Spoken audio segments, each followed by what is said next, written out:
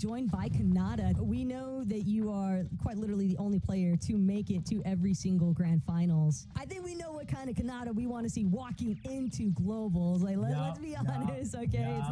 It's not going to be a global championship if you're not there, man. Do you think that there's any additional pressure that like you ever feel yourself facing directly, because it's like everybody expects me to just be there in a finals? I'm not even thinking about qualifying because that's already guaranteed. It's impossible with the team I have now as well that we don't qual to Grants. Like, there's no pressure on there. And to be honest, there's not really any pressure going into Grants because now we're fully on con. We're in a good spot on the map. We have our game plan, so we just have to follow that and just play with it. There's not really anything like to be nervous about, You've got Rapid and Bolts with you, and just like how do you feel as like a member of this trio again, like with those two by your side? I think I'm more confident now because I have been playing with Bolts for the whole year. Like, I know how he is as a player. I know who he is. Like, I live with him as well. Like, and Rapid, like, genuinely, we got 6th place, not playing a single scrim in the first Grants. Like, now we're literally playing every single session. We haven't been out of the top 5 on the leaderboard in the sessions, so I think now it's the best time for us to win, and I genuinely do think like this land call is going to be easy.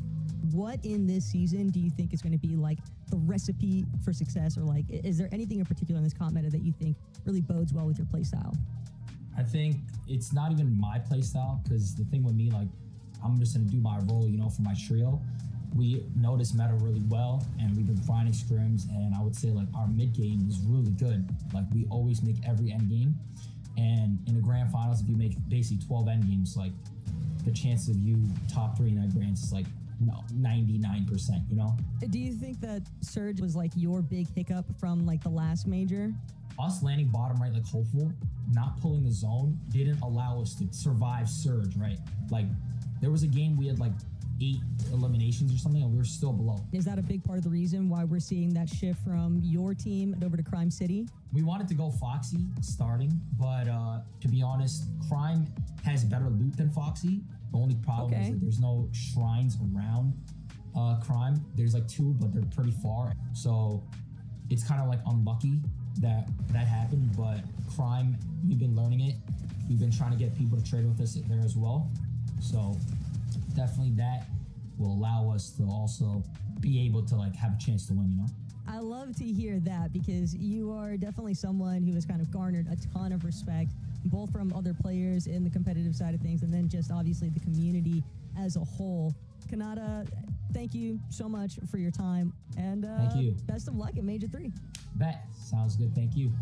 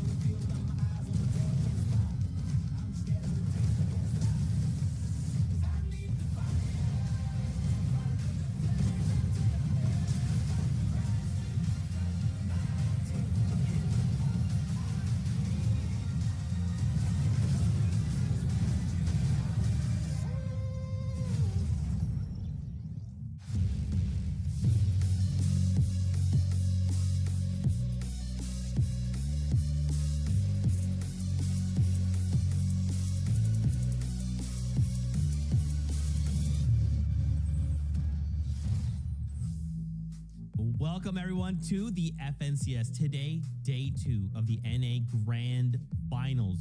After today, 6 games here that were already set up after yesterday. We will know not only who holds the Blade of Champions high, but also who qualifies and represents NAC, the FNCS Global Championships. Oh my gosh, all that to play for and so much more. Analysts, get in here. Oh my gosh, day number 2 Grand Finals. Kelly, we got here so fast. It was so fast. I know it's been such a long journey, but it does feel like we got here within just a few days. Just a few weeks ago, we had players going in through the play-ins, and then we had group stages. But now, Vivid, it is all about the grand finals.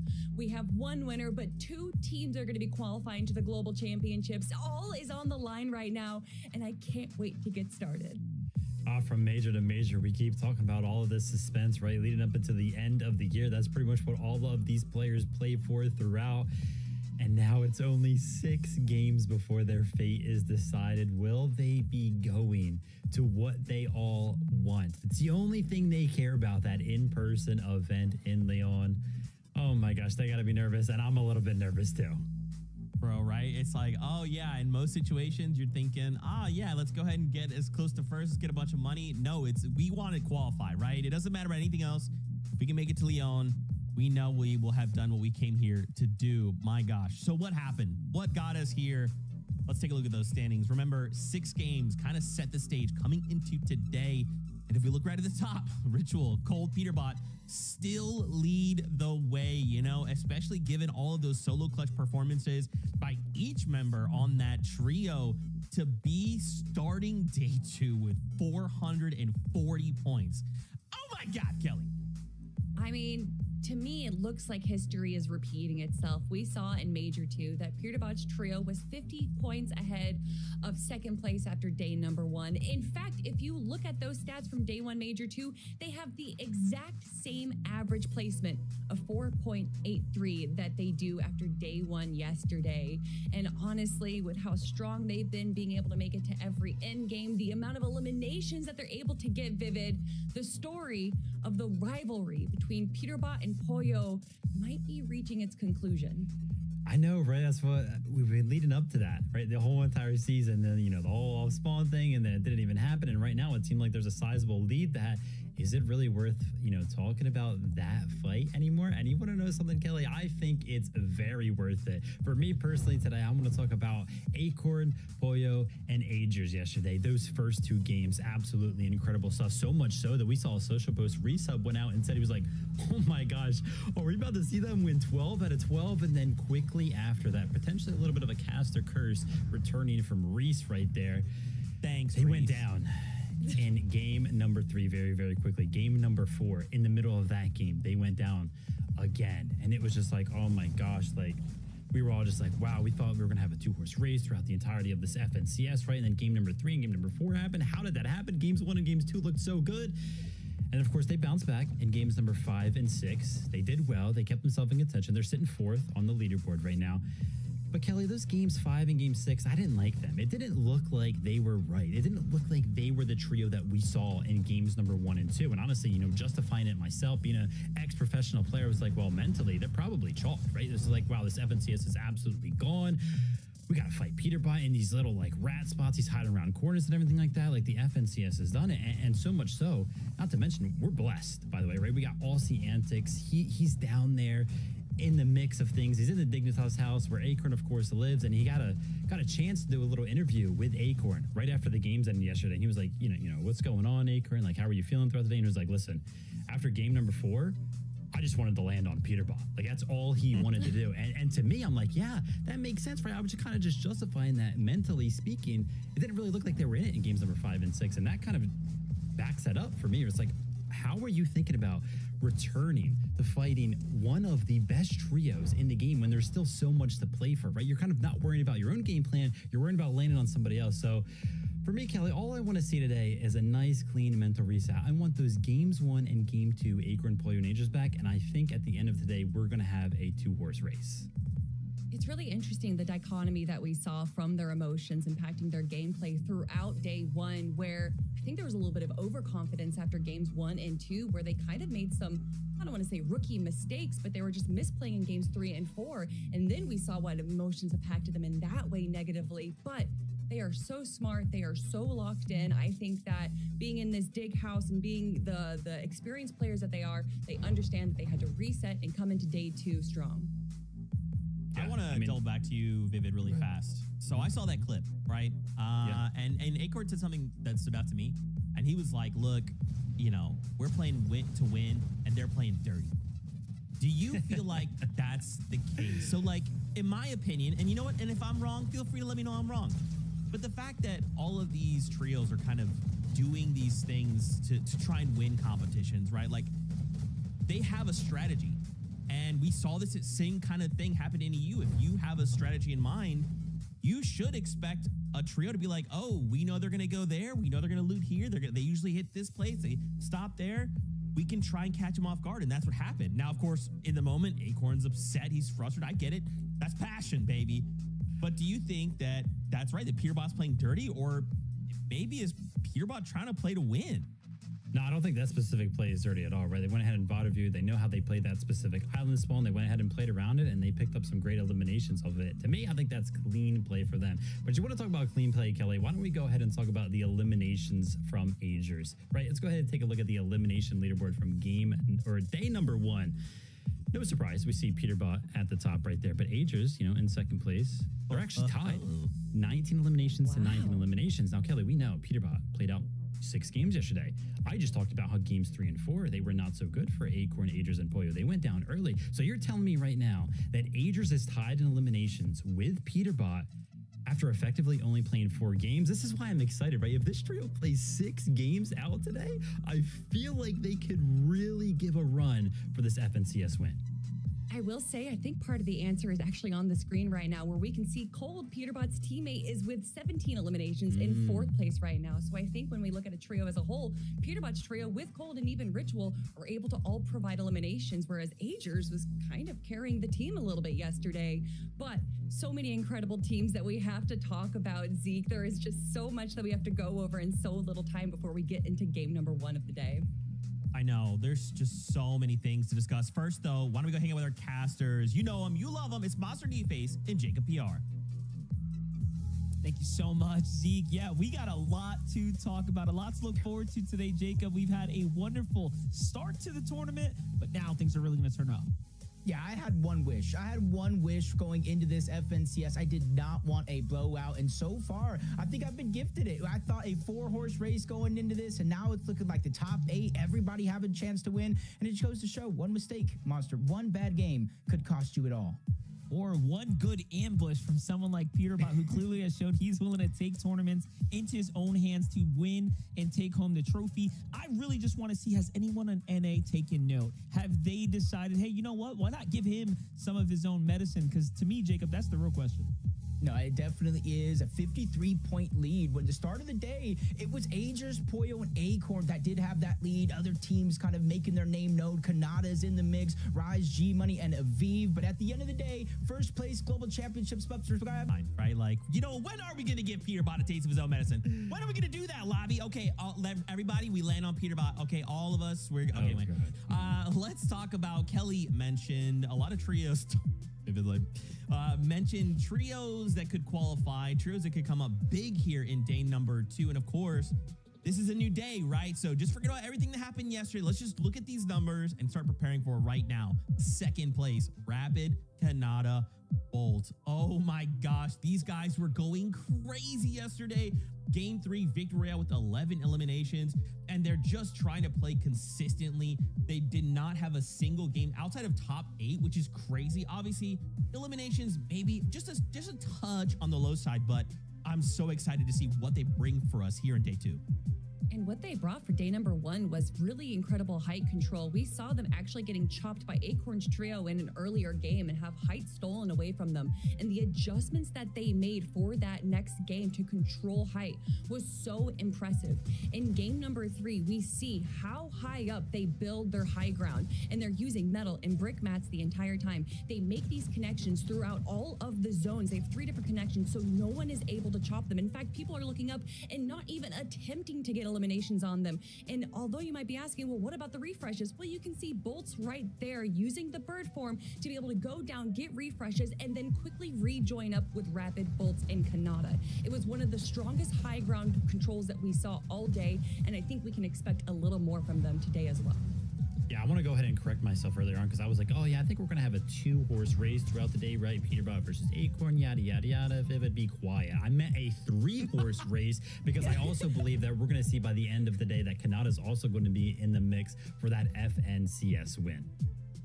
I mean, what's the third? Is the third team Aviv, G Money, and Rise, or is that now a 4th horse in the race? Because these guys are not that far behind, right? I mean, 372, and really their only like quote unquote bad game was that first game where they placed 14th with only 1 elim.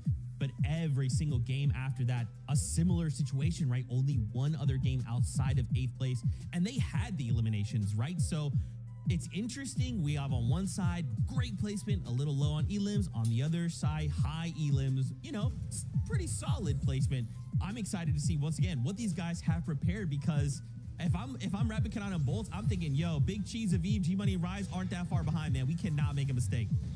Well, what Aviv's trio has prepared is kind of a simple answer, and that's these mid-game objectives. We saw in game number 4, the game that they took the victory royale, that not only were they able to get a Spire, not only were they able to get a Shrine, but also the research lab. By zone 7, they had full capes, exotic pistol, 3 purple rifles, a legendary pump heals, and near full mats. Being able to put yourself into such a positive position in the end game allows you to kind of go on these incredibly aggro low ground games and get all those eliminations, which are going to shoot you up the leaderboard. Yeah, I mean, we're talking about global qualification spots right now. Only 30 points trailing behind Rise's trio right now. Bugha hot on their heels, kind of fighting for those global qualification spots. I mean, Kelly, we came into this weekend saying that there are 6 qualified teams playing this weekend. Those spots could roll down all the way to top 8. No, it's 3rd right now, right? Those qualified teams are not playing as good as we thought they were. So right now, Bugha's sitting in 5th place, not necessarily in that qualified spot, but I think he is close enough to definitely be in contention. Oof, and to end the day with a victory royale is definitely, we were talking about mentals. That is going to put you in the perfect mental state for going into day number 2. And we know who has the best mental state right now is Craze, because he was going absolutely crazy on the low ground yesterday. Threats and Bugha had a perfect pickup with this player because they fit so well as a trio, but they just need to make a few more plays, maybe get a few more eliminations to be able to get that global spot. No, Kelly, though, if we're talking about crazy plays, Muzz, Shadow, Sphinx, right? I mean, come on, man. It's Muzz. They're in 6th place. I mean, look, guys, I feel like at the end of the day, this is going to be a very, very close race. And again, because it's so close, if we see any of these trios in the top 6 fall, that's just going to give that much more room, right? Someone else is going to try and step closer, really shrink up that leaderboard. I'm pretty concerned for a lot of these players. I mean, if we all decide, hey, you know what, Peterbot's our target today, let's just go ahead and land on him and slow him down. We could see even Peterbot fall at that number 1 spot. I don't know. Listen, Zeke, if you're concerned for players, you need to be concerned for Skittles trio, because they are getting absolutely walked on in resistance space. Muzz, Sphinx, and Shadow say, you want our POI, you have to take it away from us. And they're just showing how well they do in the early and mid-game fights, just beaming green from so far away. This is the Muzz we know and love. Typically, when we look at a contested trio, we're like, oh, yeah, they'll make it to the end game about 50% of the time. Muzz was like, nah, what about 100% of the time? Did not falter a single game yesterday. Made it to the end game, 1 on spawn every single game. I want to see more of that from that trio today. Okay, guys, day 2 teams. Day 2, grand finals. What do we expect? Is it Peterbot? Is he going to walk away the win? Is someone else going to look to take away that spot? Zeke, you know what I want to see? I want to see the best Fortnite these players have to offer. I think at the end of the day, we're going to have that 3-horse race that I mentioned. Acorn, Peterbot, Kanata. Who's going to win it? I don't know. Oh, man. All right, guys, it's time. Get ready for some peak Fortnite here in NAC. Casters, let's find our seats on the bus because game number 1 is about to kick off. It is time right now, Monster. Game number 7 is about to be underway, and our analysts kind of laid the foundation out perfectly. There's first place spot up for grabs, $180,000, 2 spots for the global championships, and a life-changing amount of money all the way down the leaderboard. Yeah, definitely. And if EU was a sample of how exciting things are going to get today, then I'm ready for it because game number 7 is here. All right, enough's enough, Jacob. We get to get on this battle bus and start this finals off with the last hoorah here. You know, to really kick things off, let's put things into the picture here, right? Let's give the bigger picture. Why don't you update the fans at home, what they missed yesterday, right? What's on the line here? You guys missed a movie yesterday. I don't know why you guys didn't get your tickets, but I'm glad you're here today. Peterbot, Cold, Ritual, throwing almost everything at it, from launching themselves to the north side of the map, going to Foxy Floodgate, sneaking up on Agers, Aviv, G-Money, and Rise, uncontested to start the day, contested through the day, still ending up towards the top of the leaderboard. Kanata, Rapid, and Bolts consistently going for high ground. I've never seen an FNCS where they're literally throwing everything they have at their opponents to try to take that top spot. And they're giving themselves a real chance at the big prize here. And that's what makes this so exciting as we're watching them quite literally find consistency. You know, one of the big things that I wanted to note yesterday was the fact that it's been a while since we've seen even a Kanata or Acorn have such a strong, consistent day one. These are teams that have typically had their overall performances come back in a day 2 format. So we know they perform better on the second half of these types of tournaments. And that is what's going to be really telling here today as we start to shape things up here. And then there's just the global spots on the line, right? Kanata said it best in that interview. He feels like it's a shoe in. He's got this. He's not even thinking about not attending globals at this point. And I kind of believe him at this point. I'm really feeling like his confidence is there, and it's absolutely showing. Yeah, and their gameplay, ever since that team formed, has just been out of this world. Well, let's switch gears for a little bit. A team that honestly has had a bumpy road through and through, from contested drop spots, their group stages. Everybody thought this team was a lock to make it into the grand finals through that. Unfortunately, they did not make it in. They had to play through the LCQ, but they were first when LCQ opens were over. They won the first game of game number 1, but since they had to go through LCQ, another team through the group stages claimed this drop spot, but not anymore. No Skittles, no Bryce, no Dash over on that side of the map. So Mud, Shadow, and Sphinx, they're going to get a true chance to play these games out. And they're probably the biggest underdog right now when it comes down to, you know, again, fighting for globals right now, giving folks a run for their money, keeping eyes on that prize here. Aoxy Pikes and Jojo Fishy, after a strong day 1, this is looking like a huge ambush waiting to happen from both sides as well. Look at the pre-edit on Enough's side there. He's got the half wall made. Aoxy must have felt like something was up, though. Someone took a step too much there for sure. I almost feel like maybe, just maybe, he saw the eraser at the tip of the pencil around the corner. It's like, nah, I'm not getting erased today. You're not rewriting my story. That's up to me. Jojo Fishy, Pikes, Eoxy. Don't get it twisted, because this was a team at the beginning of yesterday. They were actually putting up a little bit of a fight. 3rd place, 11 eliminations, but they have to go through fights like this. A contested mountain, a little bit of a 50-50, and it's kind of hard to come out on top. Consistency when you're in that type of a scenario.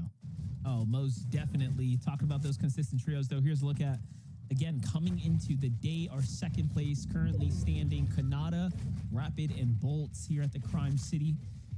Set up, nice little triangular hold on this overall section here, and just doing what they do best.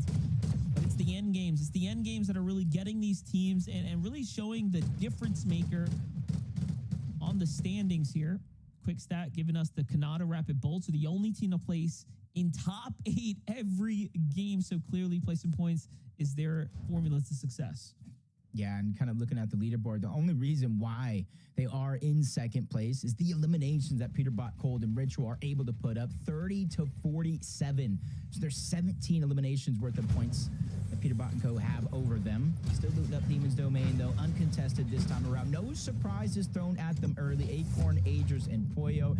And you heard him talk about it to start the show, Kelly, Vivid, Zeke, 19 eliminations for Agers, both him and Poyo in the top 10, I believe, 4 eliminations. They're accumulating a good amount of damage. It's just about the mental game that we feel like kind of went wrong after being contested, after being surprised by a few tricks. It's about how you pick yourself up and pull yourself back. We're talking about this team being a day 2 team, and they put themselves in contention with their performance in day 1, even with those 2 bad games. The 2 times they weren't in the lobby. The other games were first, 4th, and 5th. Absolutely incredible, streaks as far as they make it out of the drop. And seems like that's what's happening here, so long as they don't get ambushed from the mid game. Bugha Threats and Craze, though, team that is surely in the conversation right now for Global's positioning.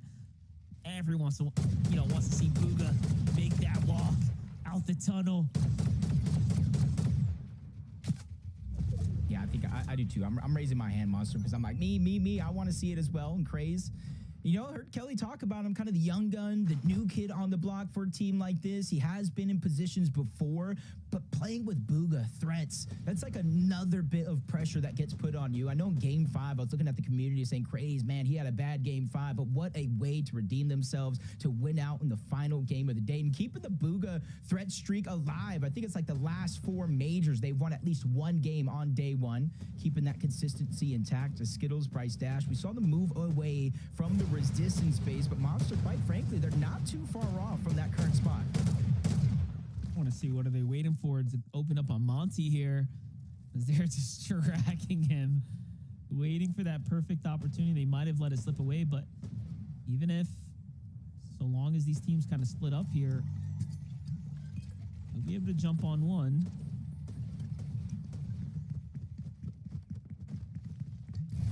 Monty would be the one, exactly that, because he's the one. You see his 2 teammates already in the tower.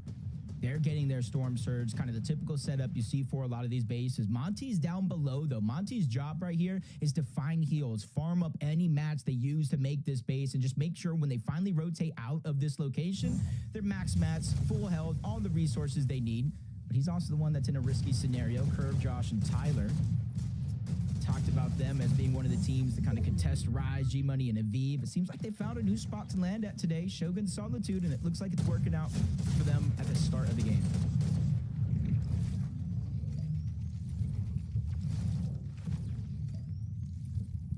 Shout out to Visuals running that face cam for the broadcast. We love to see it. Gotta celebrate those that are giving us a nice show here. But for the game kickoff, it's all about finding that surge, getting into these early game battles here. Gary, Angel, and Aimred doing it once again. Aimred's team just haven't caught a break in the early game. They are consistently finding themselves in some type of situation or another, whether it be on the north side or now here on the western area of the map. Micro adjustments seem to be kind of at play here for day 2. So far, so good for them, though. They do get this initial elimination here. Yeah, I like Kaiser's attempt right there. Just get some of the loot off your fallen teammate. Knows you can't be the hero and immediately tries to kind of disengage, create some distance using that misform. But there's only so far you can go with that team on your back.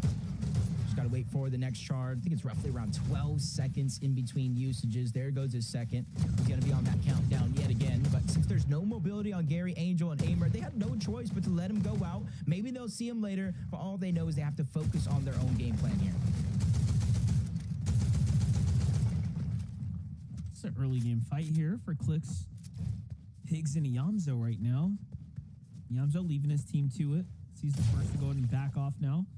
Seems like they're a little too base down, though. With the zone ending right on top of them, I'm assuming they're thinking, yeah, well, let's just go ahead and get a move on. We'll find plenty of opportunity to come here.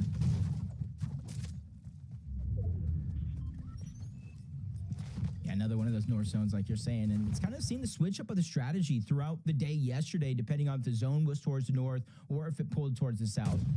They feel a little bit more confident to take some of these early game fights because of all those teams towards the south, they're going to have to rotate north. The teams that are landing near them in the zone are not feeling as pressured to try to go for any eliminations early other than them. As we tune in, Cold is already down. Don't know exactly what happened in this situation, but they're going to waste no time trying to get this Spire first, eventually trying to go back for that reboot onto Cold. But they need to make sure to get as much of this XP as possible, much of this loot as possible, because the chances of more and more teams trying to rotate in, especially if they saw that Cold go down, are high. Yeah, they're already picking up that B rank, and I'm not gonna lie, I didn't see anything in the feed, so I definitely missed it. But they shouldn't have any problems picking up Cold here and kind of getting their strategy back in motion.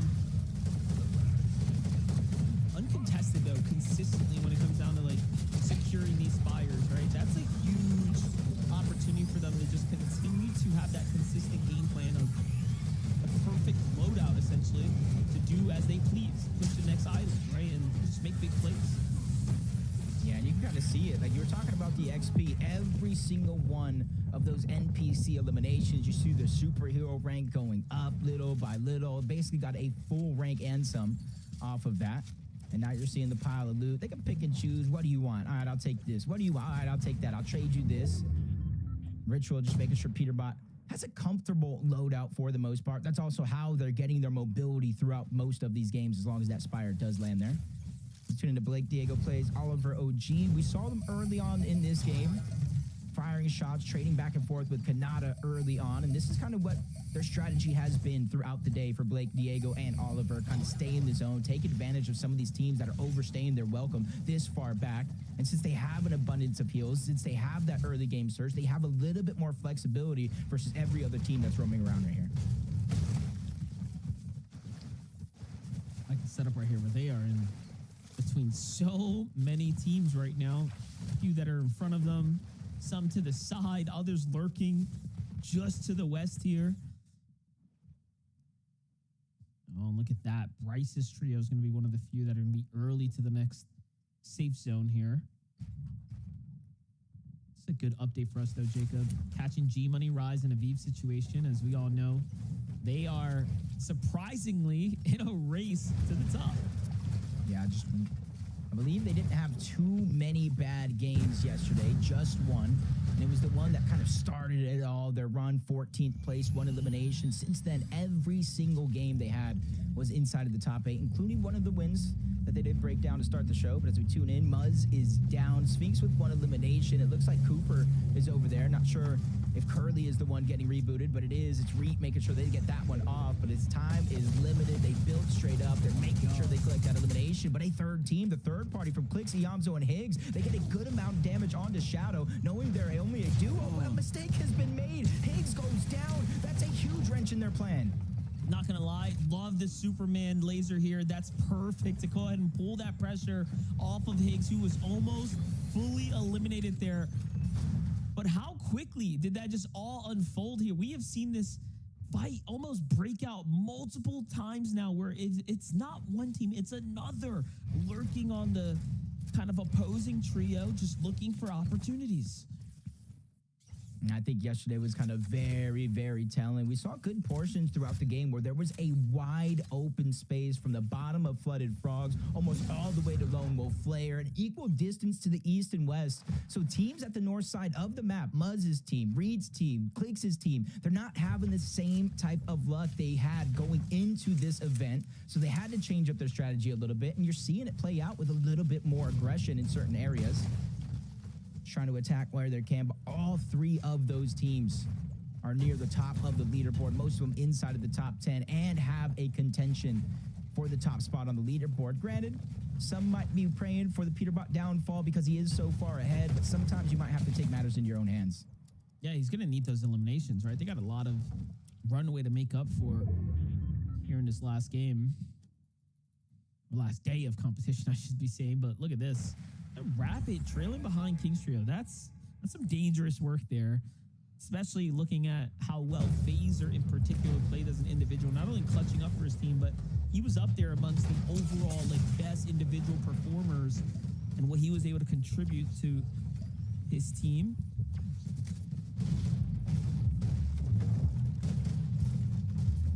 496 damage. Most of this, honestly, coming off the back of Braids. We were talking about the damage numbers over towards Foxy. Is the #1 damage leader after day #1, putting them in a good position. And they don't have the same pressure versus some of these teams because they already have their global championship spot locked in. Close call here. Rise, G-Money, and Aviv, though. One team rotating right above them, another team right towards their east. But they're using this time still trying to accumulate the surge. Even though they're 1,200 damage above the threshold, they know how easily and quick that can change. Jacob, look at this. 285 below, no cold. So this could be a fight for really the whole entire tournament right here. This could be the difference maker.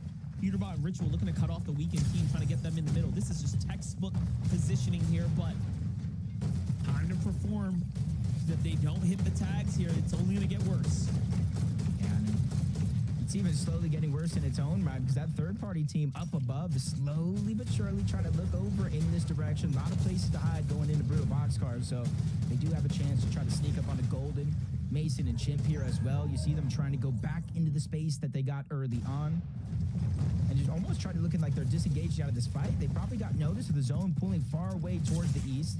And they probably got a feel of what's going on right now. And it does look like Surge has activated every 7 seconds. Now Ritual and Peterbot have officially been put on the clock. And you know they're hearing that shield break from the Storm Surge, so that's going to be the telltale sign for the bottom trio. And the bottom trio has to know it's Ritual and Peterbot pushing them as they're in, you mentioned it yesterday, but their signature skin. This is usually how they start the tournament off, so you know for certain this is Peterbot and Ritual here.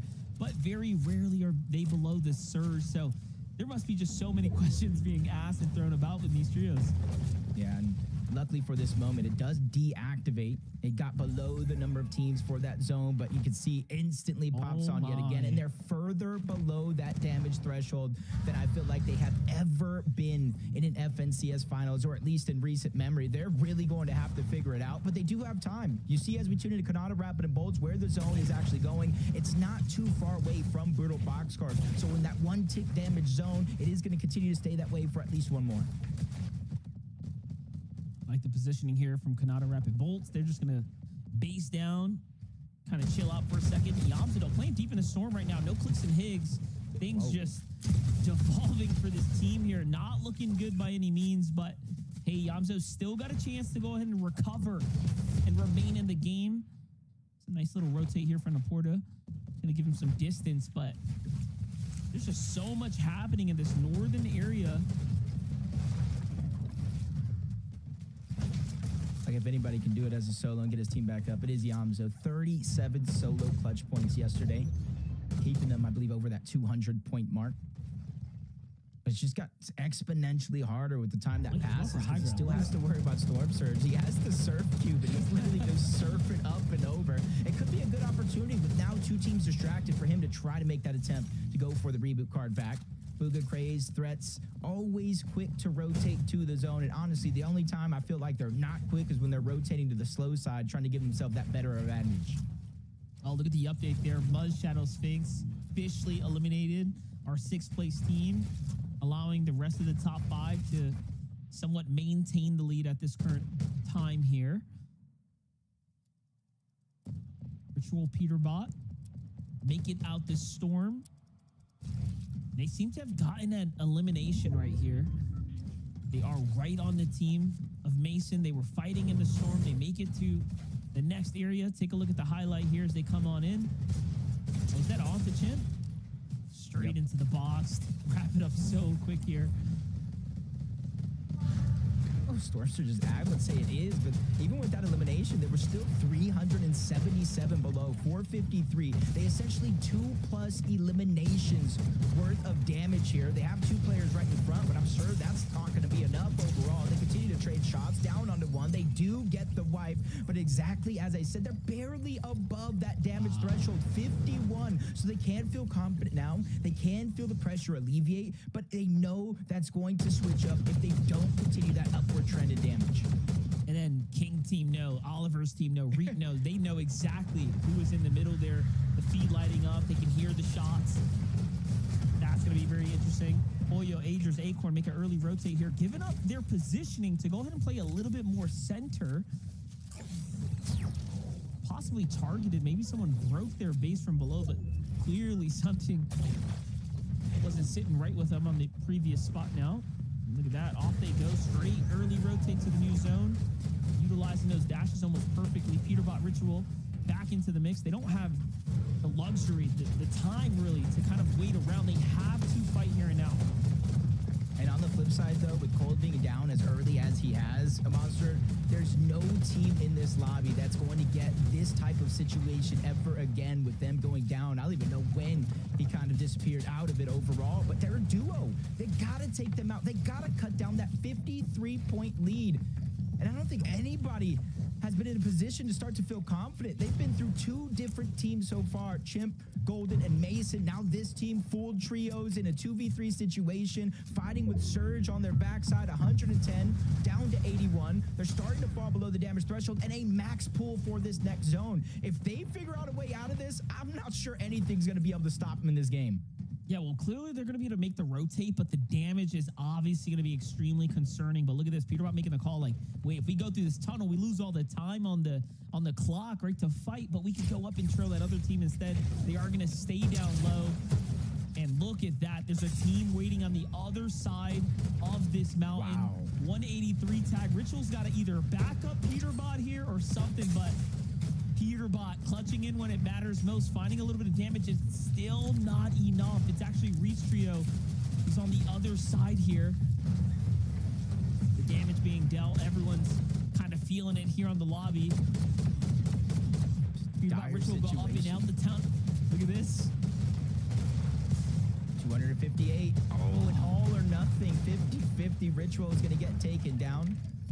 Peterbot now is back up against the wall at 269, falling further and further. 306. It gets worse. And now his last usage of that Mistform going to be used. He dives straight towards a whole nother team being exposed down below. His only chance, he gets sprayed on the other side. Active Surge as well. First elimination. Siphon is literally keeping him alive, while Storm Surge and the damage from the storm itself is eating him. He's insane. Even though he's holding on here, you can see he's got that warrior spirit. He does not give up at all.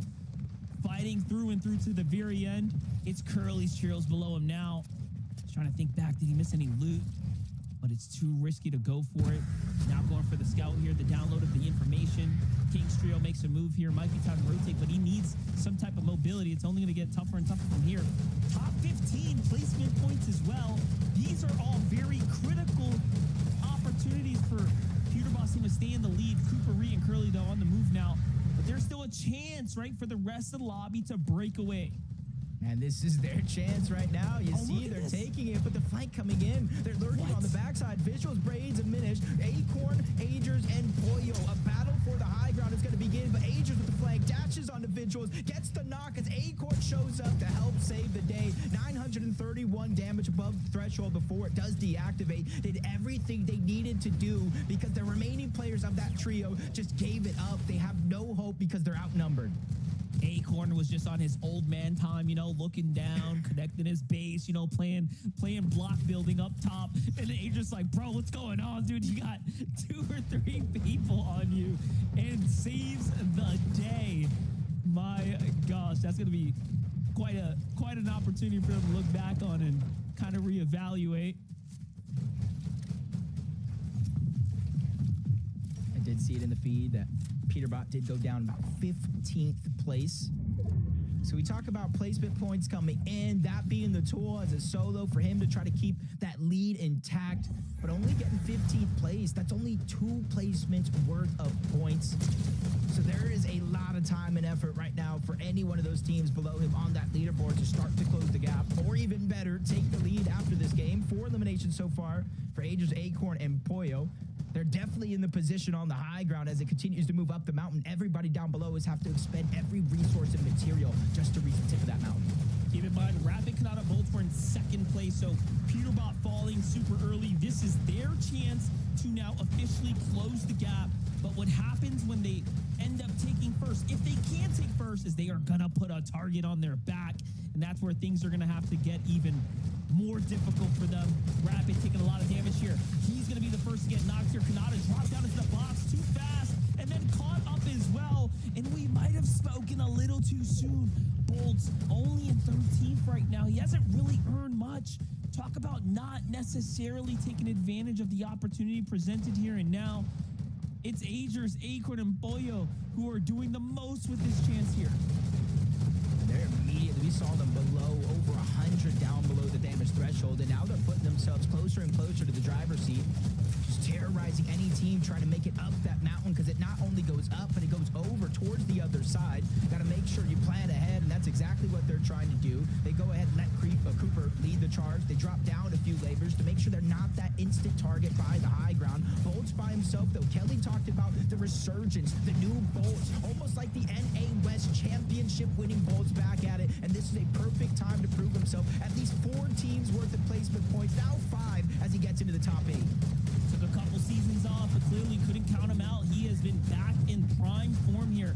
I like the little play here to dip back into the storm as the zone bounces back, trusting that things will go in his favor, and he does have that miss for him to go ahead and escape out. And this is a clutch coming out of him right now from 13th when his team fell down, now into 7th, and he's still pushing through. Can he find an impact elimination? Looking at things from the background, though, high ground is sitting super pretty. Cooper, Reed, and Curly trying to take advantage of the opportunity to just rack up eliminations. That's the name of the game right now. Meanwhile, Cam is getting active in the low ground.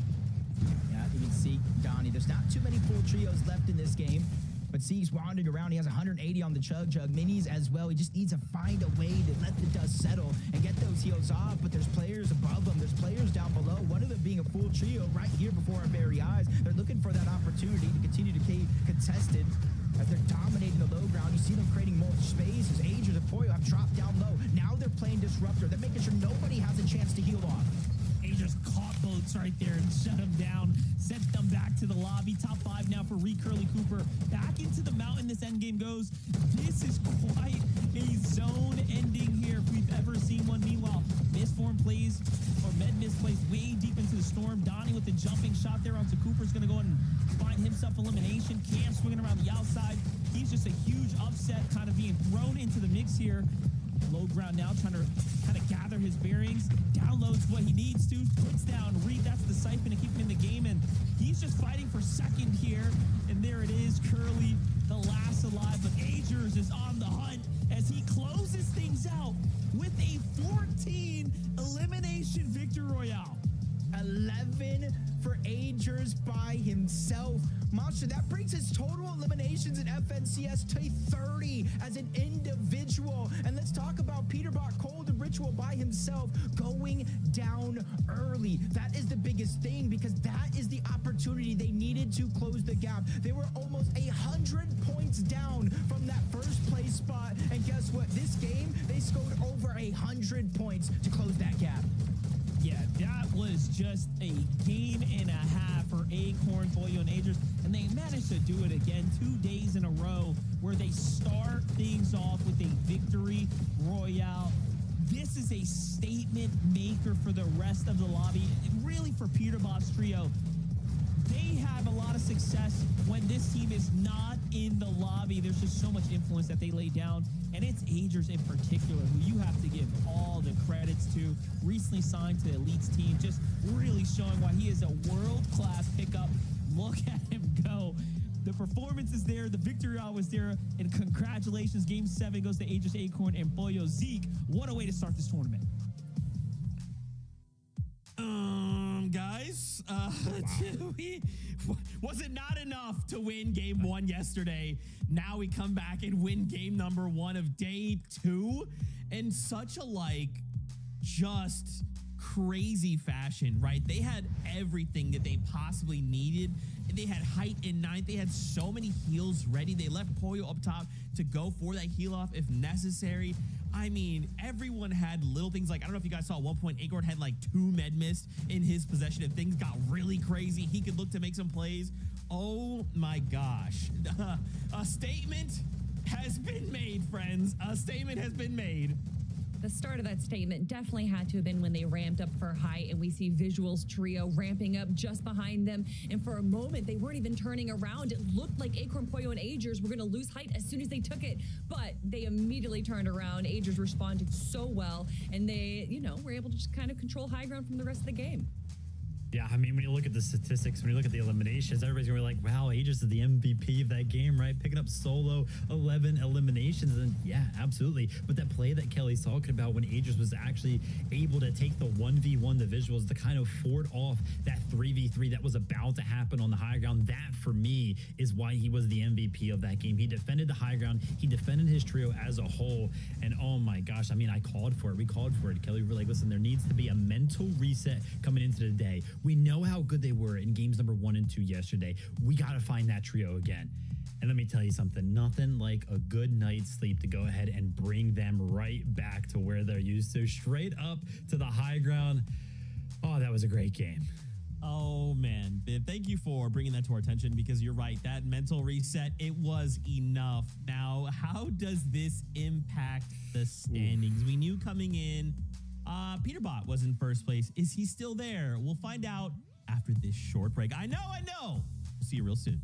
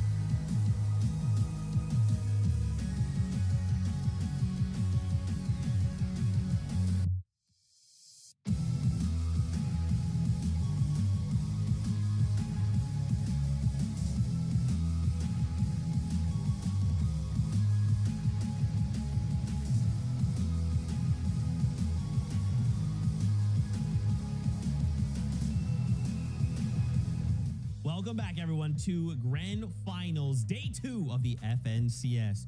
We knew that Day 2 would provide some entertainment. And coming into this day number 2, Pollo, Acorn, Agers, 100 points behind Peterbot. But after a little something like a Game 7 victory out to start the day, we're 10 points ahead of Peterbot. It's happening. Kelly, it's happening. Yeah, at the start of the show, when I said that history was repeating itself, I was talking about Major 2 to Major 3, not day 1 to day 2. So that means that Agers, Acorn, and Pollo are going to get the next victory royale as well, possibly. But honestly, I got to give the floor to Vivid, because Vivid, you called it at the start of the show. Agers, Acorn, Pollo needed that mental reset, and that's what we got. Worked out perfectly for them. I mean, Age is dropping 11 eliminations. Beautiful stuff there, but it's going to be on the back foot, right? Them kind of losing the lead in Peterbutt there. Storm Surge was rough that game, right? They're kind of used to going, head to head, shotgun, box to box, wall to wall. But no, like these games were completely different today in the sense that, like yesterday, when we were in first, second zone, it was like, whoa, there's already 75 people alive. This is getting quite, a lot of eliminations are going down. And then today, in game number 1 of the day, there was like 90 players alive at that same exact moment. So a lot more passive play style. But I mean, jumping right into the end game, Kelly. Bolts kind of holding on for the trio with that solo clutch. Incredible stuff from him. I just want there to be some kind of highlight reel showing the bolts that we had for Major 1 and then the bolts that we have for Major 3, because I would never guess that this is the same player. He is playing absolutely lights out today and all of yesterday as well. When it comes down to solo clutches, there's honestly rarely anyone better than what we've seen bolts be able to do. Not able to get the game that they wanted exactly, but honestly, even if you're in a shambles situation, being able to put yourself up even just a little bit is exactly where they want to be. Yeah, they're fighting for those few spots, right? And again, all these trios do the same thing, right? They're just saying, here's what we got given this game. I'm going to try and make something out of it. To put up a solo clutch like that, especially in the first game of the day, oh my gosh, I'm telling you, these next 5 games, this trio is going to pop. Bree Cooper Curley also showing up here in this last game. Man, oh man, we do still have ground to cover, right? The job's not done, but now we're in top 10 right now. So I'm very excited to see these guys. Again, I'm wanting to see what all these trios are improving upon, right, in day number 2. And for this trio, I'm liking what I'm seeing. It's better late than never. And if you look at the first 5 games that they had yesterday, it was not looking too good for them, although they still were able to get a few eliminations. But it was that final game of the day where they got second place with 8 eliminations, where they finally started to turn things around. And I love that we finally get to see them up in our top 10 leaderboard, because being able to convert that minor success in day 1 into another success for day 2 is so pivotal. At the end of the day, all I can do is learn, and be better tomorrow will be a different story, quote unquote Cooper on socials. And I can tell you right now, he definitely learned a lot yesterday and was definitely better already today. We also got Booga, Threats, and Craze still kind of maintaining towards the top of the leaderboard right now. Although, they did close the gap to that qualification spot, right? We kind of entered today. They were 30 points behind. Now they are only 12.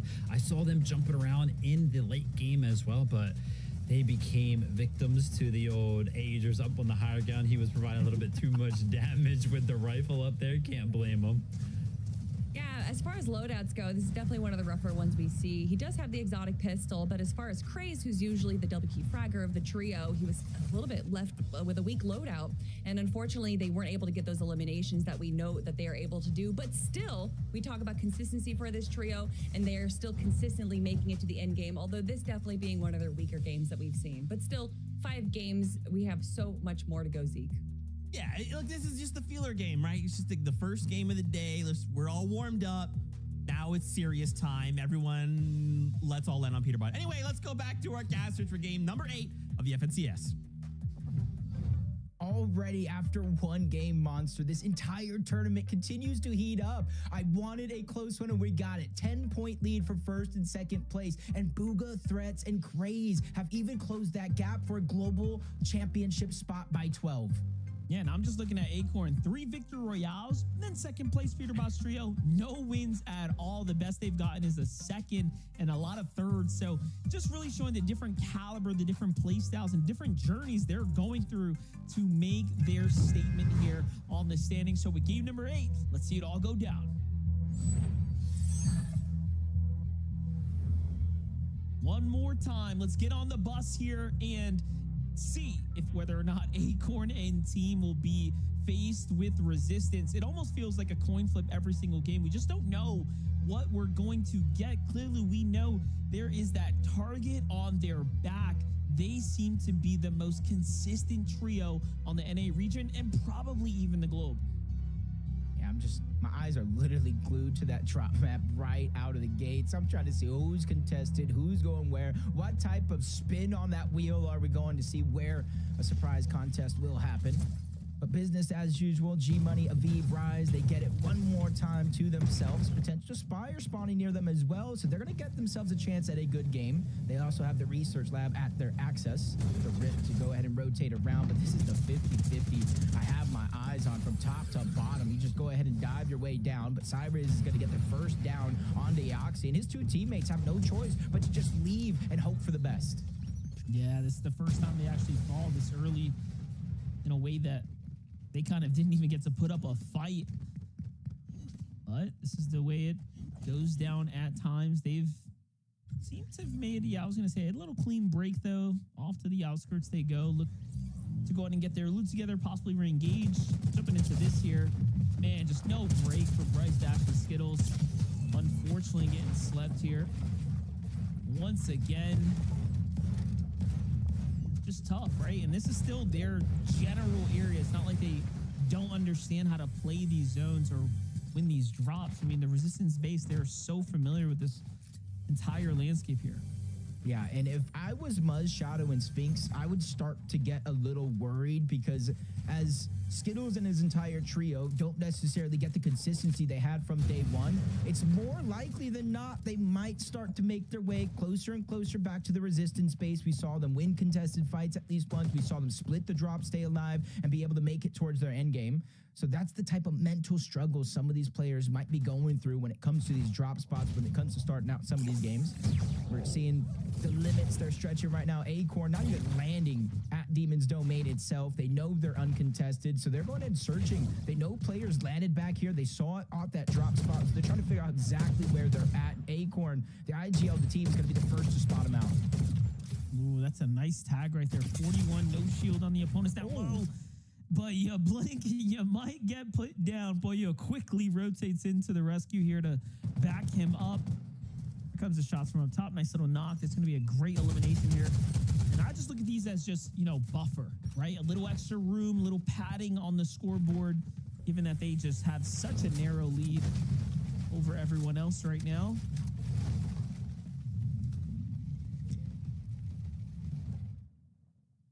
That was good for Pollo to kind of just close the distance quickly there just to make sure that he didn't run away because his teammate was there. They might not necessarily know it, but we see he did have some backup on the way.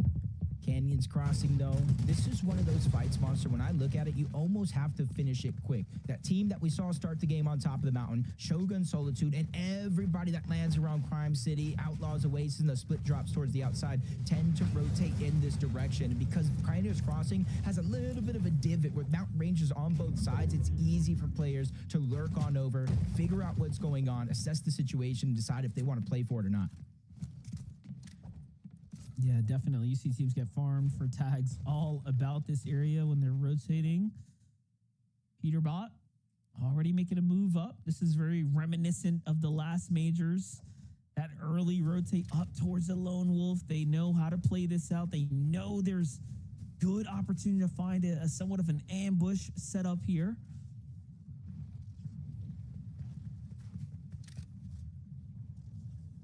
Looking scary.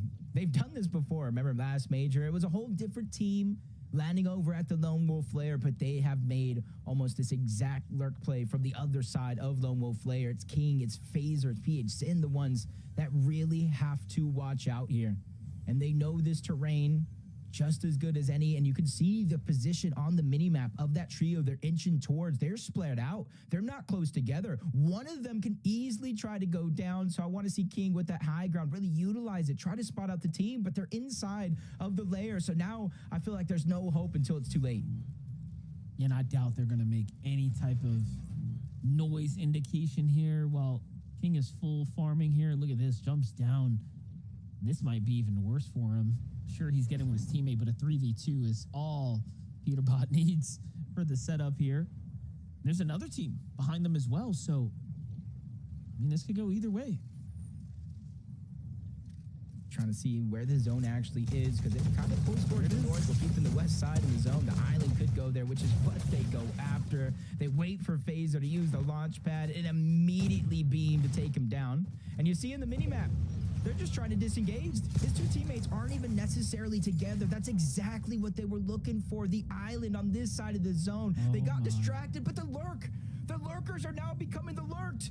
Clixie, Amzo, and Higgs are making the same exact play. This is just comedy unfolding, working in tandem at this point. They don't realize their team's already kind of gone, but their minds definitely moving in the right direction. How can you put yourself in a position to obviously catch these teams off guard? And if they somehow end up crash coursing even on Clixie Trio here just in a couple moments, that'll be devastating in its own. But nope, they catch PHZ off guard, and it's a matter of time. It's not looking good. You see how good the lasers are too, Jacob, especially in the early game like this when you have the opportunity to really put it to use. They know. They know, though. They know exactly. They probably saw that first elimination in the feed. Peterbot picked that up. They lurked over to Lone Wolf to try to get him. They ran into King Phaser PH teams yet again. And as soon as they heard that riff, they knew they already have high ground. They're already towards the island. It would be a bad play to go over there and try to contest that. So they're going to continue on with the rest of the game. Hopefully the zone pulls in their favor, and that could be a second moment for them to try to strike. It almost looks like they want to stay at the Lone Wolf. We'll end up seeing how that works out for them. A little update here with Uga, Crazy Threats. 32 points already earned on the day, so pretty strong start. But it's all about staying consistent for them. They want that global championship spot that we know is prestigious and up for grabs right now. One thing's for sure, though, Kanata wants it too. They are definitely leagues ahead right now on the scoreboard here, about a game's worth in the distance. And then you have G Money's team, they're trailing right behind. So who all is going to take those last couple spots here is definitely one of the bigger questions. Ooh. Not sure they know, but that was some great shots across the map from Clixie, Amzo, and Higgs. They're getting Lone Wolf Player is in the zone.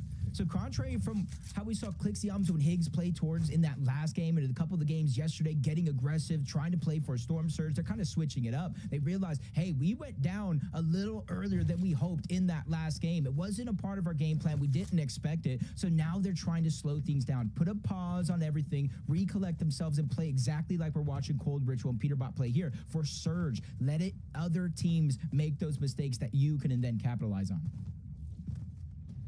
And Cole's just throwing out markers right now, trying to see if he can fish for any trios.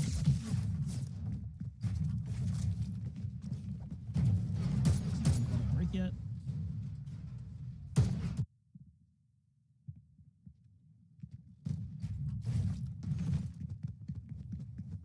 Yeah, no real reason for some of these teams to move too much. They do get the zone priority pull. It is favoring, I think, them mostly for the center map. Haven't seen it overall. And the same thing with Blake's team on the other side, but it looks like they might be getting lurked on by Madden and his trio. So hopefully they don't lose too much focus and tunnel on Kanata's team around the map when they got something to worry about. It does look like Oliver got separated, and it seems like a whole fight is breaking down. And this is where Kanata and them are going to take full advantage to try to get as much surge out of this as possible. Madden V gets the knock onto Oliver OG, but that was super close for Kanata to snipe that one up.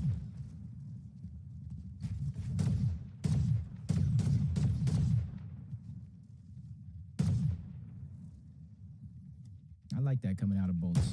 18 points, solo points in that last game, making them the #1 player in terms of solo clutch points for the game. And you got to think Rapid and Kanata got to start be feeling a little bit more confident with each and every game that passes, saying, hey, we might have to do less. Bolts is doing the most, especially when it comes to those solo opportunities. But we saw Oliver OG go down in the feed across the map early on. 3v2 here. Blake trying to fight back. You see he's burning through his materials, changing layers, trying to stay alive, inadvertently separating a little bit too much from Diego plays. He's trying to find his way back. Diego looking to back him up, though, trying to find an angle. It's still a 3v2, though. This is not easy by any means, but Blake flexing his capabilities right now, but still, it's not going to be enough as Liam just a little too aggressive for his liking here. Gets the better of him. And then you know that Kanata Strio's just watching this, chipping away shots here at the builds and whatnot. I feel such a rough spot here. There's so much ammo in those Spire rifle clips. You can literally spray for days. You chain him with your teammate. There's no chance for Diego to heal. Now they're playing for piece control on the walls. Liam bites off just a little bit more than he could chew. He gets taken down to 65 HP. You see Diego trying to take advantage, get aggressive. But the numbers game, there's just too much sometimes. 3v1. They're eventually able to take him down. And not only claim all the loot, but claim that position on top of the mountain. Shotgun in hand, they were ready. And this zone, too, is starting to favor slightly to the north. So this is going to be even more favorable for them as far as like holding this mountain is concerned, especially if those Elims right there, pushing them up and over into like a comfortable area for overall damage. That's going to be big. Muzz, Sphinx, Shadow. Looking for their exchanges right now. Still sticking true to the resistance base, though. Kind of questionable, I would say, though, for them to be here this long. I have to assume that their damage is probably not the best, so they'll likely need to get into a fight here soon. Yeah, especially more so. They already pushed that one team off. Kind of imagining the feed, watching them kind of play it all out. It's King, Phaser, PHM, all three of them back up. Not necessarily the best shape, but at least they've given themselves a chance. And they know there's footsteps here. That's Sinetto, Cam, and Osid on the other side. A team that could be a little scary to fight. We saw them qualify through the group stages, consistency through and through until they got that win. So they know they can play both sides of that coin. They know how to turn it on when they need to. And rightfully so, it looks like they're pushing out King, Phaser, and PH Sin's team, even probably forcing them to take that railing all the way to Brutal. Well, if it's practice you want, it's practice you get for King, Phaser, and PH Sin. This is what they signed up for as they jumped into this NA region. They're in 13th right now, the team clashing with them in 14th, so somewhat meeting their match here and now. Like to move to the Brutal, pick up this vending, and get them right back in the game right now. And this is one of the few teams that might actually know this. Monster is Peterbot's team took them down, rushed for the island, didn't worry about his Brutal Boxcar Spire. So now, fresh off the reboot, they know Peterbot is nowhere in sight towards Brutal Boxcars, giving them a chance. This, my friend, is one of the best chances you're going to get off spawn, getting access to one of those Spires. They're instantly starting to upgrade that superhero rank. They're going to get a whole lot of loot, mobility, in which they didn't have. So I'm interested to see how far they're able to take this game with a huge second chance. Rise, G-Money, and V making that far rotation outside of Outpost, across Foxy, trying to get into the zone. They're beating a few teams back there, and since they were kind of shooting back and forth with some of those teams, they could realistically position themselves on one of these mountain ranges to continue to look back like they're doing now. Definitely got to play for key positioning here. You don't want to get caught between these valleys like Braids and Diminish, almost forced to go deeper into the storm. Little fight, including here, seems like Tyler, Curve, and Josh trying to jump in, but whoa, what happened there? Must have been a crack in the build. Someone squeezed some shots, and it's Aaron's trio. Oh, yeah, it's a full team as they were going to finish up blue, but just, I guess, got a little too tunnel vision there. That's going to be Raz for them. It's only one way into those labs underneath and multiple ways out. Sometimes it's not even worth the risk, and you see why. Teams waiting on the outside. There's sometimes some grids that you can't even necessarily build on there as well. It's a good spot to plan ahead and really try to get that sneak attack, which they did find success onto one. And you're seeing exactly why they're going for plays just like that, Monster. Only 68 damage above the threshold. Even though it's early on, we know that's going to change in the blink of an eye. Back and forth right now. Seems like the Jig duo made it out of the lab itself. They have a chance to kind of fight this one off here. A couple bandages, though, to give them a little bit of room. Fred's team doing the same here, so be all or nothing here shortly.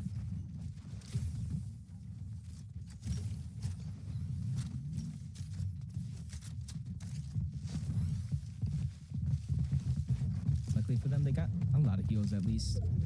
See, even though you kind of diminish your chances at going to heal off, which you haven't really seen too many of throughout this weekend, you're just kind of cutting down a possible scenario if it ever does come down to it. We saw them go for this island early on, and what a right decision it was, because they're able to get at least one medallion in the hands of Peterbot, the one that's really going to take an individual skill level and kind of increase it tenfold. You see the invisibility, it negates fall damage, you move quicker, jump higher, faster, and something like his hands.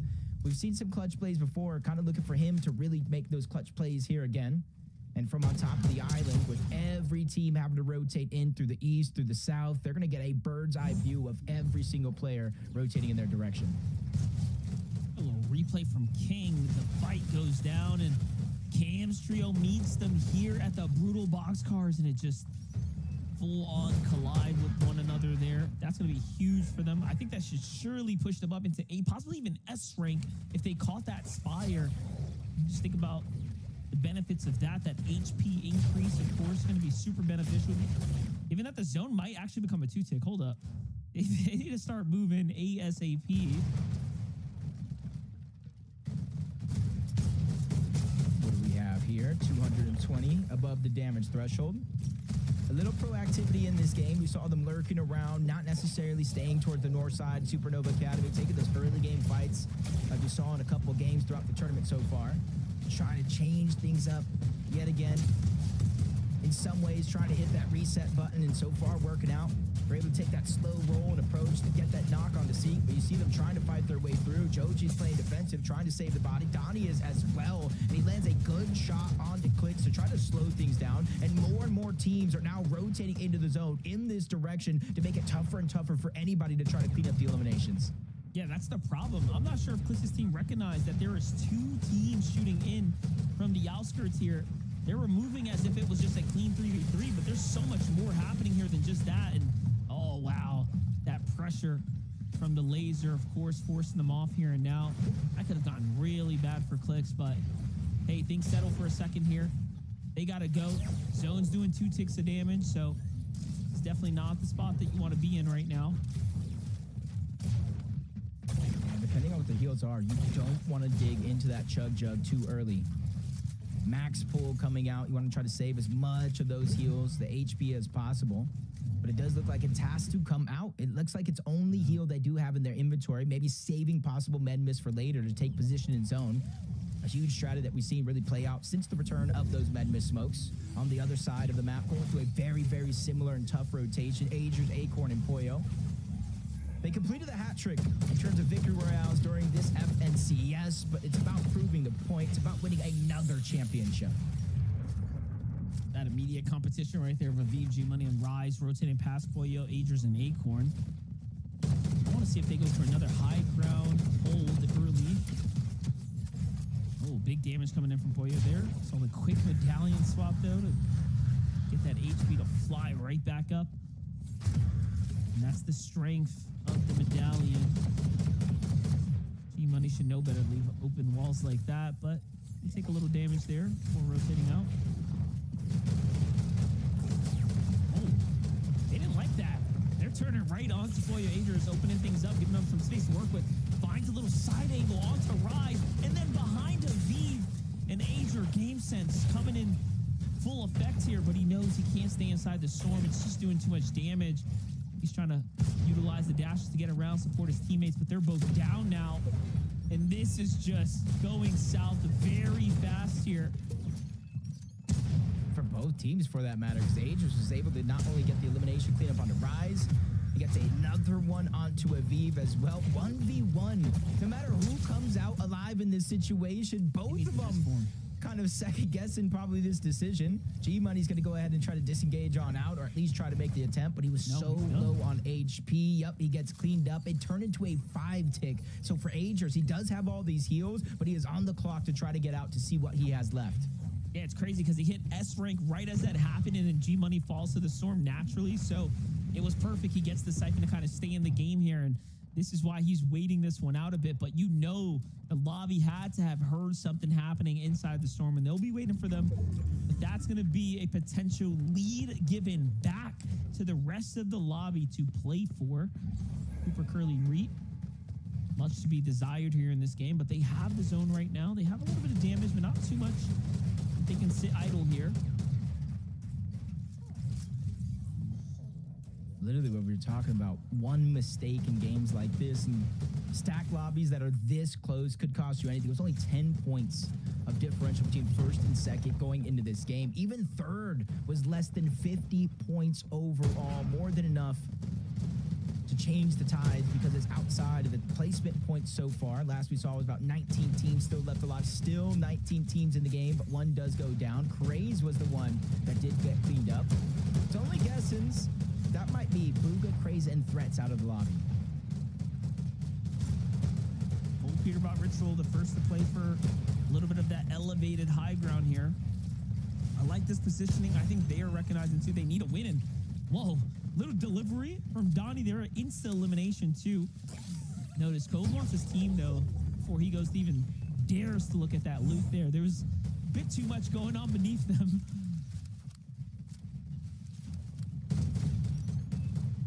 Yeah, no knock. Straight Elim, Bugha, Craze, and Threats officially out. Around 19th place, so no placement points for them so far. Clix, Yamzo, and Higgs are feeling the pressure from across. A bunch of players spraying their way in. They're trying to get off that bottom layer, but Clix does a good job. Not only getting the shields down, but leaving them with just a sliver of HP, but it's more than one. It's more than two. It's almost 3 to 4 or 5 even teams shooting in this direction. Yamzo's going to go down. You see the material count relatively low. No hard mats. They're building in wood. That's a huge sign of weakness. The spray is relentless, and I don't think it's going to stop.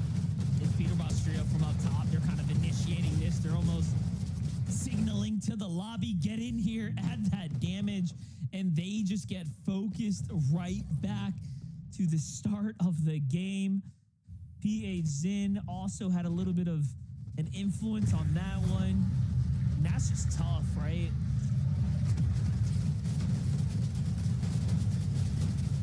Oh my gosh. Yeah. This entire pocket right here, bad news, bad business.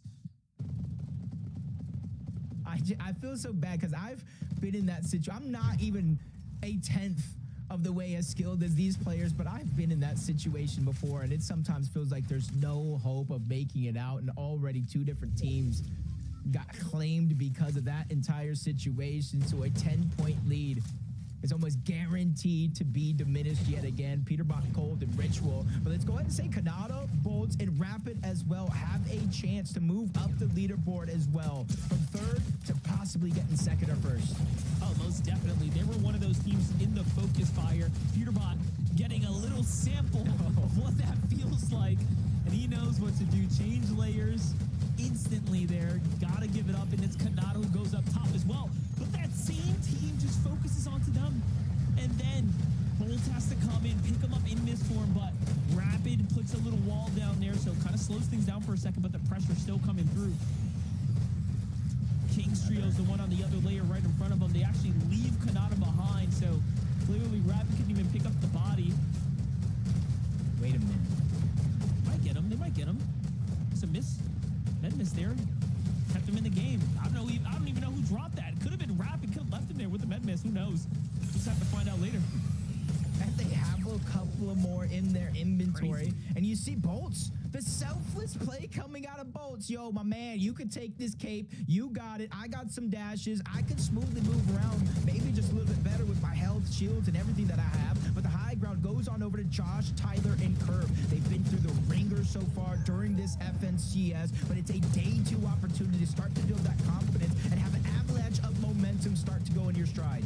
You know what? You got to give them all the credit. The way they managed to really bully high ground right there. It was their doing of focusing in on anyone who wanted to contest them and see eye to eye.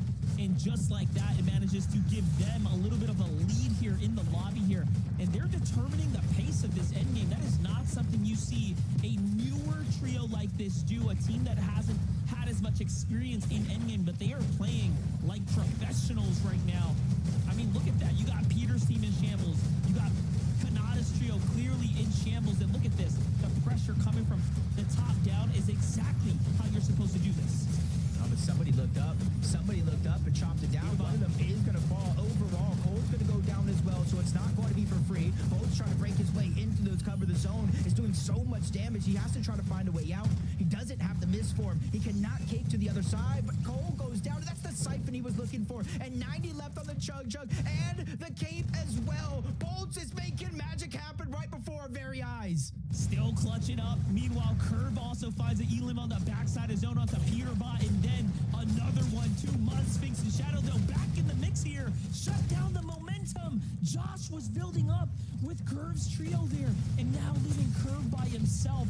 And that was a 12 elimination, 5th place for him. But Bolt is the one who's going to go ahead and put the stamp on it, and he is still going in this endgame. And Bolts, I saw Rapid for a little bit. Kanata's even still alive. Out of the shadows, he emerges, but a whole trio still down below. Reet, Cooley, and Curly, they're on the other side, but they have to go left. They're just dictating as much of the flow, and even Curly does it again, cutting off their path. Bolts got dropped down to 3 HP, forced to use that Mistform to try to go to the other side, lands in the zone. He has 40 on the Chug Chug. He can't get to full health, but at least he has an opportunity to fight back. He loses his teammate along the way. He's the only solo left in the lobby, but it's not for long. He's going to get taken down. 3v2 opportunity for Muzz, Shadow, and Sphinx to close this one out. This is big here. Muzz jumping around. He's got that visual, trying to just stay low key here, but cutting them off. Shadow comes down as well. Shadow's just one pump away from getting sent back, though. He's got to be careful. Mistform, though, perfectly done. Down goes Reet. 2v1 situation. Cooper, you're good. But Muzz is here to clean things up, and just like that, they sweep the dust under the rug. Well played for them as they start to put themselves closer to the top. 312 points going into this game in 7th place. And their best game so far through the weekend was a 4th with 13 eliminations. They've been all over the leaderboard. They finally have found their stride and a way to push everything that they face to the side and really hone in here on day 2. They're fighting for that global championship spot with a few other teams. And so far, Muzz has been lights out. And this is what you were talking about with him taking down Josh. Sphinx was staying above. He had the med miss, the justice case in his back pocket. This is the best we've seen Muzz in recent times. And with Sphinx and Shadow, I just feel like he's finding his new stride here. Now, again, having to come through the LCQ, this is just more proof as to why they are so deserving to be here.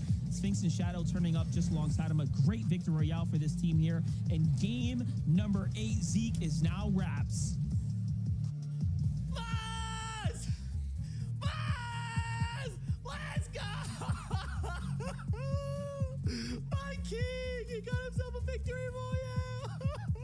Let's go! Kelly, you didn't believe in Muzz. I did. You know what, Muzz? She specifically said, I don't believe in Muzz. There's no way. And I said, no, everyone believes in Muzz. Kelly, that she didn't actually say that. I'm just making that up.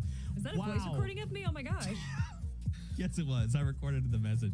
Muzz, Sphinx, and Shadow get themselves a victory royale.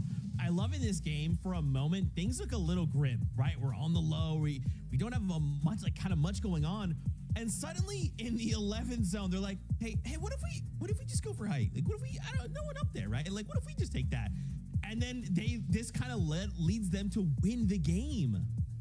Yeah, Muzz, Shadow, Sphinx did an absolutely incredible job there. Watching the low ground, they were sticking to the front of zone and even using some early med mists into Storm to make sure that they're controlling the front of zone, which allowed them to kind of get better awareness onto where high ground was. And like you said, there was no high ground. So going for the eliminations, able to take kind of this like middling high ground, but in reality, they just were going on the aggro. They didn't allow anyone to really like stay calm, compose themselves, and instead able to get those eliminations and that victory royale.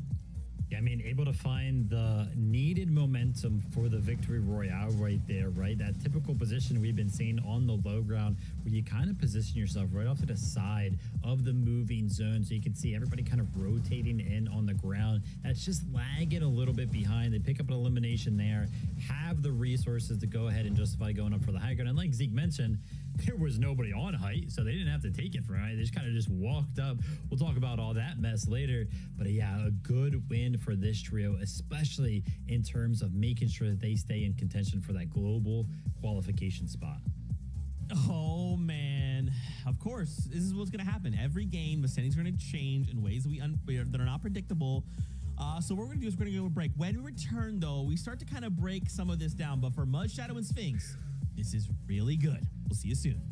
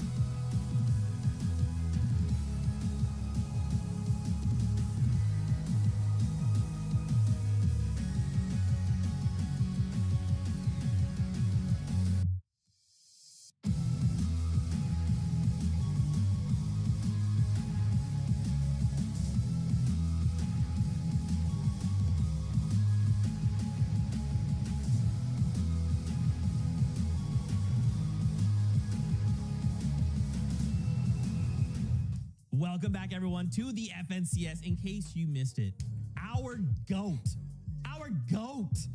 Muzz, Shadow, Sphinx got themselves a victory royale in game number 8. Now, we kind of hinted at the standings. That game has some implications, and we'll go to them in just a moment because Peterbot, Cold Ritual, they're still holding down the number 1 spot. But let's just break this down, guys. If Peterbot, Cold Ritual have a spot, if Agers, Acorn, and Pollo have a spot, then that must mean the next 2 spots are in the, top 4. Wait a minute, Muzz is in the top 4. Oof, Muzz, Shadow, Sphinx, so close to getting that global championship spot. Of course, they are still just right behind Rapid, Kanata, and Bolts. And also Aviv, G-Money, and Rise are hot on their tail as well. So it is not done and dusted yet, but you love to see the improvement. You love to see the climb, and that is exactly what Muzz's trio has been doing. But we got to talk about the team that's been sticking pretty in 3rd place, Kanata, Bolts, and Rapid. Definitely not the best game or the worst game out of them, all things considered. But Bolts, man, time and time again, he's just able to pull out these incredible end games. Yeah, I felt like this actually should have been a win from this trio. I mean, the high ground was pretty crazy. It should have maybe also potentially been a win from Peterbot's trio as well, because kind of like the same thing happened in Peterbot's trio and Kanata's trio. They both tried to establish height on the front side of moving zone, and it was just like the whole lobby was just like, what if you just don't? And just kept spraying at them, right? Like we saw Peterbot get knocked down. He was like 15 HP, had to drop all the way down, ended up wasting a bunch of resources on that potential play. And then Kanata, we saw one of them get knocked, and for a second we didn't think they were going to get the revive off. And we were like, why are you guys not reviving? But it ended up working out there, right? But yeah, just lost all height identity that game as a result of it, but still able to recover in both of those trios. I'm telling you, man, I feel like this season we have just seen so many solo moments that have been so pivotal for a trio, right? That have kept them in the game or earned those little bit of points to just make sure they don't stumble. Bolts, shout outs to you. Of course, we have to continue the conversation though. We wanted to highlight Peterbot here as well. Obviously, these guys are performing very, very well. I think it is funny though that you called that out, Vivid. We saw him dash all the way across the entirety of the zone. And then, yeah, for whatever reason, the entire lobby was like, wait a minute, that's Peterbot. And then everyone just started shooting at him. Then Kanata's like, okay, let me take height from him. They get shot out. He goes down. It was a wild one for the trio. For what should have been. Just crazy stuff. You know what I mean? Like it should have, like Kelly was saying, it should have been, pretty easy high ground. They had it established, and then it was just like the dashes came out. It just couldn't establish it fast enough. Yeah, for what should have been their game to win, especially after getting Rift Island pretty handily and having high ground for a few zones as well. It's Peterbot just made some interesting plays. He dropped down, and it looked like that was when Kanata's trio was going for high ground, but what should have been an easy disengage just looked so rough, especially for Peterbot. It just seemed like you said everyone turned and focused on them, and when you see them in first place with 519 points, you can understand why. And then Agers, Acorn, and Pollo just 12 points behind them. I thought the storyline between these two was done, but we still have the Pollo versus Peterbot. Who's going to be better? Zeke, we need to find out. I know. Really quick, before we go to game, I just wanted to highlight that sneaky moment from Peterbot and from Clicks. We're just sneaking in over here, trying to attack King PH Zin and Phaser.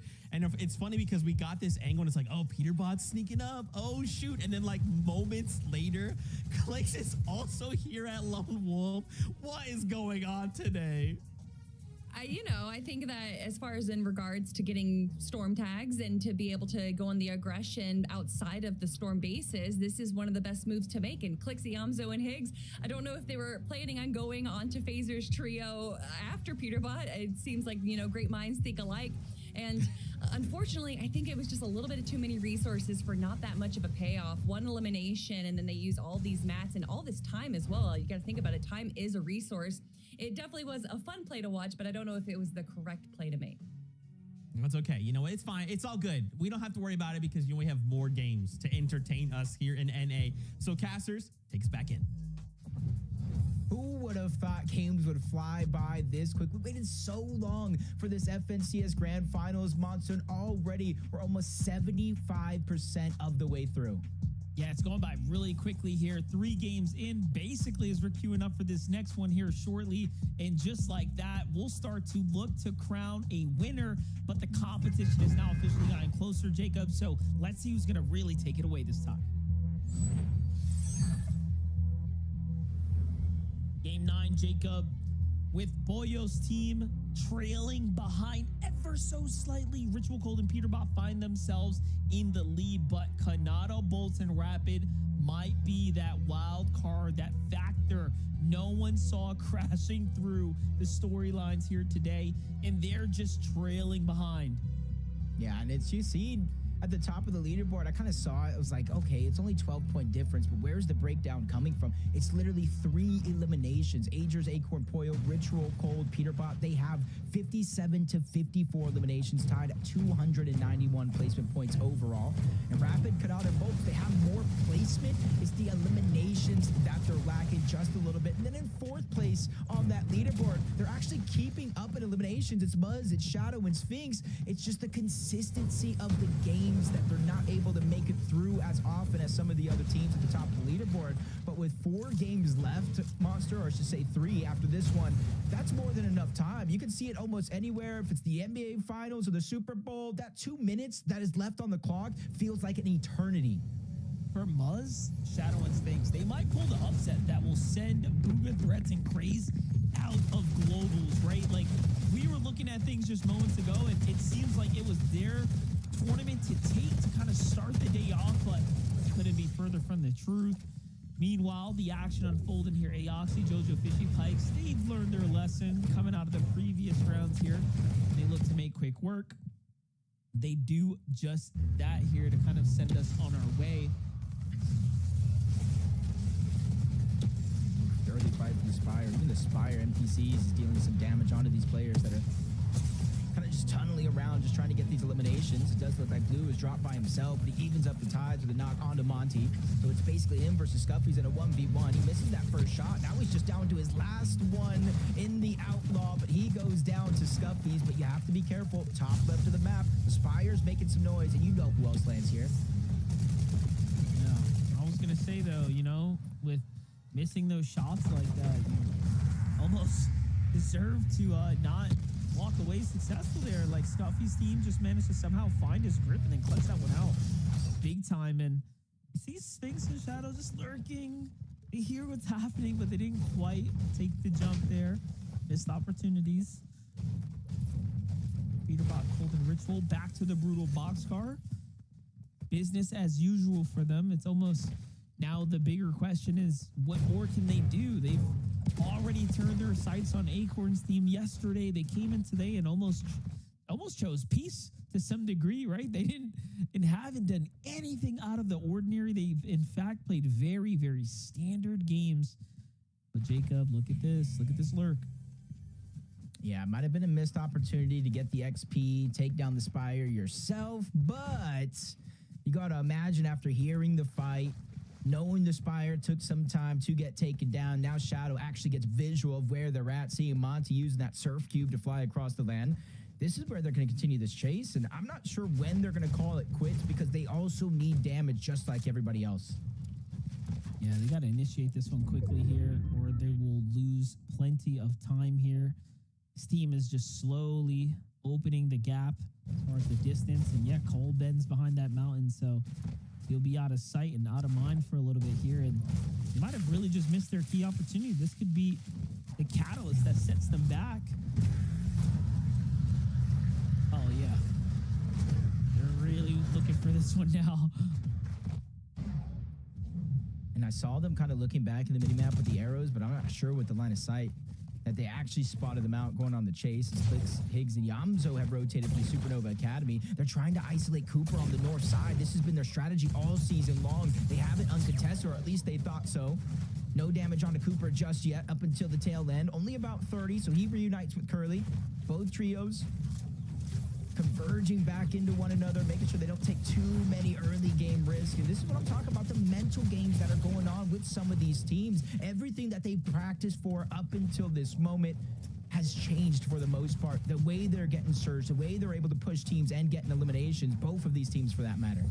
They very very methodical too. Clicks continuously bringing and carrying along those extra heals for the fight too. So they're pretty much prepared for everything to happen here and unfold, possibly even go the distance in the storm. That was very interesting to say the least.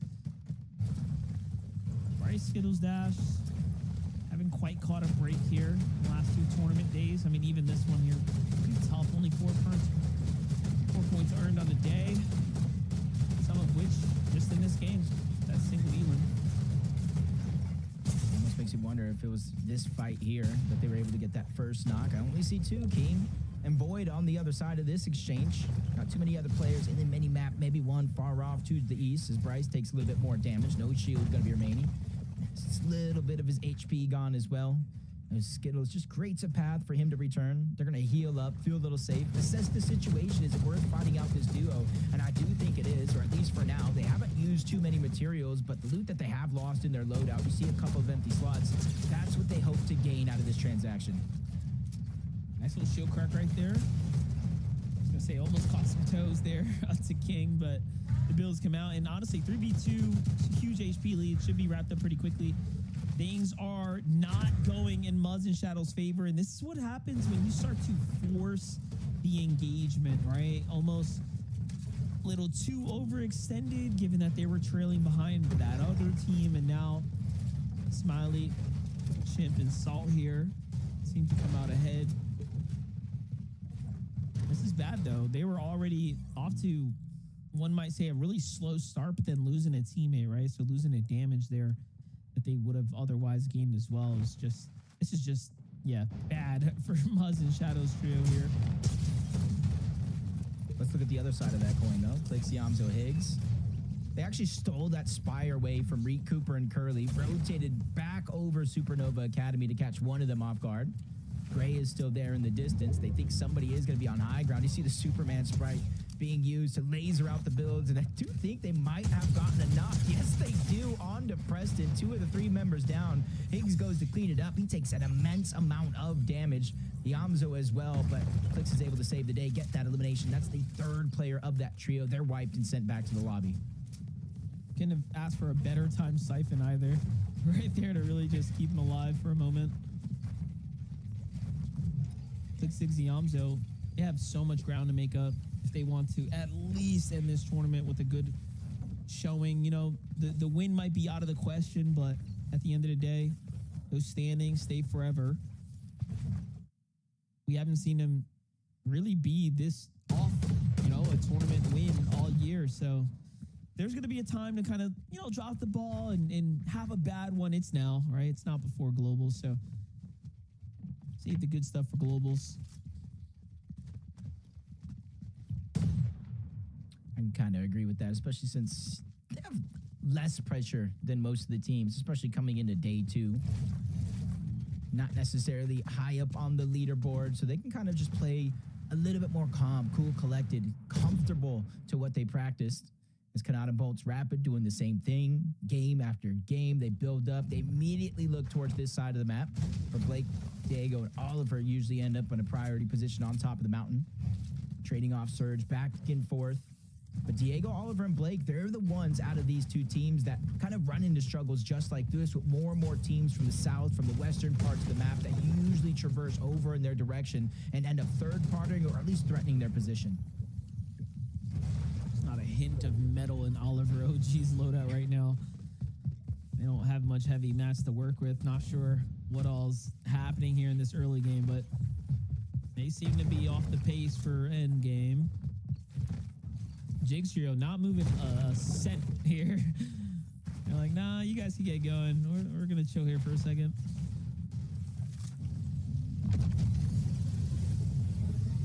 It's not going to be too hard for them to get on out.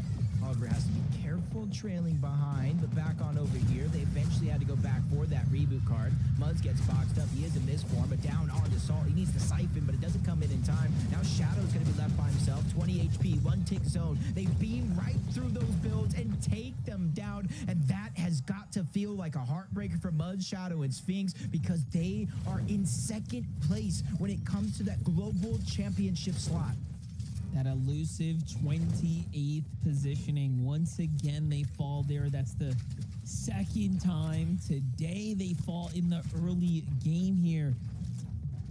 And they're coming off the win. That win put them right back into the conversation. But you know what? If you're a VG Money Rise, if you're Bugha, Threats, and Craze, you're clapping your hands, you're stomping your feet, you're sitting up straight, you know, you're feeling good about this right now. That's that immediate competition off the track now.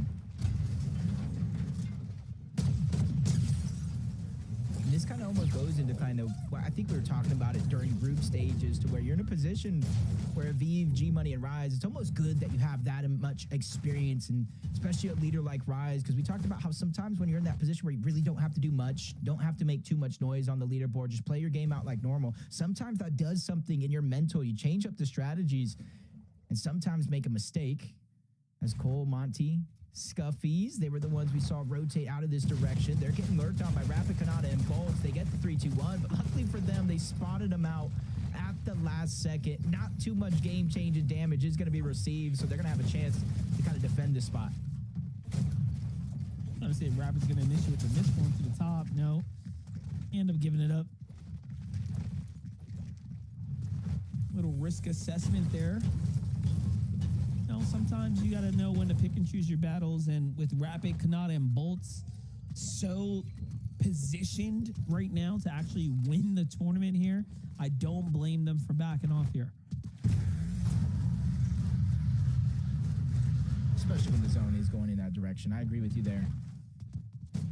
It's too much risk, not enough reward if they did want to take a fight just like that. Peterbot, Cold, and Ritual kind of going back into the storm.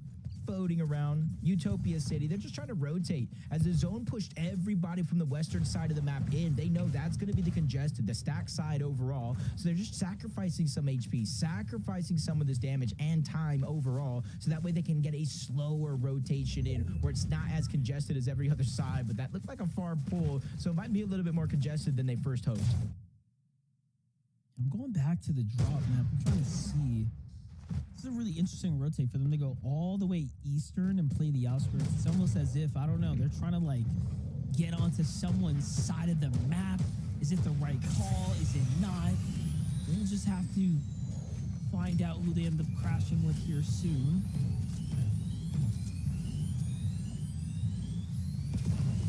I'm wondering right now, like, I got Bubble Shield coming out of Acorn right now. I know he's probably one of the best IGLs that thinks in and outside of that box, but Bubble Shields with no mobility, but he picks up the Surf Cube. Just making sure to stay safe. Bubble Shields alleviating some of the pressure. Tuning to Scare, just getting tagged up a lot by Curve, just basically have him drowned out. He tries to misform away, but it's just seconds too late. Tyler's there, cleans up that second down onto Magma. 2 of the 3 players of that trio are down. Kozier's trying to run away, but it looks like they each had their fun. So highlight for them there. Pick up some points. Visual Braids and a Minish, though. Team that's very much in the conversation right now. 385 coming into the game. 122 on the day. No simple task from them. You know, earning some points here. Definitely putting up a few elims.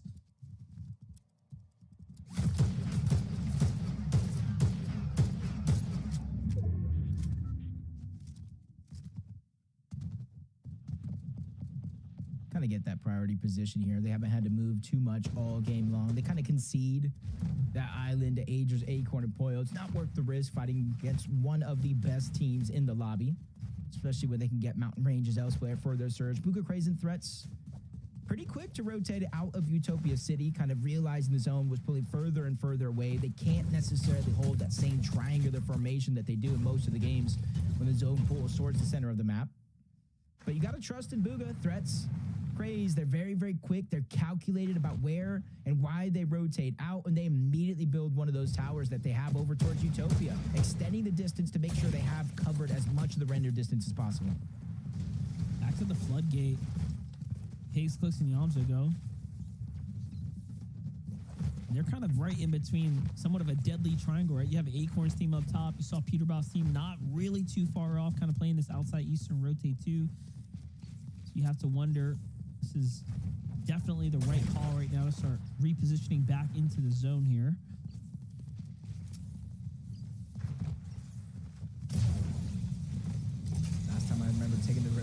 yesterday. They found an elimination on that team using the zip line. Luckily for them, nobody floating around. They get over the Foxy Bridge underneath the island. This is where they're kind of hoping it kind of pulls in their favor, but you see it goes a little bit more towards the south, kind of forcing Aegis and Acorn and Poyo off of the island in the direction of those mountain ranges between G Money, Rise, and Aviv. They haven't had too far of rotation so far in this game, landing over towards Outpost. They did get that one elimination. The only question mark I have for a team like this is what is their Storm Surge like overall?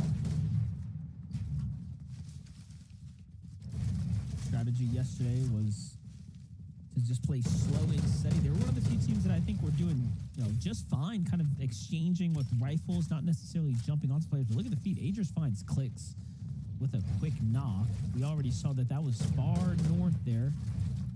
We knew that Aegis team was obviously securing that island there. It's that top-down vertical view that's picked up. Back in the game here. Ooh, wow. I was waiting for it to update. I thought it was going to kind of fly upward, but 146 below the damage threshold. Another game where they're not able to find their footing in terms of being able to accumulate that damage. And then you include the fact that this game, unlike some of the others, is pulling far towards the south. So not even really able to get a track on some of these teams that are trying to beat them on the rotation. Up above, they have to watch out. Across the water, they have to be wary of another team, even on the mountain ranges. Luckily for them, they're literally a hop, skip, and a throw away from the zone where they can easily find their spot in with just one dash. Yeah, they've used a lot of dashes, though. They've just continued to kind of replenish it on the way. So that's just showing you how dangerous of a spot they found themselves in. Not even just being below the surge, but just almost out of pocket, out of position. Acorn Poyo Rangers much more comfortable than their counters. Look at this. They just can't catch a break. Cold Ritual and Peterbot back and forth, almost like a tug of war when it comes down to their positioning in the lobby. Almost sent right back crawling, but they managed to kind of recover here and situate themselves back into it. But I thought for a moment there we would have seen an early knock. Uh-oh. You see why they're crashing right now. They're below the damage threshold. They went after the first team they saw. Coincidentally enough, that's Kanata Rapid and Bolts. And it's active surge, 25 damage every 7 seconds. You almost got to pop double minis just to give yourself a chance at 50 shield. You see huge chunks of HP missing out of Clicks and Yamzo as well. Higgs is the only one with HP intact. He's trying to pop those bigs, but they have not gone ahead and stepped any bit closer to getting damage on a Kanata. Look at them. Kanata's team kind of waiting for the opportunity to fight back. Higgs jumps out. He breaks off to look for a new opportunity here. And this is just not good at all. 46 below. Couldn't catch a break, and their team fall once again just a little bit early. It's really unfortunate. But right before that, Lee Cooper and Curly, they found a team just sneaking around. It's just kind of one of those wonders to where when you're below surge, you have less and less control over your game plan. You're almost forced to fight teams no matter who they are on the other side, no matter what position they're in. And on the other side, Cooper, Reed, and Curly, they're able to sit back, relax, kind of let that team hit that brick wall, fire shots, trade through, and another team's looking like they're hitting that same speed bump. The holder here while Reed kind of recoups here. Only 184 above, though. They will have to fight here. Another team jumps in from behind them. It's a full team hop. And Cooper forced to miss for him. Luckily, they do have control of all these builds here. He'll escape for a second. Somehow, Curly buys a little bit of time and not long enough here. All up to Cooper right now. Can he at least get one of these trades? No. They secure the loot back off. This is bad. Yeah, that was the quick stat curse. I'm going to call that one the quick stat curse. They were just talking about Cooper, Reed, and Curly. 3 back-to-back second places in a row. The first time ever in NAC finals. A blink of an eye, it goes away. Reed and Curly really just get down, knocked out of the competition for this game, leaving all the pressure onto Cooper. And there's not even very many placement points and points overall dished out through these teams in this game, so they have a mountain to climb if they want to continue to keep their position in the top 10 intact. Stats guys, like, let me show you why it's not 4 back-to-back-to-backs. Oh man, it do be like that. Look at this, Peterbot, Cold, and Ritual positioned above Kanata's trio. Okay, anything can happen here and now. Here comes that lobby focus. This is what we saw before.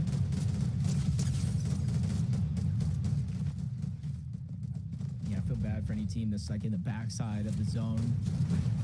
Especially, you see how stacked it is on the southern edge. Kanata finds the opening onto Cyclops. His teammates might be there, but I'm not sure the chances They need it. of getting that one. As Bolts does get the cleanup. Even Cold getting it down onto Fleeks. They go in for the loop. They're having to use their misforms. Rapid from one side, Bolts from another.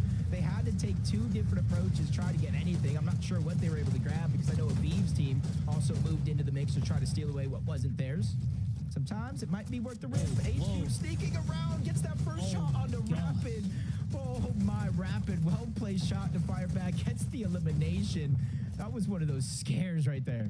You just don't know what's waiting for you on the other side of the wall. That's crazy. You know what? For a moment there, Kanata's trio was almost flirting with not enough damage on the surge numbers there, but they put up the damage. You find that elim, and you know what? They buy themselves a little bit of time, but that overall was a very close one here for game 9. Remember, folks, after this, there's just 3 more games ahead of us, then we're going to crown a champion. Kanata's team is in the race right now. Rise, G-Money, and Aviv not too far off, depending on how big of a game they can make here. We are inside the top 15. Peterbot's going to fall here. Cold is going to find one, but they are going to get the pickup just in time. But the laser comes through, and it's Kanata's trio from the low ground looking upwards as well. But they were distracted, and then they get eliminated instead. Just a wild series of events from game to game to game. This FNCS final, they really dodged one there, able to get the revive. And here comes that kind of crash play right before it happened. This is what happened with Peterbot going down. It was Aaron on the other side. He got the down onto Peterbot. Luckily though, Ritual and Cold in the same box, hip to hip. They're able to save the day. Haven't tuned in with them in a while, but second place team coming into this game, Agers, Acorn, and Pollo. It looks like for now, they're going to be the teams that are inching closer and closer towards that high ground. It's really dependent on where this next zone pulls. This is perfect. Boyo, Agers, Acorn. It's like they're playing a completely different game. Oh, we tune in with them? Silence, comfortability, high ground, medallions, loot. Like, it's just so different of a situation when you put yourself in the key positions to succeed. You really do see a night and day difference. You almost feel it in the ambience and the atmosphere. But here's something that's, once again, a fact. Bolts and Rapid are standing, and it's just a matter of time of whether or not they can go the distance here. One of the few that can be the champions here come the end of this. Peterbot, Cold, and Ritual well above the damage threshold, so this is just all about consistency and end game placements now. But Peterbot fighting his way through the make round. We know what that means. He's here to hunt. Cold dashed into that box too. They were ready to commit. Peterbot just yoinks him in with the exotic outlaw, making sure that they're able to grab the body. That's why you see sometimes he just sits in some of those boxes, not necessarily to get all the damage in one shot, but just to pull them closer and closer. That way Ritual and Cold to try to clean this one up. 19 above the damage threshold. You talked about Bolts and Rapid being a duo. They're almost, I think, 31 points out of first place to start this game, and it's because of opportunities like this. When one of them goes down, they never call it quits. Rise, G-Money, and Aviv talk about trying to get to the global championship to start this game. They were in 3rd place on the global championship leaderboard qualification outside of Mud, Shadow, and Sphinx, but them going down early have definitely turned the tables. Placement points are coming in. I think they might have stolen that spot back. I hate to say it, but someone's got to stop Agers, Boyo, and Acorn. If you don't, I mean, it's literally their show right now. Ritual's going to fall here to their exact hands. The pressure coming up from top down is just too much to handle, and Peterbot forced into the ultimate low, now literally burning through his builds here, and they just aren't comfortable enough here. What was looking like a lead being built is just getting slanked away now by Agers and the team. And look at Agers. Look at where Agers is focusing this entire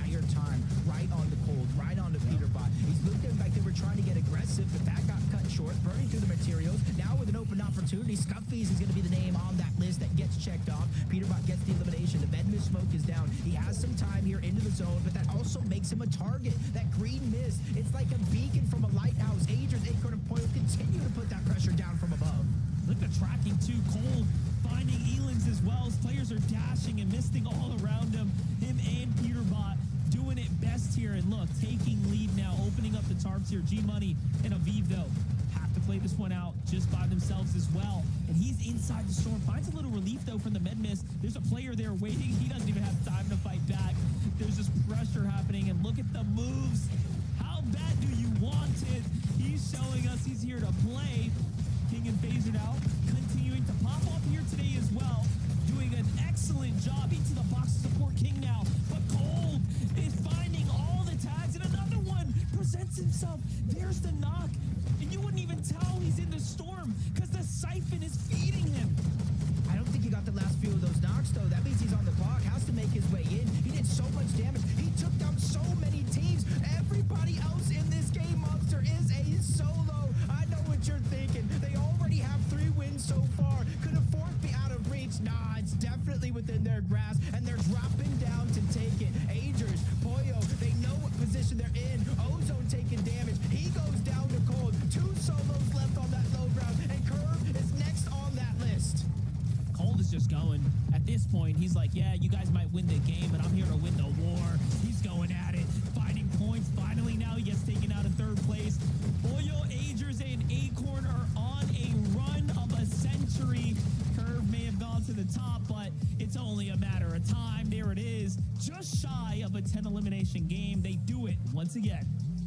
That was absolutely perfectly played at the end of the day. You said it, 9 eliminations to win 101 points out of that game, and dropping down Cold, Peterbot, and Ritual outside of the top 2, denying as many points as they can. That's the only way they can control the game. But throughout that end game, Monster, I was watching Agers, and he was just targeting Peterbot and Cold down below, from hard mats to the wood, from inside of the zone to the outside. He did not give up on trying to take down that team. Yeah, right there. This is the catalyst where it all kicked off. And, you know, it just really shows you that Agers, Boyo, and Acorn sticking to their original strategy at the Demon's Domain is just paying off in dividends. I mean, clearly, it's just preparation meets the best skill, right? Like this lobby has to offer, and their strat is so consistent. And for them to win another game, that's just insane. You don't see that on NA very often. Yeah, 4 game wins so far for the team. You have to imagine with 101 points throughout that game, they have to be in 1st place, but I only trust Zeke to let us know. I'm gonna pass out. It's fine. I hold on one moment. All right, I'm good. All right. Oh my gosh. So I think the record we've seen in a Grands is like 6 BRs, right? Yeah. We are reaching critical mass here from Poyo, Acorn, and Agers. Guys, it's crazy that like whenever they go on to win these games from high ground, it always looks like the exact same way. They just have control. They have so many mats. They've taken literally everything at their disposal, and they've like min-maxed the efficiency, the usage of what they have, the builds, the heals, the ammo, the locations. It doesn't matter where zone's pulling. They are ready to strike at the perfect time. Oh my gosh, Kelly, we have to see 2 more wins from them, right? If we get 2 more wins, I'm gonna lose it. I'm gonna lose it.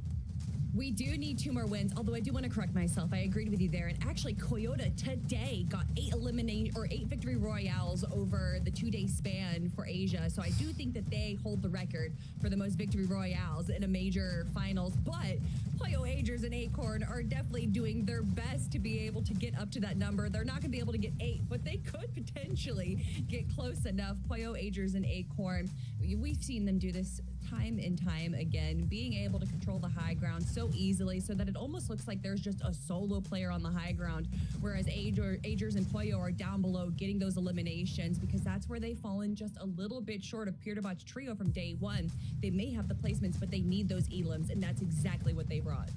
I swear though, their wins, it seems like they're getting assists from like all of these mountains. I feel like Zeke was right? It kind of feels like deja vu. Every single time we see one of these wins, there's like one of these snowy mountains next to them that they do such a good job of utilizing and making sure that they're obviously well established off of that natural terrain over there. But yeah, it's just rinse and repeat every single time. I mean, Acorn's just kind of holding it down up there, making sure they make the right rotations. He's like, guys, give me all of your heals. And Agers and Pollo just go crazy. Guys, What? you have to see these standings. You have to see these standings. Oh, we're going to do it now. We're going to do it now! Oh. Yo. That is. We're going to go to break. When we come back, we'll talk about it.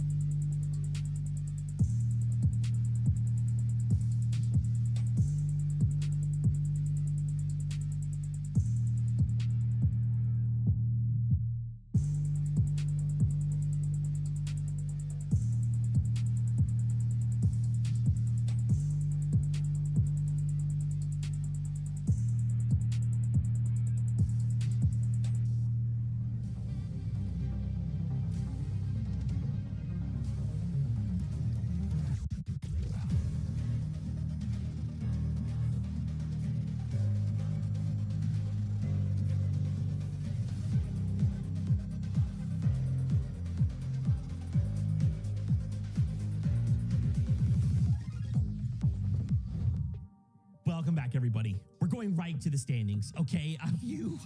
If you missed it, I don't know how we keep doing this, but after that last game, okay, the Pollo won, okay? We are still 1 point difference. We started the day and we thought, oh, Pollo, you know, they're 100 points behind Peterbot. You know, is the Pollo versus Peterbot dream alive? And yes, it's very much alive because they started the game with a VR, they closed the distance, and now we're just going back and forth, guys. I cannot believe it. And to think all of this happened because you think, oh yeah, Pollo's far ahead. No. In that last game, Cold has to solo clutch his game. Third place. 10 elims as a trio. And that's what's keeping them alive right now. we got a little taste of it yesterday. Game number 3, Cold solo clutched once again, and just time and time he is able to do it. Honestly, Peterbot and Cold are able to bring out these incredible solo clutches, and that's why even without a single victory royale compared to the 4 that Acorn's trio has, they are just 1 point behind them. It does not matter if this is a trio competition. You can make it a duo. You can make it a solo competition. And these players are able to hold themselves up the leaderboard through eliminations, through sheer will force. They're able to do it so many times. I mean, we're just getting spoiled at this point. This is crazy. I don't even know what to say half of the time. It just, how are these trios kind of doing this? I mean, we're seeing solo clutches across the board today, but to be the one to go ahead and keep your team alive, right? As you can see right there, Peterbot just went down in 10th place. Cold is left alive as a solo from 10th place and ends up clutching up that 3rd place spot. Absolutely incredible. So, I mean, that's such a long time to live as a solo. It's crazy that he's kind of able to do that. I don't even know what's going on anymore. I mean, it kind of feels like we should just be wrapping up the day right now, but we still got 3 more games. Like, how is that possible? Oh man, I don't even know. This fight at the top is so insane, but you cannot forget they've already qualified to the Global Championship. If we turn our attention back to the standings, we're looking at a top 4 finish. We saw the last game, Muzz was in that top 4, but because of this last game, they placed 28th with no elims. They get eliminated. And then Aviv, G-Money, Rise, they jump in, they swap places. This is literally going to come down to a wire in top 4. And that's before any other trio who's already qualified decides to make a play for some of those higher end spots. Guys, what is going on? This is so close everywhere. NA wanted to make sure that you were ready and anticipating the global championships. They wanted to put on a show for everyone to keep those hype levels up. And that is exactly what NAC is doing, especially when you are within consideration of Kanata, Rapid, and Bolts. Currently sitting in 3rd place with 525 points. It is almost but confirmed that they will be making their way to the global championships. But like you said, Zeke, with 3 more games to go, so much can still change. But what we know is not going to be changing is Bolts and Rapid's ability to be able to make it to the end game every single time. I tell you what, though, right? They kind of maintained that streak of getting top 8 right there. There was a little bit of a slip up, place in 11th place right there, but you know, I'm going to be a little greedy today, right? We got a 1 point difference between Peterbot and Acorn. You know what? I want Kanata in the mix now. I want him to win this next game, and I want it to be even closer at the top. Not between 2 teams, but between 3. Bro, just think, right? If we get a game where Poyo and Peterbot are eliminated and Kanata does win, yeah, that's it. Like, yeah. Yes, I'm changing the script right now. Casters, get ready. Save me. I have to change the script. I'll be right back.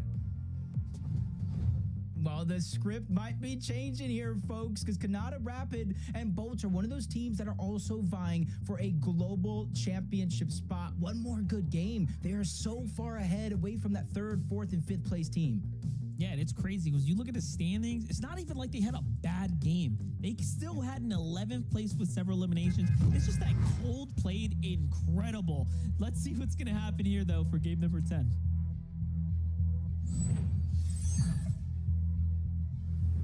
Major 3 finals, game 10 is here. This is the back half of the end of the tournament, Jacob. And, you know, I just want to once again highlight how exceptional that clutch by Cold was, because we couldn't have a 1 point competition if it wasn't for how well he managed to play in the end there. And, you know, it's just the story's writing itself, right? Yeah, and I feel like everybody that's in contention has had their solo moments. Agers on the 1st place team. We just saw Cold. We were talking about Rapid. There's so much on the line here, because even the prize pool 1st to 2nd place is almost $100,000 difference. So there's just so much on the line, which includes those global championship spots, which kind of leads me to kind of start the conversation of, you always talk about 1st place landing on 2nd place or vice versa. Now imagine the lead is so far ahead from Bugha and the next best team underneath. Maybe they start to control their own destiny. That's exactly what I was thinking. When are these other teams gonna just go out there and take note of what the best of the best are doing? I mean, very clearly, Fortnite's almost evolving. It's becoming the norm that you can just go ahead and do plays like that. Not only is it interesting for us, the spectators, but it is best interest for you, the player, too. So yeah, Bugha Threats and Craze really wanted. I mean, it might just make sense. Hey, Aviv, G Money, you got to go. Rapid, Kanata, Bolts, you know what? You got to go, right? Like someone's got to stop these other teams too if you want to make it to globals. That's the most prestigious thing that's on the line here, besides, of course, the trophy. Just 3 more games to get that job done, Monster. It sounds like a lot, but it truly, really isn't. Just 3 different opportunities. You can't make too many mistakes. Eliminations are a must, as Neko. Liam and Zabi over at the First Order. They do have 2 eliminations so far, so they're not able to take down the full trio. Somebody around here might be floating around trying to get those reboot cards, but at least for them, they were not only able to get the 8 points for the eliminations, push that team out, and give themselves a chance here to start to loot up and play out the full game and not waste any time. Quan spent a lot of time fighting his team the last game, just kind of lurking about. Seems like he might be looking to set things up very similarly, but Power Blues onto this time, not playing that Water's Edge, sticking hip to hip a little bit more closely, given how quickly they were sent back to the lobby last game. I see him, though. Yep, I would say I see him there. I saw the 3 different arrows. Acorn, your green does not blend in well enough. Luckily for them, though, he disengages on out. Tries to go ahead and play with the rest of the team. He probably just doesn't see them out there, doesn't like what he has, but Clix, Yamzo, and Higgs, again, back-to-back games, looking to get aggressive, but it's Peterbot! It's Clix, Higgs, and Yamzo versus Peterbot, Cold, and Ritual. They took the fight on over to Brutal Boxcars, and they reached that quickly because of the railing. I'm trying to figure out why. What's going on here? Where's the personal vendetta in this one? You're probably thinking like, hey, you remember that Major 2 finals thing that happened? Yeah, let's go talk about that. Come meet me at the Boxcars. And they're just here to mess around, putting some tags down. Nothing really turned out from it just yet. I doubt they stick around much longer. I want to say that, but at the same time, this FNCS has me in a loop trying to predict what's going to happen, what are on some of these teams' mind, and another one right there. Clix is just dropping down, closing the distance, but this is where it gets a little dicey and even a little risky for Clix, Yamzo, and Higgs if they want to continue to push this. Inside of those buildings, there's so many twists, turns, places that you can hide that it is a little bit of a risk to continue to fight it in, but it does look like that's the only thing on their mind right now. Yeah, they're like, you know what? That whole tweet about Peterbot's gonna fight everyone who wants the Spire. Well, guess what? We want the Spire. We're not good with just top 10. Clix and team want to fight for more. You gotta respect him for trying to do so. Here it is. Clix goes in, but Peterbot is smart and sharp. A big tag there is gonna put Clix on the back foot. Now it's Peterbot's world. This was a huge part of Clix, Yamzo, and Higgs' game plan up until Peterbot decided to land over here. They fought for this Spire. They pushed teams out. And now the tables have turned coming into this major, and they're trying to stick back to what works. That's just fighting for the Brutal Boxcars while taking their loot. They didn't take too much time to try to make this play happen, but you said it yourself, the tables have been turned from one well-placed shot out of Peterbot. He does it again. Down goes the Yamzo from one side to the next, keeping everybody on their toes, and he continues to deal a huge amount of damage. Yamzo is going to be the next one hurt. Clix is now by himself as a solo. 3 mean dogs staring him out, and they're ready to take a bite out of him, but he's fighting back. First shot's going to land, but it's not going to be enough. You got to give him an A for the attempt, but you got to give Cold, Ritual, and Peterbot an S+. I can hear Faxity now yelling King Peterbot and all the other kind words. You know what it is and what time it is. Peterbot, Ritual, and Cold are here to play, and you know what? That's 12 more points for them as well. You can scratch that 1-point lead. It is what it is, and that's a crazy fight. And you know what? You have to, again, respect Clix, Higgs, and Yamzo. They need to do something more because what's happening up north against Reet, Cooper, Curly, that isn't working either, right? So to mix things up, you know what? It is very entertaining, to say the least. That's literally putting it lightly, too, as HQ Leaks just trying to survive. Their duo here rotating around this side of the map. they kind of led over towards the left, the snow biome over on the same southern pool. And you can see why there's not a lot of loot down there, especially since the team is on top of the mountain. But HCube is fighting for his life. Only one build left on the both of them because Leaks is in the same spot. He lands a good shot on the blue, dashes out. He's trying to create distance while his teammate Cube is able to actually get the knock. Not able to clean it up, though. That's going to be the biggest difference maker. Yeah, got to get those finishes, but this team does live to see another day. Just overall having a pretty tough tournament day, though. See those points not necessarily in their favor.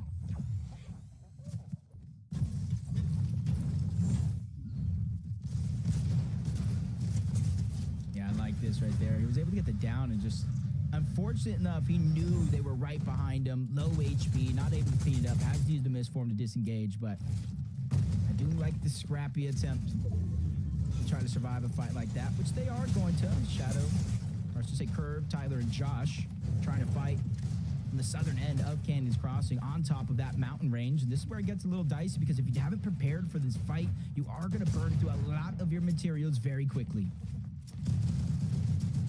They're just cranking up right now, but look at this little side angle here from Curve. Oliver OG doesn't even look to claim it. It just gets down with his team, but they have control of these builds. I'm not sure what all is going down here, but Oliver OG and Blake are losing the plot right now for sure. These are not their builds. How do you end up in all of this just territory of your opponents on a single layer? But it seems like they kind of re-control things for a second there. Oliver OG fighting back now, forcing Tyler, Curve, and Josh to regroup. This is right at the edge of the Canyons Crossing, so there's going to be no one here to bail them out. There's going to be a third team. I wonder if anybody even saw them kind of lurk in because I know they're crouched down in the distance, trying to sneak up, trying to figure out where that opening to the cover is at. Yep, they're striking now, and they get good damage onto Josh. Tyler was already weak, so if they continue to push in, that will be the opening that they're looking for. But you hear the misform come out. They're just going to disengage on out. Blake and Diego also creating a little bit of distance so they don't get pushed out of here. But overall, the full trios up on top are going to be safe, and Curve and his trio down below are going to create some distance. Just watching it all go down.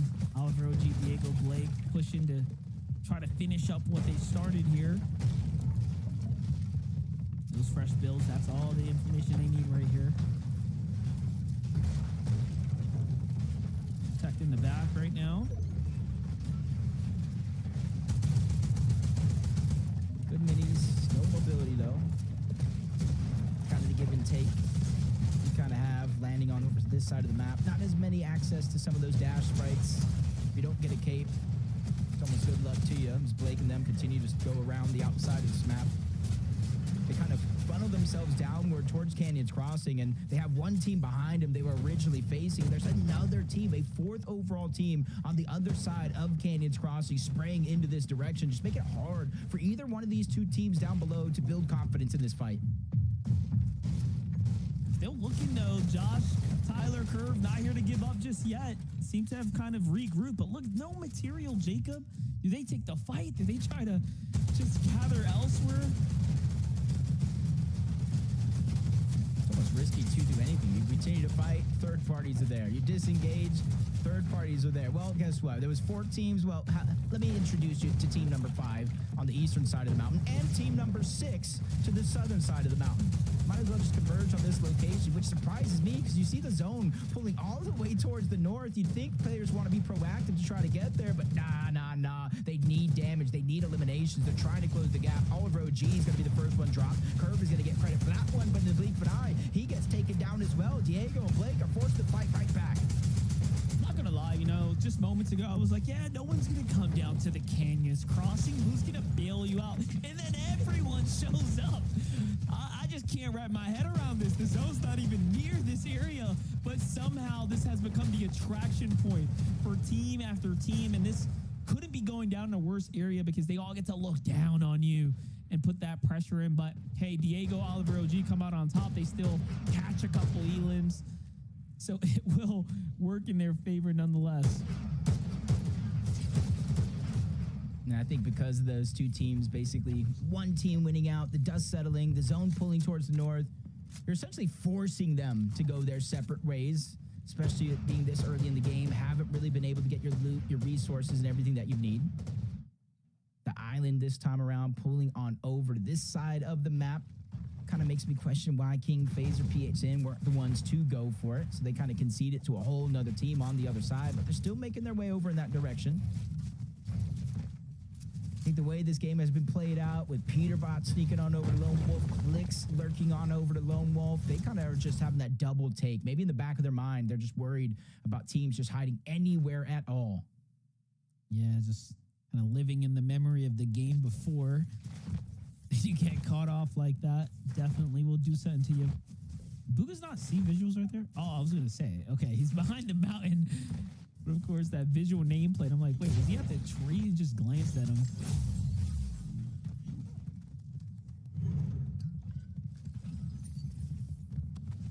Ooh, I like a first. I like a story here. Craze has the chance to qualify his first FNCS LAN. I'm here with it, along with one of the greats, Booga, Threats, and him, longtime teammates. They have the chemistry, and that's why Kelly kind of broke it down perfectly. They were kind of missing something as a part of their team. They pick up Craze and just new life, new resurgence. Trust in Booga, the IGL. Threats, you know he can get all the damage in the world. And Craze is kind of that clutch player, the fragger that just gets him out of some tight spots like they did to close out Game 1 yesterday, or Game 6. It definitely will be a nice little storybook finish to his year's end. Can you get that first LAN in the books? Almost set up the next generation for the new year to come. That will be a big deal for Craze. Hickory and Curly underneath the island right now. Plenty of teams kind of in the vicinity, but we're just going to keep a low profile, get the recharges going as they need. I'm actually surprised that Shrine is even still accessible. Probably the team down below just went straight up top, kind of gave it up, left it for free. They prioritized the medallion, but that's some superhero upgrade. That's some loot that pops out of there. And then replenishing the dashes if you used any. But the zone pulled towards the north, so instead of Kanata, Rapid, and Bolts going on the hunt for their surge on each side of the map, just kind of based up perfectly the island north of Crime City. You can kind of see the near edge of the zone there on the bottom right-hand corner. So it is pulling not only towards the north, but to the northwest overall. Yeah, you see how prepared they are. Like, just as Kanata was kind of making his ascent up that base there, I mean, so many minis, heals. Look at the base of the mountain, just everything you can really need, of course, to go for trades, go for tags, kick things off here. Agers, Koyo Acorn trying to make a move right now for better positioning. They're going to be in the crossfire of Kanata.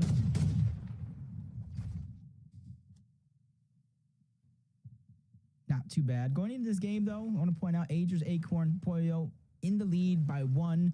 But due to that Ritual, Cold, and Peter bot fight on Eclixiamzo and Higgs, they scored 12 points. So now the lead shifts back on over to Peterbot, Cold, and Ritual in motion by 11. I'm not going to be able to keep score all game long, especially as we end towards the end game. But it just goes to show how back and forth it has been, not just yesterday, today, but each and every game and each and every minute that passes throughout those games. And Aviv, Rise, and G-Money, they're feeling that same pressure. Very, very different than their counterparts at the top of the leaderboard, but they're in 4th place. 454 points so far going into this game, and they have a little bit of a cushion. About a 41-point lead over Muzz, Shadow, and Sphinx, who are directly on their heels. Yeah, I just feel like the difference for Acorn's team has been really their ability to execute high ground. They have just gotten it, held it. They've done it at the perfect amount of distance between themselves and the other layers. Like, they're making it look very, very straightforward. I mean, we tuned in last game, and like I said, there was almost an eerie silence and ambience because they were on the dead side of the rotation there and with a little bit of elevation, and no one, not a single team was able to give them a little bit of resistance there. So just their execution and their ability so far to play for height has been so excellent.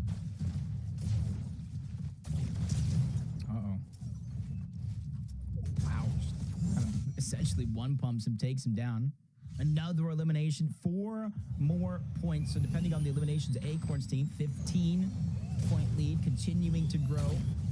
This is where they do that trick, use the dash, use the launch pad, immediately making their way on over towards that island. And even though it's not up now, you know as well as I do, there's that little circle that knows, like, hey, he's in this vicinity. That's, I think, what they're looking for here. Looking for something. Little light at the end of the tunnel. Peterbot, Ritual Coldo setting up right now. Let's see what's going on here with Aoxy. You've got a minute to breathe some visuals, possibly insight here. Ooh, below the surge threshold though, Jacob, at the Crime City. Yeah, I feel like those. Obviously, the 3 eliminations matter, but they don't matter as much as eliminations through the mid game because that's off spawn. That's only 300 damage. It gives you enough flexibility to rotate through some of these early zones, but when we get towards 5th, 6th, 7th zone and on, you can see that the inability to be proactive to get surge kind of hinders your game plan, takes a little bit less control away from the teams. 152 below, and it's falling further and further because now they have to continue to rotate in towards the northwestern side of the map to where, yes, they're going to get closer to some of these teams, but they're going to be on the heel of these teams where they have a little bit of advantage being able to look back, just like Visual Braids and Diminish are doing. Yeah, they have proven, Aoxy, JoJo Pipes, that they could be a great endgame team if they could just make it there. We'll see how far they can push it this time. Visuals, Braids, and Diminish, they have a lot of work to make up for. This is going to be scary either way, and like we said, you got to get to endgame first, though. Visual, Braids, and Diminish with the excellent counter-attack there. And they win not only a boatload of damage, but look at the material refresh for them. This is really good, too, thinking about these mountains that might come into play right now. So, kind of perfect, actually. Yeah, that's a good point. I think the lobby is hoping it continues to pull west for entertainment purposes. Maybe we go north towards this mountain. Maybe we go towards the east, change the elevation, but active surge. I was thinking I heard something there with the shields being cracked. When I saw Storm Surge active, I was right to think Aoxy is kind of suffering below the damage threshold, trying to make his way in, and instantly gets deleted. Just a tough situation to be in, but for Visuals, Braids, and Diminish, they get another couple of points for that elimination to keep themselves in stride.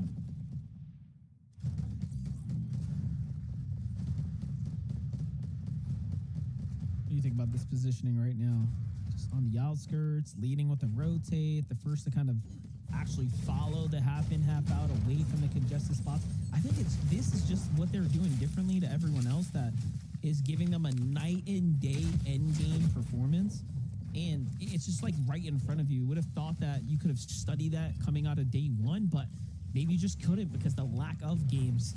It's kind of crazy to think that they were taken out in 2 out of their 6 runs yesterday, and they still have more victory royales in the entire lobby.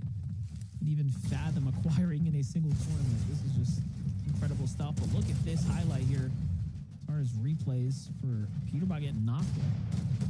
That's revenge.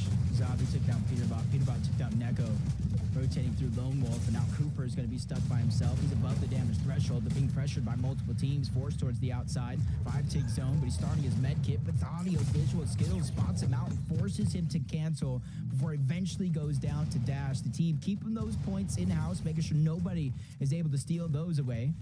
And that's a great pick-me-up. Maybe your confidence boost deepen. You're able to take down Cold. You're able to take down Ritual. Get eliminations. They have 6 so far. It might be the second half of the day, but I talked about the life-changing amount of money that is up the leaderboard, and higher you go, the more you get. Yeah, by far the best game for them so far as performances go. Still see a little glimpse of Muzz's team still alive. Sinetto's trio under Surge, but Features, Acorn, just again, they have this high ground. They have the positioning set up. They're the first to start playing for that little bit of height here, and they're going to be the last to rotate once again and just build right on top of the next group of players. This might lead them to another victory. I mean, you're watching it potentially just roll out right before you. You guys kind of saw that stat for a second. This team right here is 1 win away from tying a record that was set by Pollo himself along with Peterbot. 5 wins in NAC through the FNCS Grand Finals. Pollo, I think, wouldn't say he necessarily plays with a chip on his shoulder, but in essence, maybe all the shine going on over to Peterbot during their incredible and historic run through last year. And he has proven like, hey, I did that too. I was a big part of that team that found that success, and I can do it with you or I can do it without you. Look at this, though. Ritual by himself. This is his opportunity. It's his time now to see how far can he push his team ahead. I mean, we saw saw Cold do, we saw Peterbot do it countless times before in previous tournaments, and Ritual has had his day in the sun, but right now and here, if they want to maintain their competitive edge for the back half of the tournament, it's about clutching up. Kanata, Bolts, and Rapid are doing just that too. These is big opportunities now to find some points. They absolutely need them. They want to be in contention for the Grand Championship here. Nicely done there. Great refresh, but no heavy mats being yielded out. I mean, at least Bolts is still cap, so not bad at all. The zone's going south. He got a long ways to go here. Yeah, Ritual being by himself. This is looking like a perfect scenario for a team like Kanata and them if they want to continue to rise up the leaderboard, close the gap that we were talking about in between games. But it's really all to Ritual. Pollo, Agers, Acorn looking like they're staying alive, but their high ground kind of stolen away, but it's only for now. 8 zone, very, very early for anybody kind of cemented as their own. Ritual somehow, some way found that elimination, staying above the damage threshold. That's the most important thing here as a solo. Let's go, King. Let's see what he got. Ritual's still holding on. That's definitely exciting. Booga, Craze, and Threats. How badly do they want it? They are still in this end game right now. This is surely a chip on Muzz's shoulder. Ritual looking back inside the storm. Might actually find another set of eliminations here. That's some wood builds right there. They're going to have to break through. He finds one. That's a huge knock there. Don't forget the other one's extremely weak. And players on the sides, though, he jumps into the storm. The greed kicking in right now, but he knows that he's got the misform. He's got nothing to worry about. The siphon to keep him up as well. That's 4 more points. That's 4 more points, keeping this one close between them two. We saw Peterbot clutches. We saw Cold clutches. And now we're seeing an opportunity here at a Ritual clutch as well. Oh, well, I'm not saying I cursed him, but he just went down in the feed to Batman Joe. Visuals, Braids, and Aminish. They do have the high ground. Visuals sacrificing the HP to make sure they have a cemented position in the sky through and through. But they look to the backside of zone. That's Acorn, Agers, and Pollo. A huge threat to any team in this lobby. Well, I looked away, I looked back. How did Diminish Visuals and Braids get high ground? I mean, that'll be a story for a different day, but game 10 might finally yield out some fresh winners here. This is going up and over the mountain as well. Take a look at how far Ritual managed to push, though. He had a couple elims. He had his chance to, of course, do something big, but the edit was a miss. For that reason, he couldn't exit out fast enough. But hey, he did get placement points as he broke into top 15 there. Pollo, Agers, Acorn opting to go to low ground. This might be a signal to the rest of the lobby that they're here to get some elims here and now. We all know this is how you start to win your tournament games here. How far can you push those points? Not a Bolts Rapid still in the game right now. Being actually focused by Agers Trio across the way. Yeah, they're just full lobby focusing that team right in front. Just not really wanting them to take a step forward at all. Trying to cut off that path. Their time to rotate has definitely come. Boyle landing a couple of shots right before using that misform to disengage on out, making every team that was trying to beat them on the rotation pause and rethink that scenario. As they get to the front side, they go deep into the zone, build some boxes, throw the Medemus smoke down. It's a sacrifice they're willing to make because now they have priority over every one of these teams. Right below them is Kanata's Trio once again just looking up, getting a couple little chip damage in there, but Booga's team is also giving them something to think about. But it's the mountain that's kind of playing its course here. Look at how they're starting to get suffocated out, losing a little bit of that mobility, not too much flexibility to rotate through. They're going to have to go up vertically here. Agers, Acorn, Pollo find another elimination. Couple mats here to take on the road, but Bolts and Kanata are still in this game here. Bolts has just been the MVP of this trio, and he is proving why. He could just get a siphon. This will give him a lot of opportunity to make some big plays, but it's Agers, Acorn, and Pollo who are just comfortably running things down low, but it seems like they might be run out of material. Yeah, great plays by Kanata, though, essentially clearing the path for Bolts to move through. Front side of the zone, misform finds him there. Medallion changing hands as well. Visual Braids and Diminish haven't been tested. Nobody's able to look up because of all the struggles going on down below. Bolts with the medallion goes up and over, lands another crucial shot onto somebody, but he finally goes down. His run comes to an end, but Kanata still trying to keep this clutch intact for their team, keeping it respectable, trying to overtake Peterbot, Cold, and Ritual on that leaderboard. You saw what he did there. Misform to the front side, now putting shots up behind, but the edit was open. He does damage. Pollo and Threats finishes him up. So this is actually evening things out. That's going to unlock him a top 3, a potential second place now. Acorn and Agers healing in the zone. Visual Braids and Diminish might have jumped down a little prematurely. Aegis comes back, but no, he gets traded out. And now it's just a matter of time as Acorn is waiting this one out inside the Storm. Visuals has no idea where he's at. Shots start to come in from the side. And look at that. They're already at 10 eliminations as a trio. And the win is theirs. They started this game 412 points, and guess what? Back-to-back games with over 100+ points from a winning team overall. These leaderboards are absolutely being shaken up after every single one of these moments. Even Booga, Threats, and Craze making it far into that game. It's really all dependent when it comes to those global championship teams about how far they go. They're almost playing their separate tournament. I mean, a win is going to surely be the difference maker to throw Visuals, Braids, and Diminish up into a whole new bracket now, giving a VG Money Rise, definitely a run for their money, right? Like, those are teams that fell a little bit early, Mudshadow and Sphinx as well, so it's going to be pretty competitive. Take a look at it. They were the one taking things into their own hands here. Once they took high ground, they just never looked back, right? We saw almost Agers and team concede. They took the low ground intentionally at some point, but it handed this team the victory royale in the end. Yeah, and you can kind of see these mountain ranges that you were talking about while casting to help them control all of that game chaos. But it's a 10th game victory royale. Zeke, what are your thoughts as we have 2 left?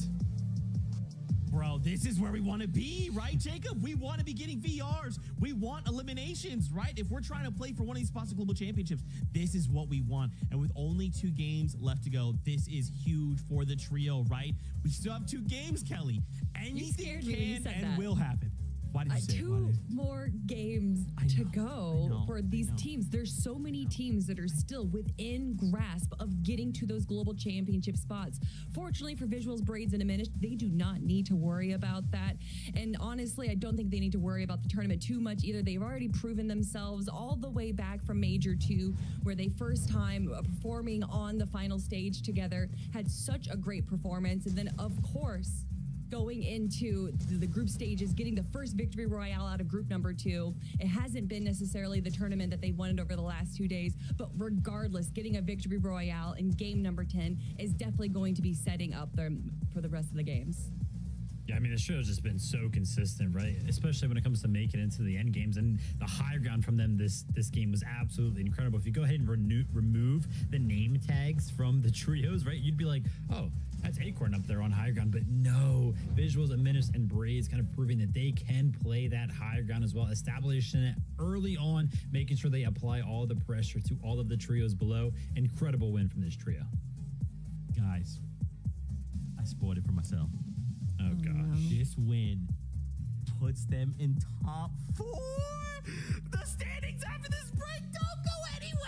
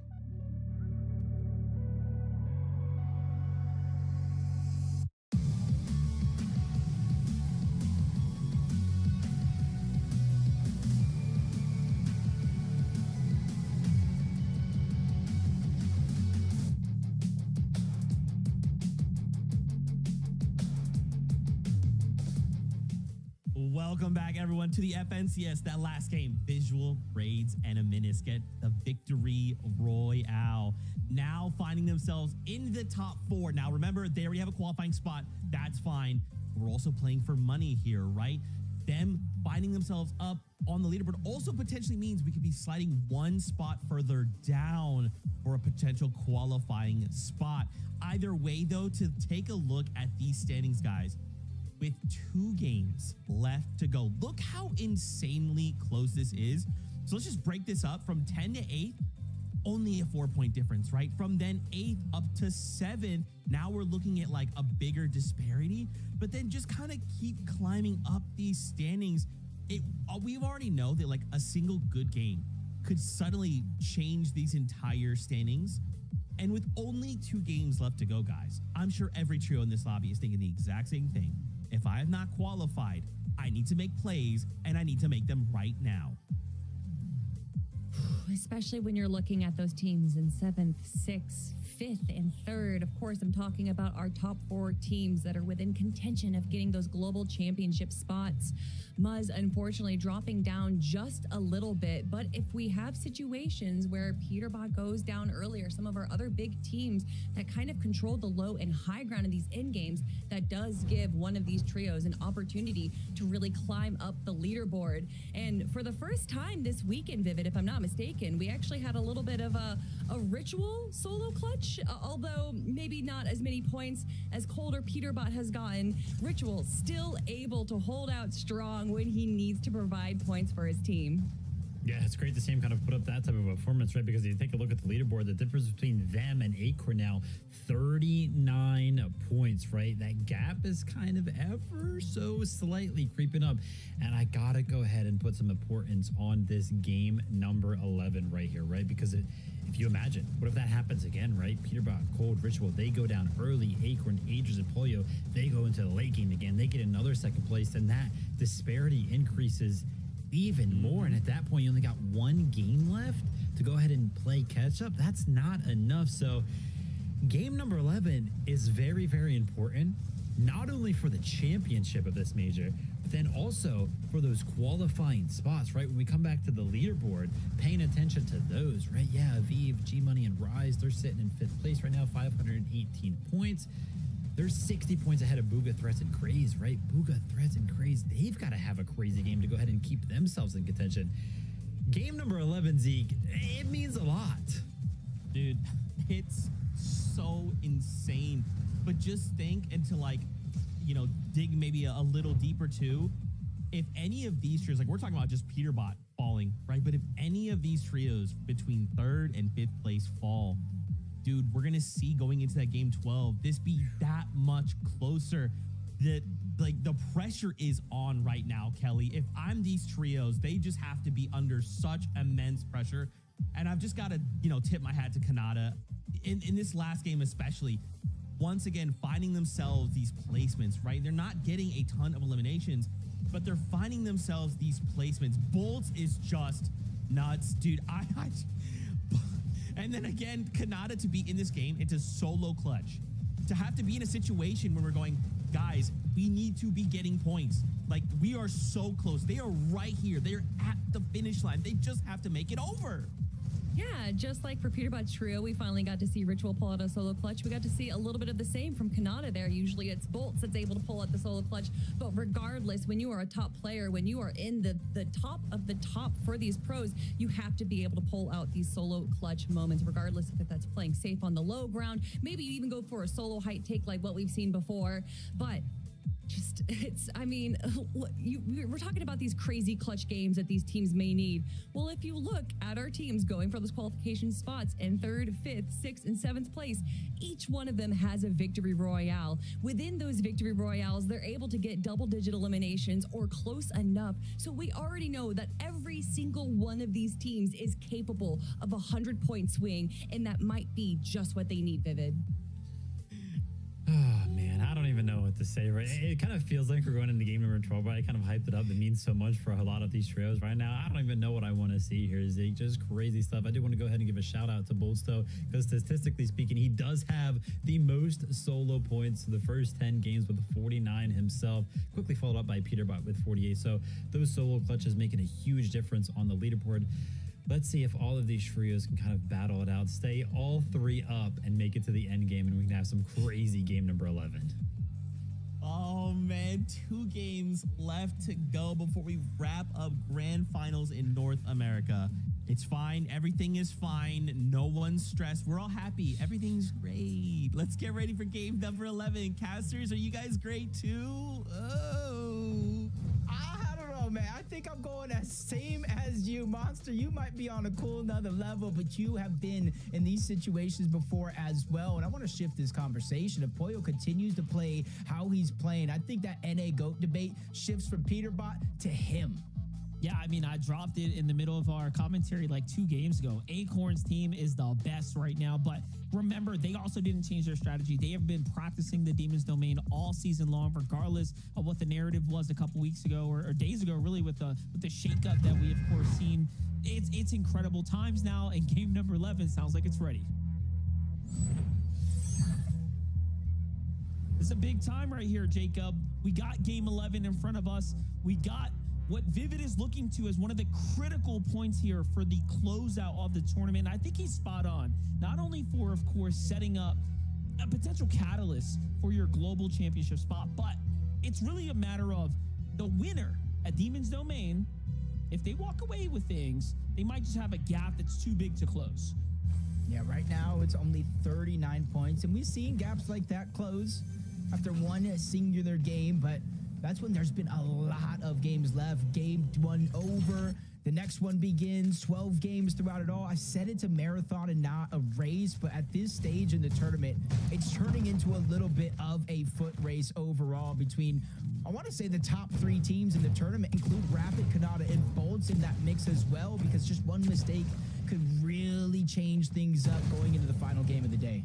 Yeah, they might be 100 points away, but again, with a game buffer, they could close that gap and then be in the conversation to close out pretty strongly. Now, this is going to come at the hands of basically a mistake, right, from Cold, Ritual, Peterbot, and Acorn's trios without anything kind of interfering with how consistent they've been. It's going to be tough to ask for anything more than that.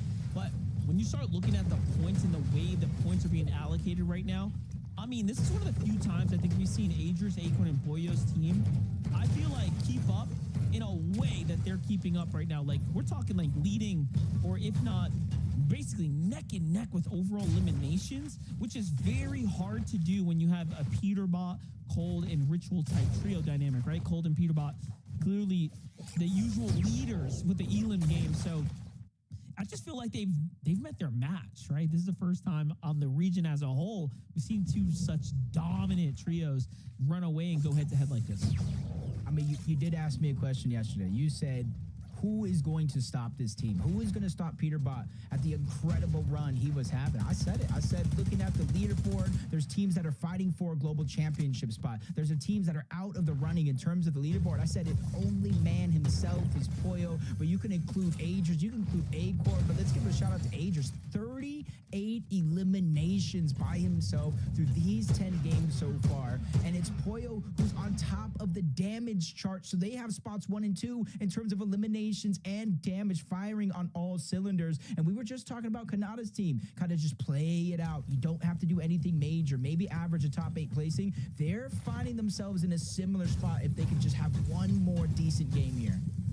Yeah, we need to create a graphic that has like a stat card with all of their pros and cons, and just let me see that, because we need to put everyone side by side, man. Aegis, I feel like, is just not getting the credit he's been deserving all season long, but this major in particular, he really is showing out, and as has Bolts, right? And that's what's really cool about this. We're seeing the best of the best also shine through when it kind of matters on this global stage here, but this is in setup, of course, for the global championship.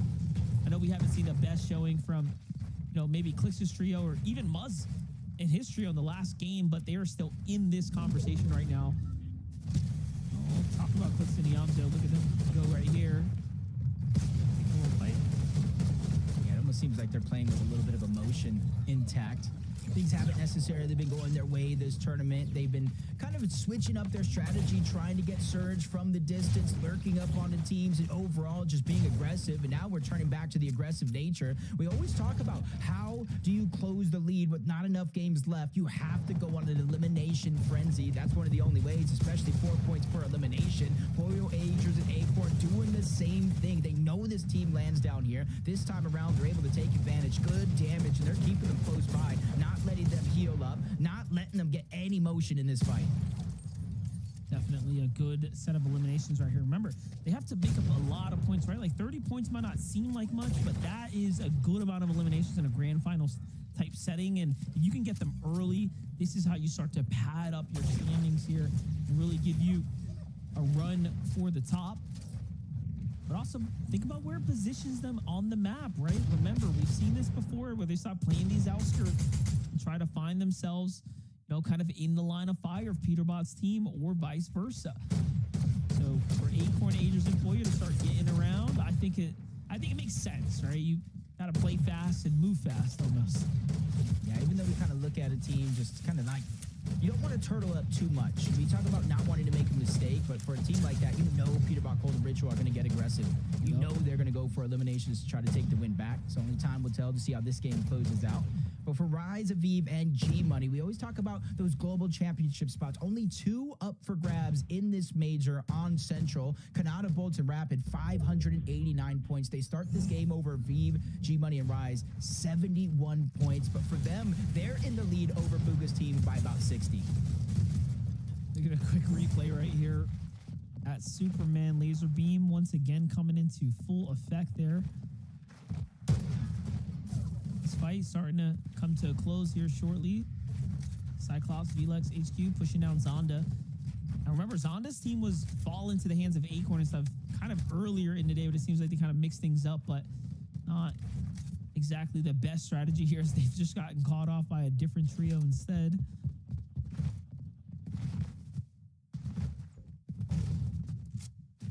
But 4 eliminations so far for a team like this. Good start. Depending on where you place down the leaderboard, each placing grants you just kind of unlocks more and more money. Kind of start to build that chemistry, but Blue is just hiding. They don't know exactly where he was able to disengage from, but he's peeking through that cone. They make one wrong move. He does have the outlaw, so he will be able to down 1 in quick succession, but it's all about that second one. Look at the feed. Ooh. There's big elims happening right now, potentially as well. All that momentum can change in a moment's eye.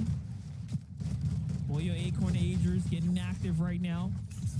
Things are starting to collide here. This is a real desperate situation for a Mistform to start coming out. They're going to have to hit the reset button here. You have Bryce's team here. This is just outside the contention of multiple trios now. I'm just looking at the map here. Everyone's kind of slowed down for a second right now. Acorn, Pollo, and Agers. What in the W key are we seeing right here? Are they trying to create such a buffer between them and the opponents? Maybe they're enabling a different strategy we haven't seen from Acorn, Pollo, and Agers so far. I feel like this is definitely a little bit more aggressive than usual. I'm thinking right now. I'm calculating. I'm like a robot. Boop, beep, boop, taking in all the information. It almost seems like they're doing that, trying to isolate eliminations as Cold. Peterbot Ritual, we saw in the feed, they were able to pick this one up on the visuals. Luckily for him, his teammates are still alive overall, but it almost looks like Acorn, Agers, and Pollo are looking for a dead side rotate. They saw the zone shift up towards the north, all the way towards the west. They know every team around their POI, all the way up towards the north, including the east side, is going to rotate on that edge. So they're trying to be quick, fast, and in a hurry. Beat all these other teams to the punch, but it seems like Cold, Peterbot, Ritual might have that same plan because they're heading right in that direction of the first place team. No, I think they have a different plan. It's not dead side. It's let's find Acorn. There's only so many places they could be. One little false look to the right and they would have spotted them out. I wonder if Cold and Rich was going to go ahead and do that. Peterbot's going straight for the high ground here. It's going to give them all the visibility on the teams that are fighting nearby. Launchpad's here as well to work with. There it is. Seems like they might have actually spotted something out down there. They know somebody's there, but it's kind of hard. It's a tough situation to be in. I feel like we've seen this before in group stages. How they got Brutal Boxcars uncontested. They use that rift. They're trying to get out. And that's what I was talking about with the lab. It might be hard to get in. Not as hard to get an exit, but they see exactly the direction they are moving in. So they might not try to beeline their direction right to them, but they are going to be hovering and hounding them the entire way through. I was going to say, you don't really have to, right? All you got to do is hold them out, get into the kind of their directional, rotational areas, and do what you need to do from there. But map knowledge coming through for Acon and Aegis Pollo. They go straight to the other launch pad. They veer out even further, and look, they're just going pad to pad right now. I think spider senses are kicking in for them right now. Like, wait, there's danger nearby. We gotta go. G Money, Aviv, and Rise though still in a bit of a scuffle over there as Acorn, Agers, and Pollo just trying to figure out how to live to see another day right now. Wait a minute. You see this? You see this, right? They dropped the medallion from Demon's Domain. They know it. You were exactly right, Monster. The hairs on the back of their neck was sticking up. They got the chills. They said, nah. This just does not feel right. And this could be a bait. I wonder if this could be a bait possible play. Either way, they are thinking outside of the box here. I'm hyped. What is going on right now? He's going back for it. It's either a misplay or some 1,000 IQ big brain play to see if they can beat them into walking into some of their territory. But again, there's just so much happening there, and you could tell that Peterbot Cold was on to their heels. But look at this. They lost Ritual. What happened? Oh, the tides might be turning here. Oh, the 3-2-1. The team fire enough. Smiley and Salt just get the elimination. And I would say, luckily for them, Monster, there is a reboot van just up that mountain. I think Peterbot is already gaining access to that. The biggest thing that they've lost right here is not only the time to rotate to the zone, but the storm surge, if any, that Rituals has. This might have put them in a peculiar situation when storm surge activates. Oh, man, I don't even want to know what the comms are like right now for them to just have the opportunity and then watch it slip before their fingertips. This might just be, honestly, the play that sets them all the way back. Pollo, Acorn, and Agers likely just finding, renewed breath here as they see what's happening. And look at this, pushing right through Oliver OG team, not because they have to, but because they want to. They can just do that. They have the momentum, they have the lead, they have the points right now, they have the buffer room to work with, and the bigger they can build this lead, the more likely they are to get themselves another championship right now. Pollo's going to put himself, into that 5X conversation, into that best of the best on NA conversation. It's just happening here and now, right before our eyes. I'm just waiting for that montage afterwards of Pollo essentially saying, anything you can do, I can do better. You saw the stat, Pollo leading in damage with his team. They went and picked right back up their medallion as well, making sure to keep the entire loot of Demon's Domain intact, finding a couple more eliminations. And as you said, with Ritual going down, them finding more eliminations, they're putting it in a position to where, yeah, maybe Ritual Cold and Peterbot can win with an elimination, but how many eliminations? It's almost putting them in a spot where they need a historic game in order to overtake that first place spot.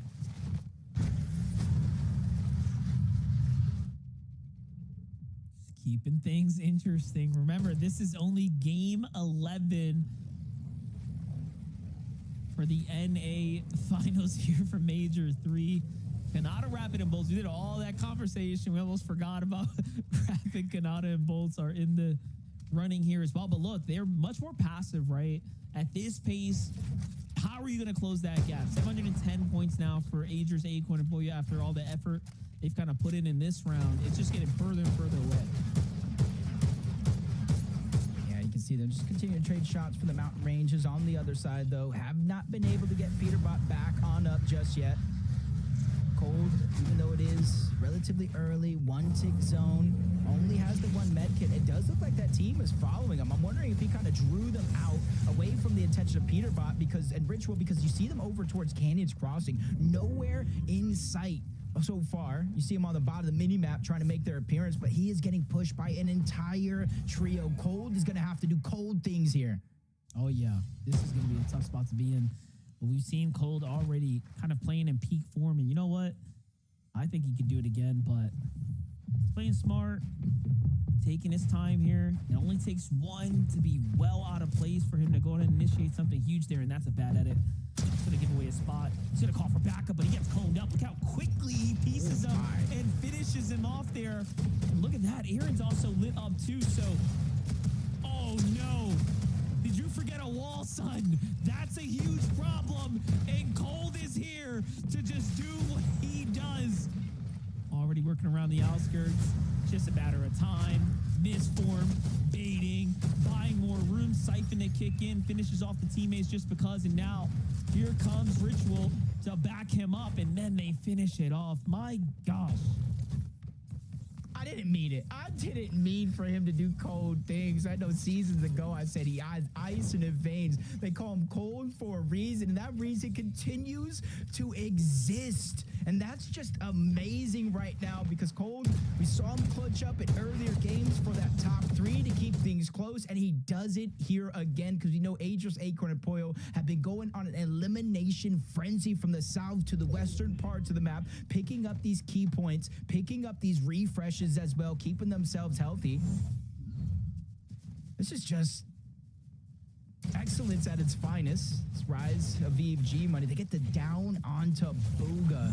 And that's a big down for multiple reasons, not just the points, because that's the global championship qualifying race and the team that's on their heels. Down one goes. Visuals just ticking away. Is there even going to be enough time for the next one to go through? I don't think so. Wait, he had a big hit.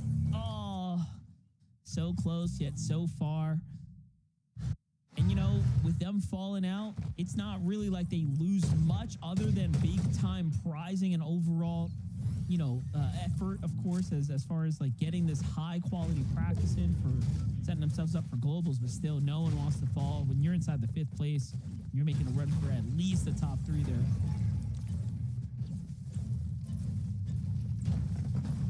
Less than 50 points now.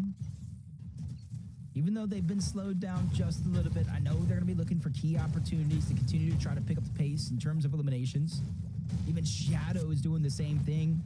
Muzz and Sphinx are still in that hunt. They started this game with 435 points. I want to say around 80 or so points out of reach of that second global championship spot. And with Muzz down, that puts a lot of pressure on Shadow and Sphinx. Not in terms of damage and Storm Surge, but to get their full trio up. They are on the clock right now, 5th zone, 24 seconds until it officially closes. I will say the silver lining got to be in this situation is there are multiple reboats towards the backside of the zone, both on their left and their north side of their original drop spot. So as long as they have some mobility, it shouldn't take too long to get the reboot if they have his card. Yeah, they're not out of it just yet, but I mean, it just seems like things have been going downhill since that Victory Royale. 28 plays, 12 plays, which is, you know, pretty big end game, but you're missing out on the bulk of the points. So it's been pretty tough for Sphinx and Shadow to find their footing. Let's see if they can kind of turn things around right now. But one thing's for certain, they got to make it. I was going to say, make a move fast. Depending on how long they've been in the storm, too, though, you got to think about it, Jacob. They might actually catch sickness because, you know, once around zone 7 turns in, if you haven't exited, I mean, that's it. You're cooked. Yeah, it's just unfortunate, too, right here. I'm not sure if he was able to get the reboot card or not, but Shadow, Sphinx, forced to go 2 separate directions. And it's Sphinx who's drawing the attention of Neko, Zabi, and Liam, just hoping and praying that he can get Muzz back on up. And then eventually, if he goes down, they can move on over and get his card. But as we tune in, Cole, he did get another elimination on to Broken, bringing their team total to 6. And this is exactly how it happened, Monster. Yeah, you like hanging out in a surge base? Let's just see what happens when these guys start to target you. And then they initiate the fight. Yeah, they're kind of coming up. Looking for a couple more points here. Why not? Take a stab at it. No healing for Peterbot just yet. Give it a second, though. G-Money, Aviv, Rise. Pressure starting to build here. The real question is, will they crack? Aviv ends up falling now. Rise, super hurt. Medmiss has to come out here. This is, of course, going to be a tell to the rest of the lobby, but at least it gets it recovered. Look at that mini-map. My gosh. That's a problem for everyone here at the Shafts. All the teams that were thinking it was going to continue to pull towards the north are now having to try to make their way in, which makes that side of the zone pretty congested. You see it going down all the way towards the western edge, even a little bit towards the north as Rise. G-Money, they're able to get healthy there in that situation, but you can see a huge loss in their resources overall. They're a team that is inside of that global championship qualifying bubble, and with 2 games left, hoping to keep that intact with or without Aviv by their side. They know they got to get that job done.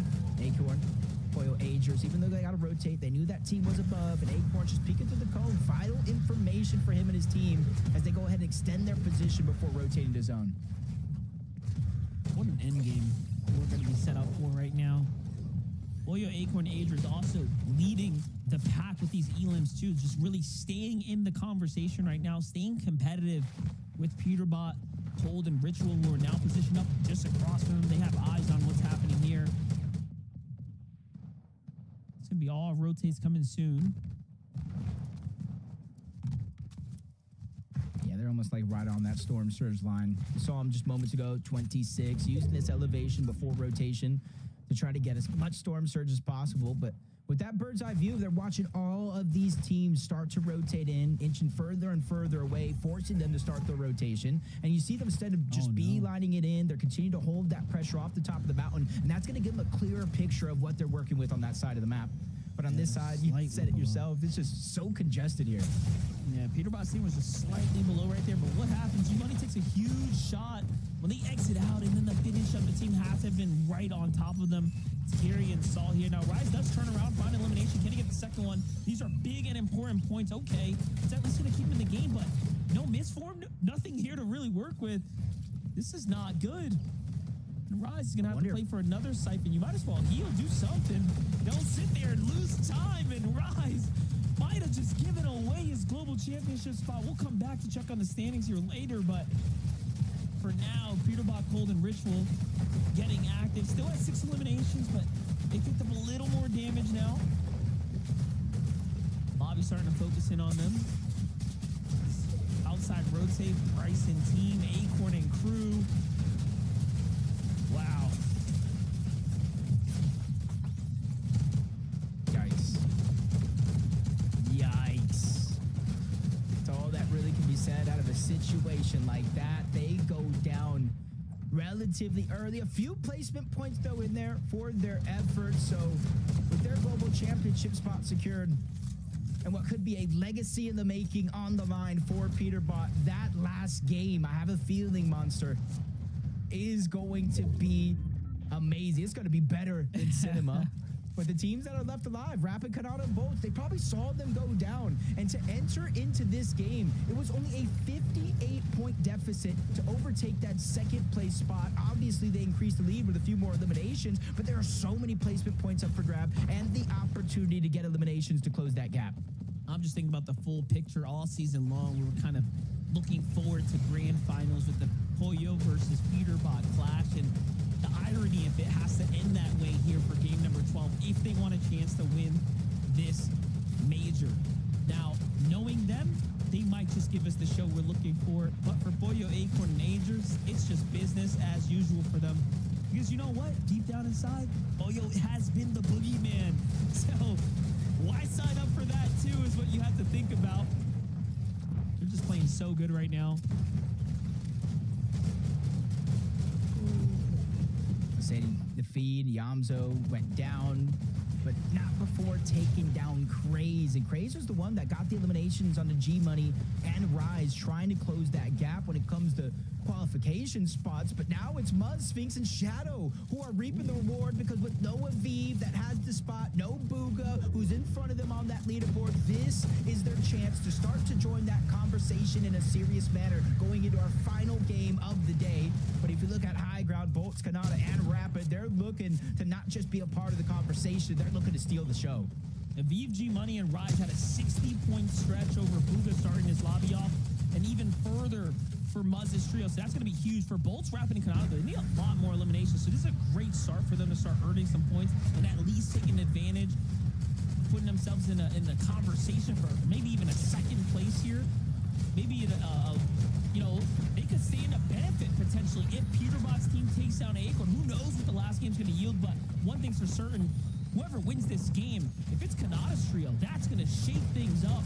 If Acorn's team doesn't go the distance, Cooper, Reed, Curly, playing the low ground on the outskirts right now. Definitely a wild factor here in the lobby. He must go. Those are key eliminations right there. 4 more points and more because of the placement, knocking that team out of the lobby. They see so much chaos going down around. They're just trying to peek and find that perfect opportunity to get more. There's Bolts Kanata and Rapid because so much is going on in and outside of the different layers on the low ground. Nobody has really had a chance to feel comfortable enough to look up. The one team that would, Angers, Acorn, Foyo, they're on that ultimate low ground. They're building space and they're trying to claim it as their own, but Bolts is still going on the hunt. You talked about eliminations being needed. Well, he heard you loud and clear. Yeah, he definitely has to do something. But look at this. Agers, Acorn, Boyo still standing here, earning placement points ever so slowly. They did everything they needed to do for the elimination, so they have racked up enough. Bolt is still getting active, though. Huge shotgun shots. He has to force his way back to the top of that misform just to buy him a little bit more time. And finally now, pressure comes from the low ground here, forcing Agers up and out, but Boyo's hot on the heels here. They're doing an excellent job rotating together. Bolt sees what's happening. They know you have to target second height. You can't get them or allow them to get comfortable. And here it is, the clash that we've been waiting for might just happen. Yeah, and they know exactly where they're at because of the hot potato with that medallion. And there goes a flank right there. Bolty yoinks him in, almost gets that knock and elimination. Boyo, life flash right before her very eyes, but quick thinking, the medallion changing hands. Chug Jug is out. His team's going to build him a path, using the misform to try to get to the front side of zone, buy him time to heal. But I think Bolts might know there's somebody that did not go with him, that is last to enter and might be the first to leave as they continue to target down below. They know if they have any chance at taking that first place spot, they need to figure out a way to take down the Titans. As Fleek steps in the way, Bolts is going to take him out regardless who he is and enters that misform to reclaim their high ground. This is why I absolutely love the misform in the end game as well. It just picks up the pace of the game. So many opportunities to just prove how far ahead you can be as an individual competitor. And Boyo is still going as well. I know we're focusing in on what Bolt is capable of, but Boyo is standing here strong alongside Acorn. Acorn's going to fall. He's going to pick up some material now. Someone has managed to actually reclaim high ground, so Bolts, Rapid, and Kanata are actually distracted here for a second. They have to force their way up top. It's Curve. He's just giving, honestly, everyone else time to make a move. Muzz, Sphinx, and Shadow are almost happy this is happening. Boyo's just buying time. He knows Acorn's going in, trying to be a little bit of disruptor, but he goes down with his last med kit in his inventory. He's forced to use the misform to go in. Sliver of HP remaining, instantly deleted by Kanata, Bolts, and Rapid, but will that have been too late? Now they end up in a 3v3 situation, everything to fight for. Each team trading off downs each. Shadow's by himself, but he gets taken out. The Siphon is going to come into play for Bolts, buying him just a little bit extra time, maybe even more, as Muzz goes down as well, but Shadow has created such distance away. He goes back up, knows Kanata's playing the heal off. Smart play by Bolts here. He doesn't want to give away that Siphon for free, and it works out perfectly. Kanata, Bolts, and Rapid storm through game 11 and take it by force. Talk about a big game to keep them in the running here and now.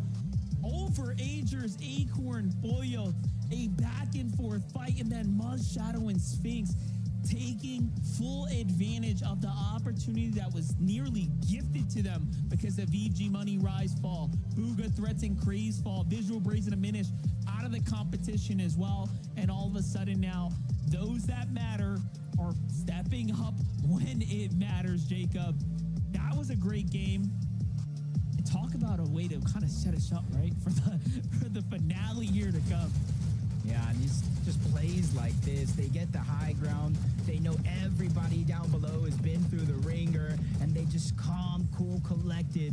Just get these eliminations and even dive down to pick up the loot like you're watching Bolts here. That just reinforced their position up above. But we talked about it throughout the course of the game in terms of Peterbot. But Kanata, Rapid, and Bolts, they need eliminations to close the gap if they want to take that first place spot. Well, guess what, Monster? They ended this game with double digits. They ended this game with 14 eliminations after taking down Sphinx here for the victory royale. That plus the 65 points, 121 point game for a team that's all but clutched their spot to the global championship. But with one game left, Monster, we got to throw it to Zeke, Kelly, and Vivid to break down all that actions and lead us to the promised land.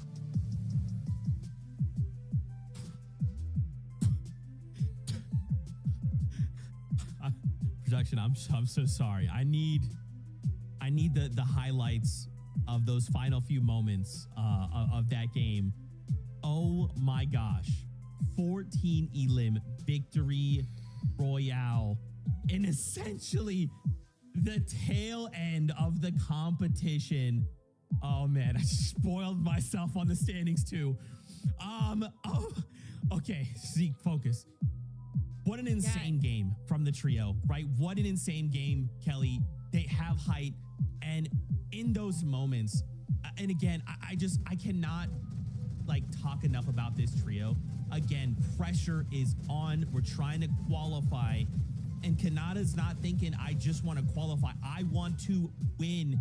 Bolt is right there with him. Rapid there to support beat after beat. I'm blown away. I'm at a loss for words. It's crazy.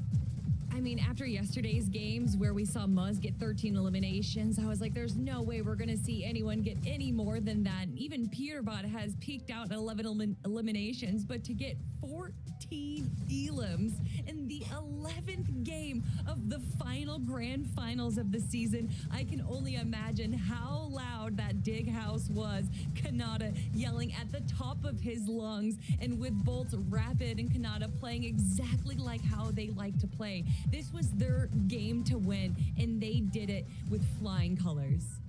Yeah, I mean, Bolt's just playing on the edge of danger at every single waking moment, right? Constantly dropping down, of course, the misform to kind of back up that type of play style, but just making sure that he and his trio had enough materials to kind of hold that high ground, apply enough pressure. The amount of times we kind of saw him dip down, pick up some of those mats, fly back up, make sure his trio was healthy, and then at the very last moment as well, Jacob kind of called it out, kind of using the misform, returning back to Kanata, dropping the misform, so Kanata had that little bit of an extra boost in the heal of if he ended up needing it. Oh, just crazy stuff happening on NA. Game number 11. I told you it was going to set us up big for game number 12. Oh, dude, the tech, that's what blows me away. Bro, just think in the moment, you're like, I have a misform. It has 2 charges. You could, if he just used both to try and find that player, find Sphinx, track him down, I would be like, yeah. He misforms up to Kanata and drops him the final charge. To just think about the implication. Kanata's like, oh shoot, something's wrong. Misform. Gotta go find some. Gotta go give that. You giving me time to go look. Oh my gosh, Bolts, you're nuts. Okay, I love Fortnite. We're gonna go to a break. When we come back, we're gonna take a look at these standings. Your little mind's gonna be blown. So is mine. Get ready. Gear up. One final game, Fortnite fam. We'll see you real soon.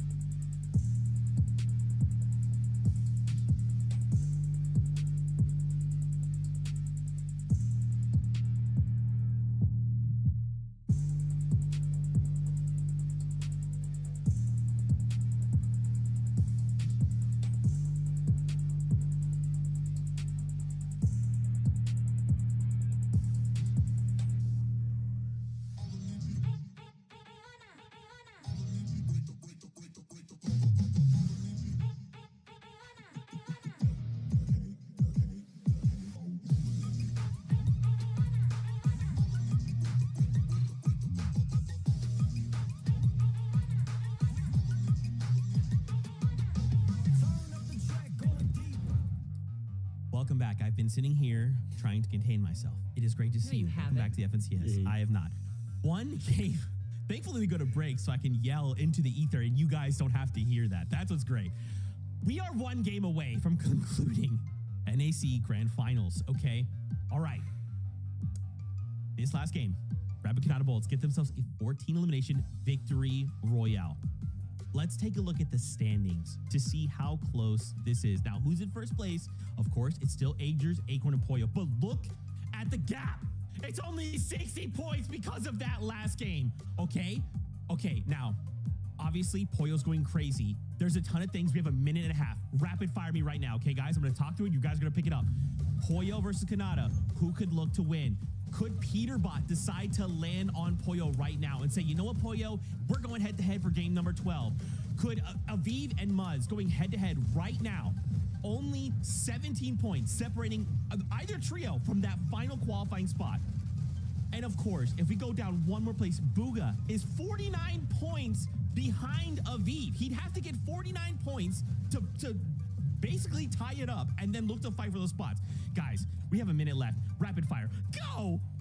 There is already so much that has happened over the last 2 days, over the last 11 games, where players have changed up their drop spots, changed up how they're playing the game, and made those little differences. And honestly, right now, I think that's what we're going to be seeing. And those little differences could be a drop spot change. But are you going to make that risk? It's high risk, high reward. Peterbot going over to Pollo, landing on Demon's Domain to have this final argument of who is better, who can win the off spawn fight. And what better way to do it than the final game of Grand Finals? But is it too little too late?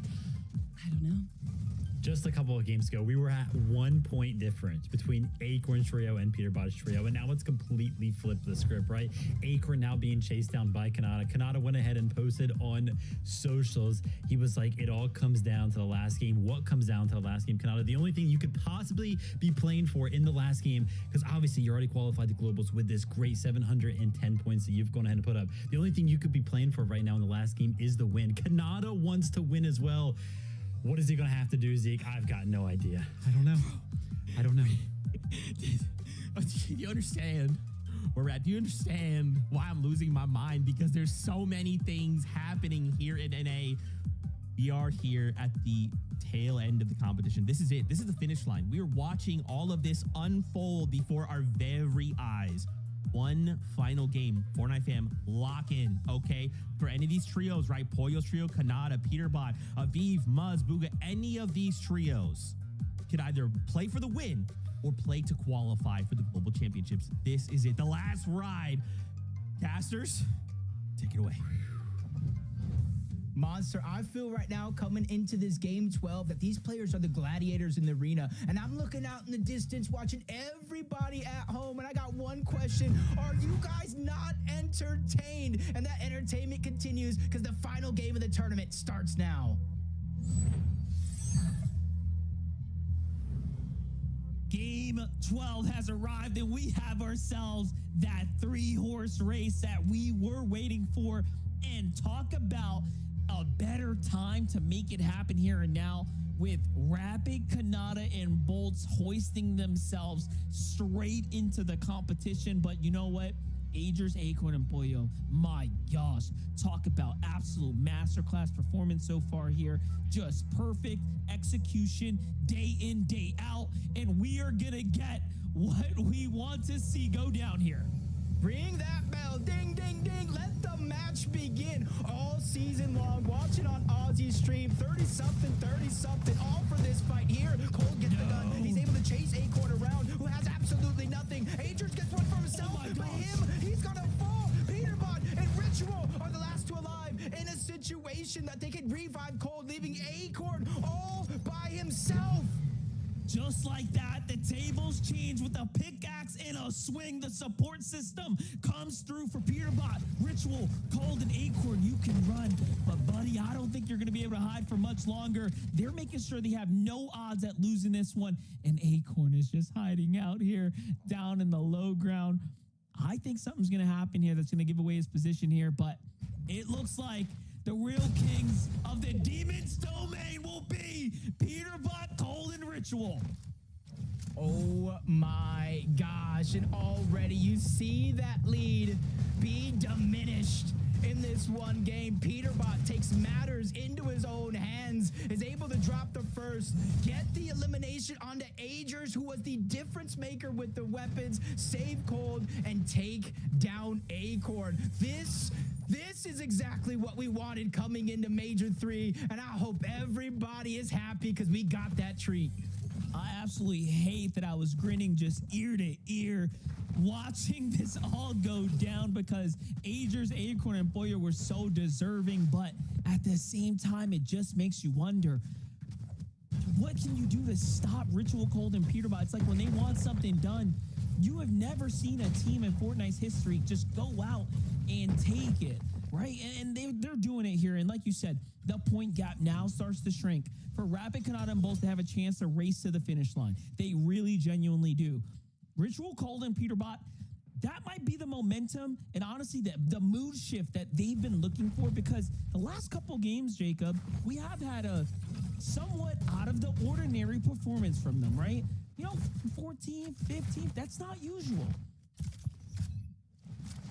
Just looking right now at the points, a 30-point deficit to second place right now. And with those eliminations, they already dropped it down to, I think, 18 points behind Kanata, Rapid, and Bolts. But I know, everybody at home knows who's had their eyes peeled on Fortnite competitive.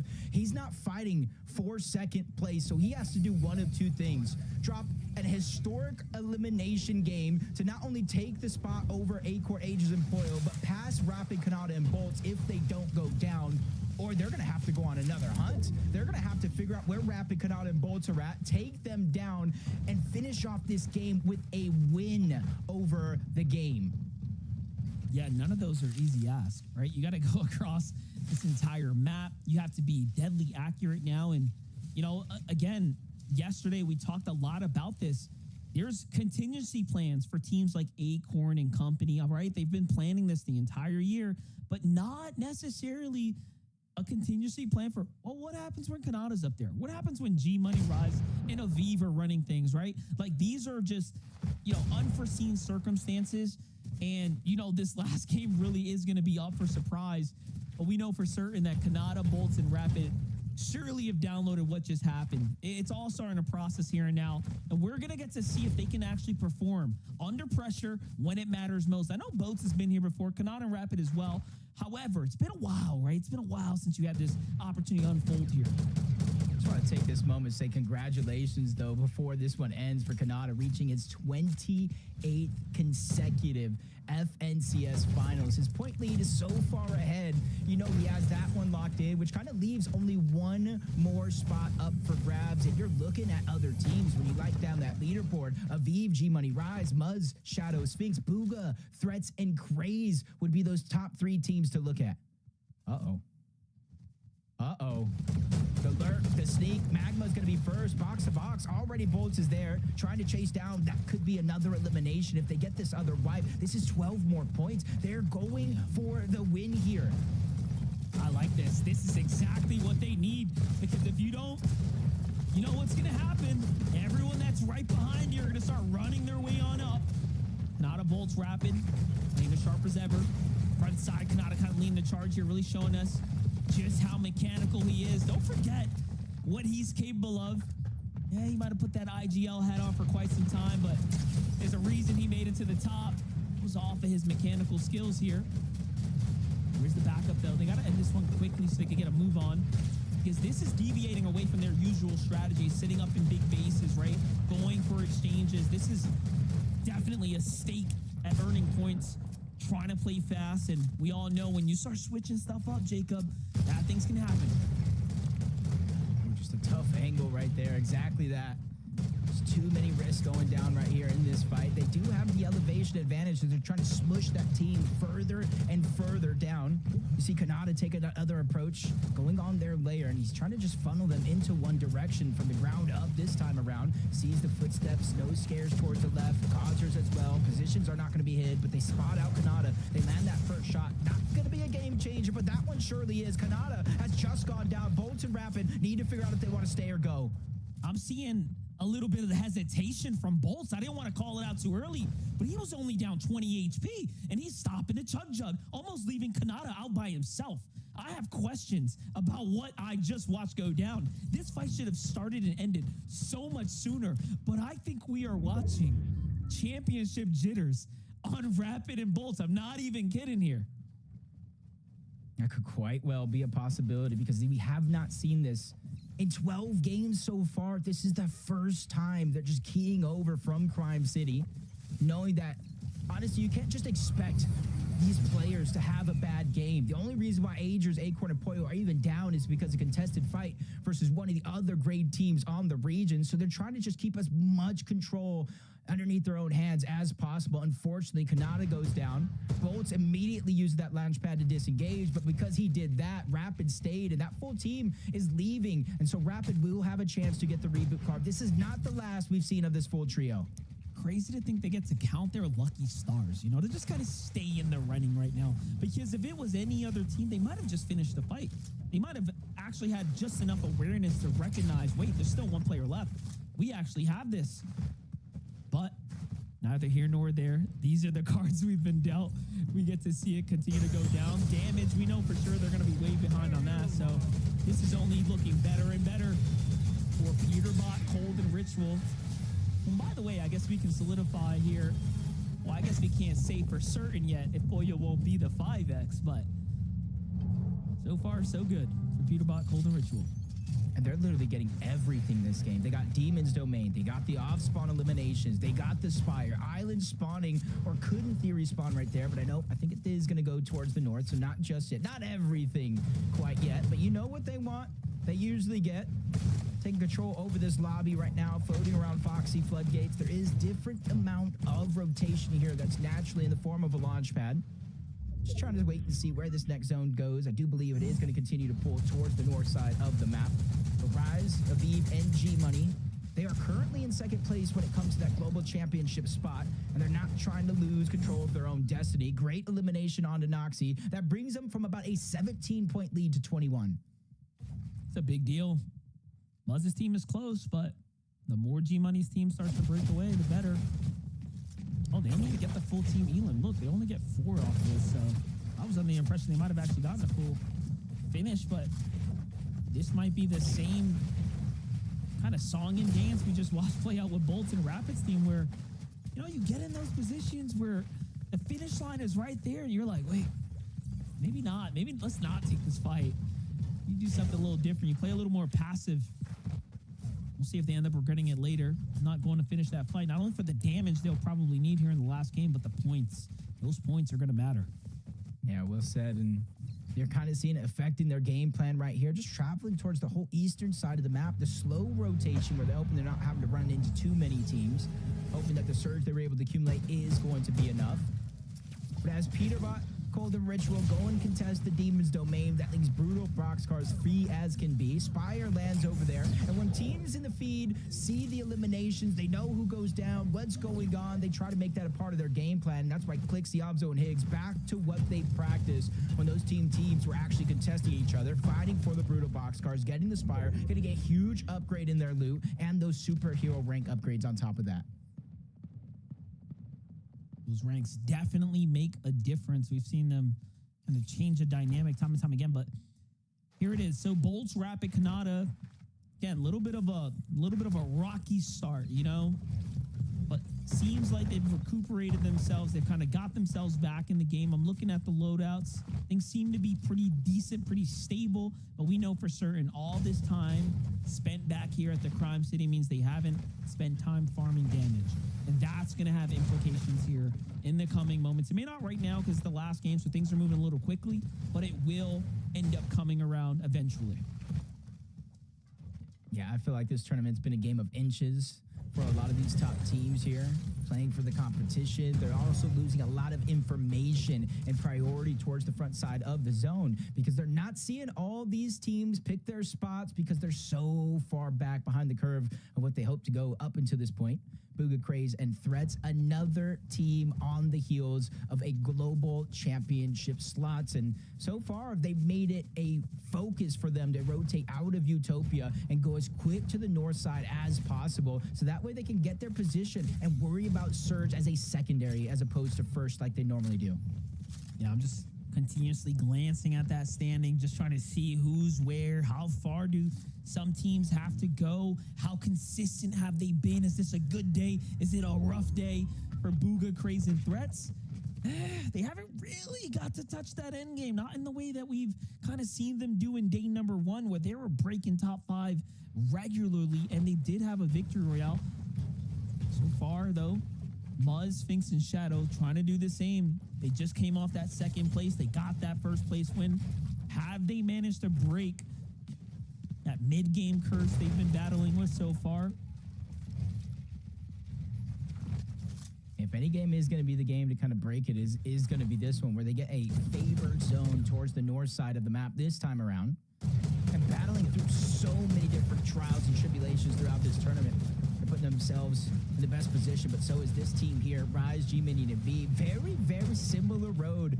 Contested one time, non-contested, contested, uncontested. The mind games teams are playing on them, but for them to be able to hold tough throughout each and every one of these moments, putting themselves honestly in the right spot inside of that bubble when it comes to the second and final spot for Globals as Bolts, Kanata, Rapid once again find themselves in a tough spot at the edge of the zone. That's Golden, that's Mason, and that's Chimp as well, rotating right in front, and then a whole nother trio trying to beat him to the punch. And this is what we were talking about, Monster, when we're saying going down early. Even if you're able to get that healthy reboot, you lose a lot.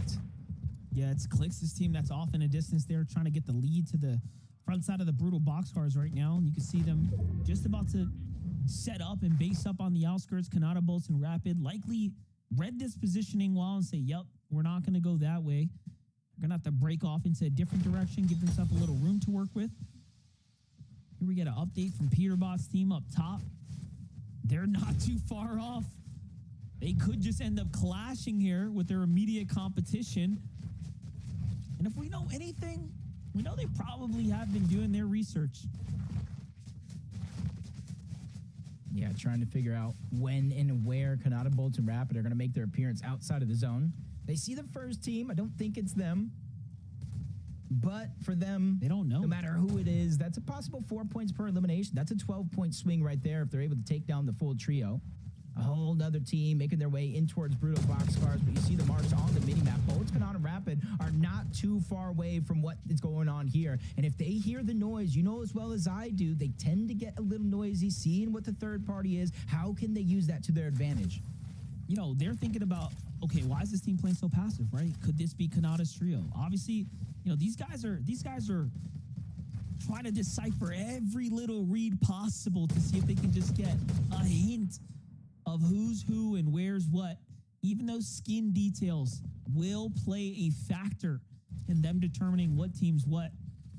So for now, you might have seen enough to recognize that's not the trio they're looking for. Bolts, Kanata, Rapid now on the move here, though, back inside the building of the boxcar. Trying to get back situated here in this game. This is a desperate reform here as the map is pulling pretty further away. They will end up crossing paths with Clix's trio and Peterbot's trio here shortly. I do think that's their team off to the right. And there, they might have spotted them. Yeah, I'm locked in on the colors in the mini-map. Orange for Peterbot's team, green for Kanata. As soon as I see those colors come in close contact with each other, I'm thinking it's on, it's game time. They might not know how close they actually are, but it's definitely going to be a scary situation. Booga, Threats, and Craze, though, lurking up onto Muzz. May not know that's exactly them, but that is the team that they have to go through. One of two teams if they want to qualify for the Global Championship. And for Booga and Threats, it's to remain perfect in terms of qualifying for these lands. This is big. This is like their little Global Championship fight right here. We're watching it all go down. Oh, no, Muzz. Okay. Oof. Jumps off the cliff there. Could have got 3-2-1, but that doesn't mean Sphinx or Shadow safe. Oh, Sphinx finds himself a little bit out of position. Threats needs to stop moving or they're going to give away the spot. Crazy's going to end up opening here. There it is. They initiate, but they miss. Sphinx reacts super fast. Luckily, he had dashes on standby, and he backs off. happening right here. Below the threshold for Kanata, Bolts, and Rapid, they haven't done enough. And that's all because of that kind of slow start they had, that initial knock onto them. They will be forced to take this fight right now. Yeah, they changed things up so much. It's not exactly the change they were looking for. 100 damage below. One well-placed shot could change things up. But right in front of them, that's Golden. That's Mason in their trio on the other side.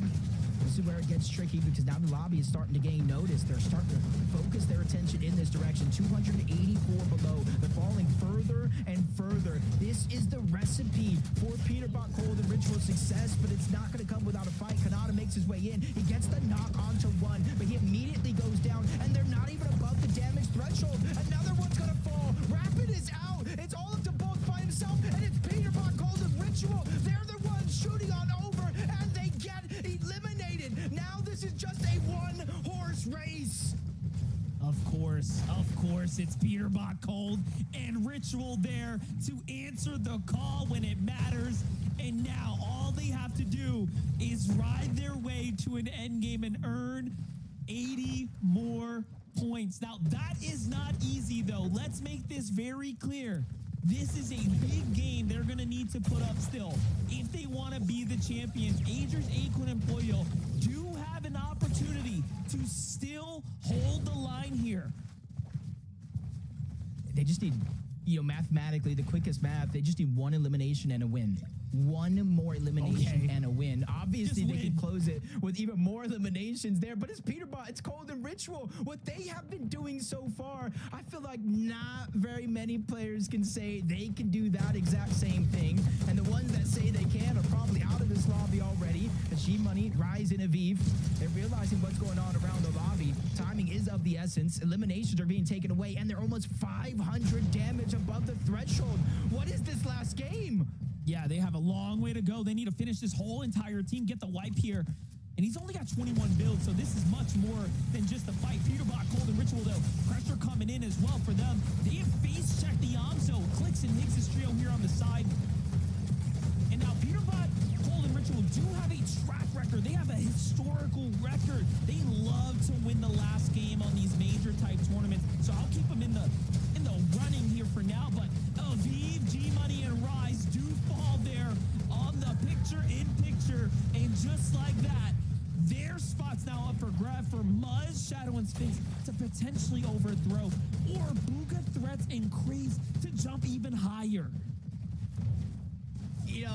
My man Levin on EU is probably saying this right now. Cinema. This is cinema at its finest.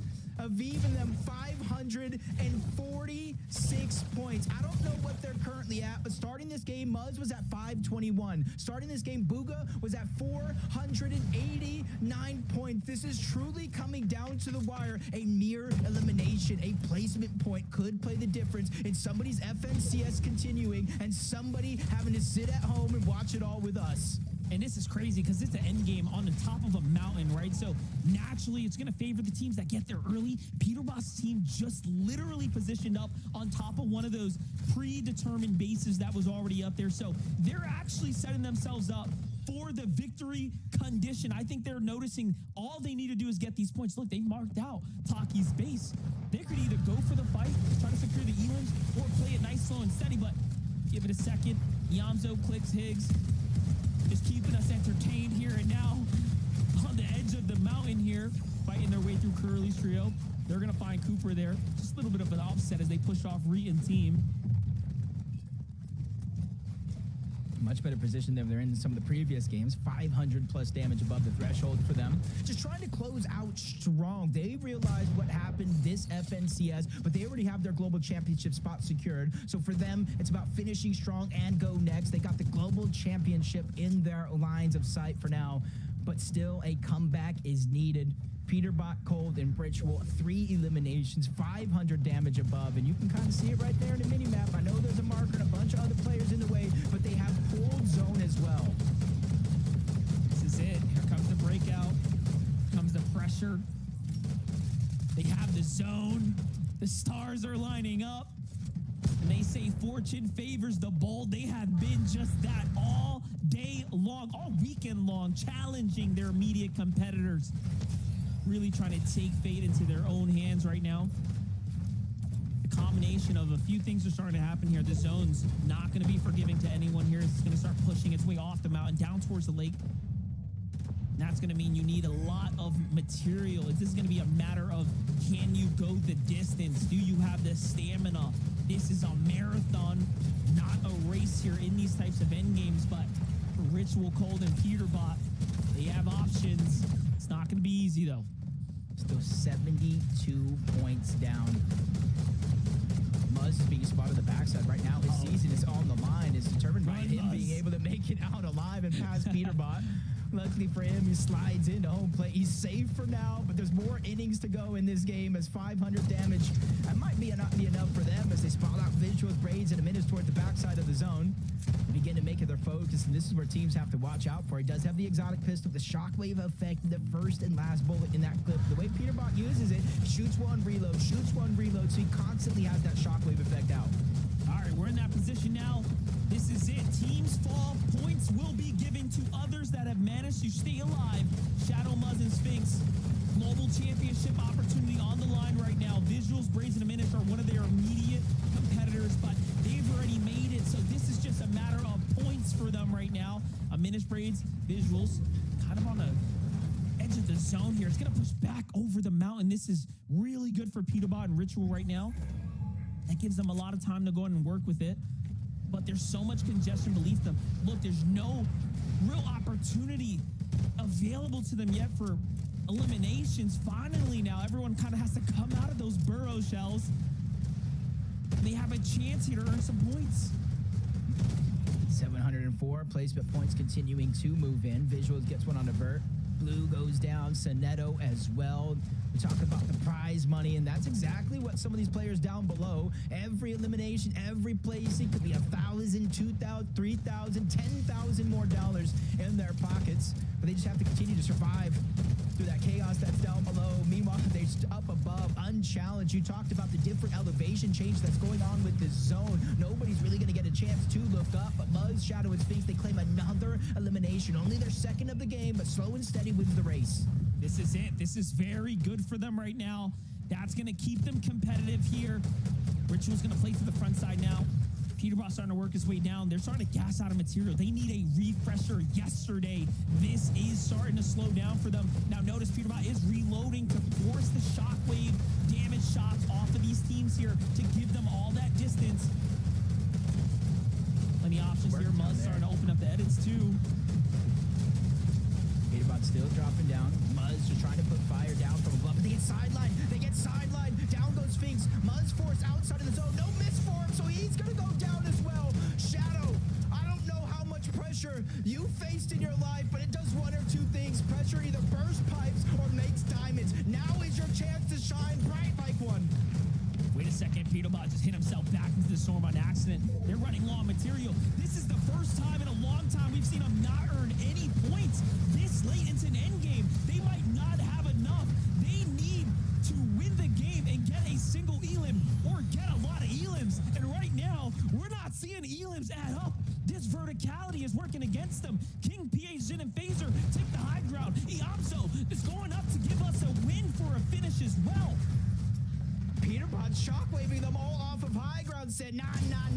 You can hold it for now. Keep my Seymour because the king is coming back to take his throne. This team doesn't want to take part in just another FNCS monster. They want to take over this FNCS. Prove a point. Claim his 6th FNCS championship, and right now they're well on their way up the mountain. It's claiming so many players down below, forcing them into the first order base where there might not necessarily be an exit. Shadow, he goes down. At least he made inside of the top 8, but where does he land on that leaderboard?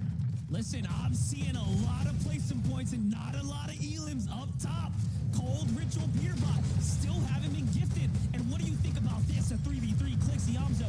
Higgs looking to get revenge here. They got taken out before. Can they stand through the power that Cold, Ritual, and Peterbot are laying down here? But no, they run away. Potentially to be, again, not found for elims here. Not by this team, at least.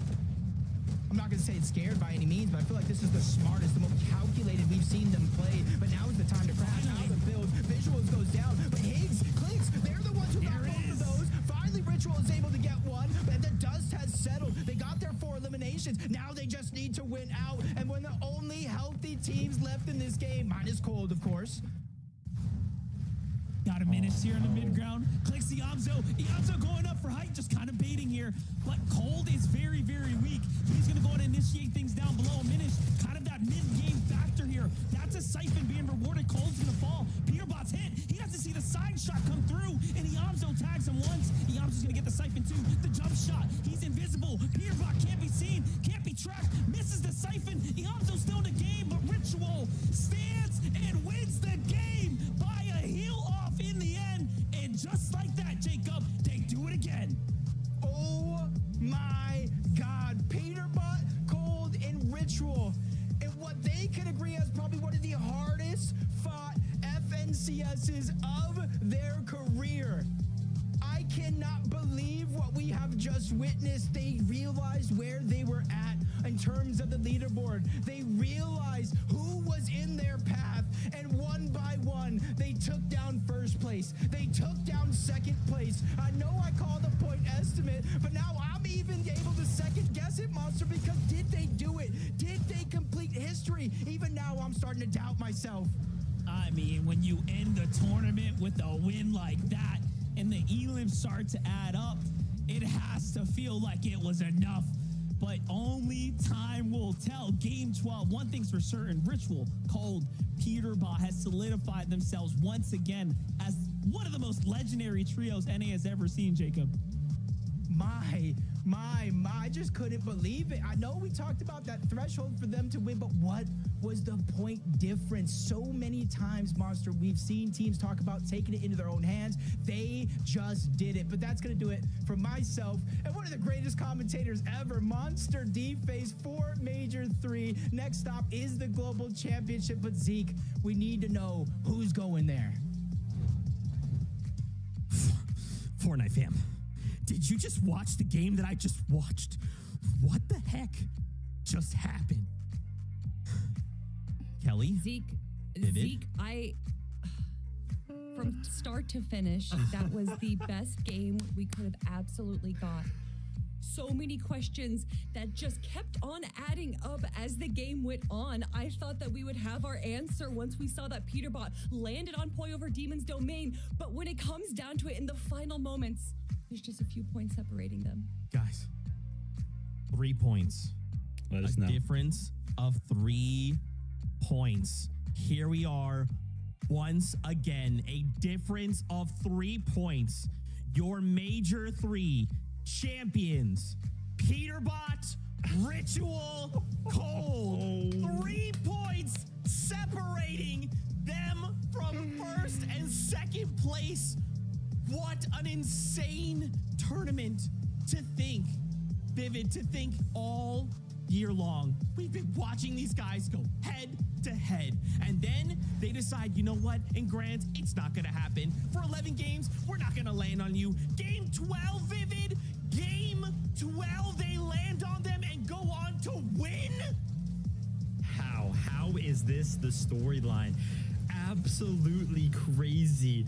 Throughout the day, we had a moment where they were 1 point away, and then it seemingly felt like the gap was too big. They couldn't catch back up. Acorn was sitting pretty upon the throne, but the throne, the real one that needed to be claimed to go ahead and take the championship home, was the one over at the POI that they both tried to stake a claim at throughout the entirety of the major. And Peterbot, Cold, and Ritual do the unthinkable. They make the call, Kelly. They go ahead and contest them off spawn. And not only that, not only does it come down to game 12, it comes down to the final elimination. We did some math beforehand. We knew that they needed 7 to go ahead and secure it. They had 6 right there. And the final moments, they pick up the last one. 3 points, Kelly. They win by 3. So many people were trying to stop their run there. There was so many opportunities for them to go down, but they refused to fall short, having the players from Brazil try to steal height away from them, and it looked like they were going to do it. But Peterbot, Cold, and Ritual said, no, this is our game, this is our region, and we're going to show you why. once again, the back-to-back Major 2 and Major 3 champions, Yeah. Peterbot, Cold, and Ritual, prove to the world that they are the best team. And now they're going to go to Globals in a month's time and prove it all over again. I cannot believe the games we got today. I am just blown away. Congratulations to Peterbot, Cold, and Ritual. Wow. We can't forget though. Obviously, there's still 2 spots going to the Global Championship. Who has qualified? Who secured one of those spots? Well, I can go ahead and confirm Kanata, Rapid Bolts. Yep. They made one of the 2 spots, but who made the other? If you look on 4th place, Visual, Braids, and Diminish, they're already qualified. We go down 1 more placement. Oh, wow. Muzz, Shadow, Sphinx are going to the Global Championships. We won! We did it, Muzz! Let's go! To being grieved, to going through last chance qualifier, to being contested, and now finally going to global championships. Muzz, Sphinx, and Shadow, one of the newly formed trios out of this major, prove why you cannot put them out. This was their tournament to show everyone that they deserve to go to globals, and that is exactly where they're going. Instantly hitting the socials. Muzz is going ahead and showing his emotion, showing what it feels like to go ahead and clutch that one up, right? We're watching the win happen. Peterbot's taking it home over there in the final game of the day as well. Shadow clutching it up as a solo when Muzz and Sphinx go down, making sure that they are sitting comfy in 5th place. Wow, I can't believe it. You gotta feel a little bit bad for Aviv, G Money, and Rise, right? They were holding on to that spot throughout, it seemed like, the entire day, but unfortunately in the final moments, they went ahead and fell short. And of course, the other trio that's gonna be ecstatic about their qualification as well is, of course, Kanata, Rapid, and Bolts. We know exactly what that dig house sounds like right now, don't we, Zeke? Dude, they have got to be just going absolutely crazy. I just cannot believe.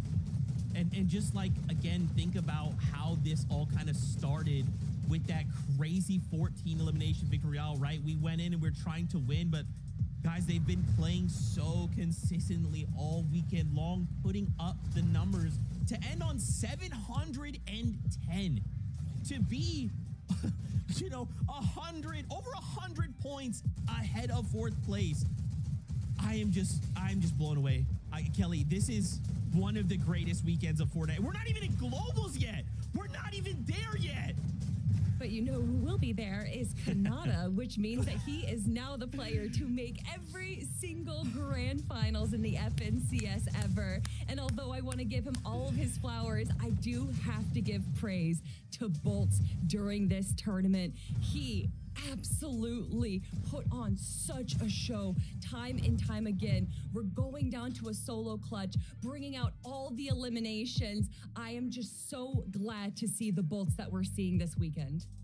I mean, incredible stuff from the trio as a whole. Incredible stuff from the region as a whole. What an absolute classic that we just got to witness. Entertainment through all 12 games, even in the groups, all the way through the grand finals. Oh my gosh. Man, I don't even know what to say, man. I don't even know what to say. I don't know how NA does this every time, man. We get to the finish line, and when we look at these trios, we just think, yeah, that trio's got it right. And when we get here at the finish line, it's like, nope, it's going to be coming down to the wire. It is going to be game 12. They are going to go head to head. Man, Fortnite delivers once again to the players. Thank you so much. Let's take a look, though, and see a more complete picture of who is going on to the next stage, the Global Championship.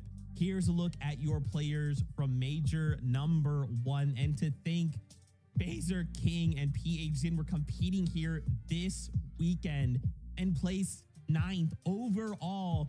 That is terrifying. Oh my gosh, Kelly, I'm shaking. I am so hyped right now. And this is just the first set of qualified teams going into major number 1. We got major number 2 here, which was really the meat and potatoes of all the trios that are going to be going on to global championships. But of course, we were still missing a few. But over this weekend, we have found the rest of your trios going to Lyon, France in, oh my gosh, in like just a little over a month. I can't believe we are already so close to the global championships, Vivid. I can't wait, right? Reading through some of those names, can't wait to see all of those trios up on the stage battling. And now the storylines, they're all going to come together in one place. This is what all these players wanted for all year. They want to qualify to globals, and that list right there shows us all of the players who deserve it the most. They've went ahead and earned that. And now they all get to go fight for a global championship. No pressure. No pressure. Oh my gosh, what an unbelievable weekend of Fortnite. Oh my gosh, this is why I love Fortnite, man. Yes. These are those moments that it's just like, this is unlike any other game. Oh my gosh. Kelly and Vivid, just thank you guys so much for being here with us, for breaking things down, for just giving us insight, for making us think about things in ways we've not thought about them. Before we kind of start saying goodbye, I would just love to hear from you guys. Next step, globals, baby.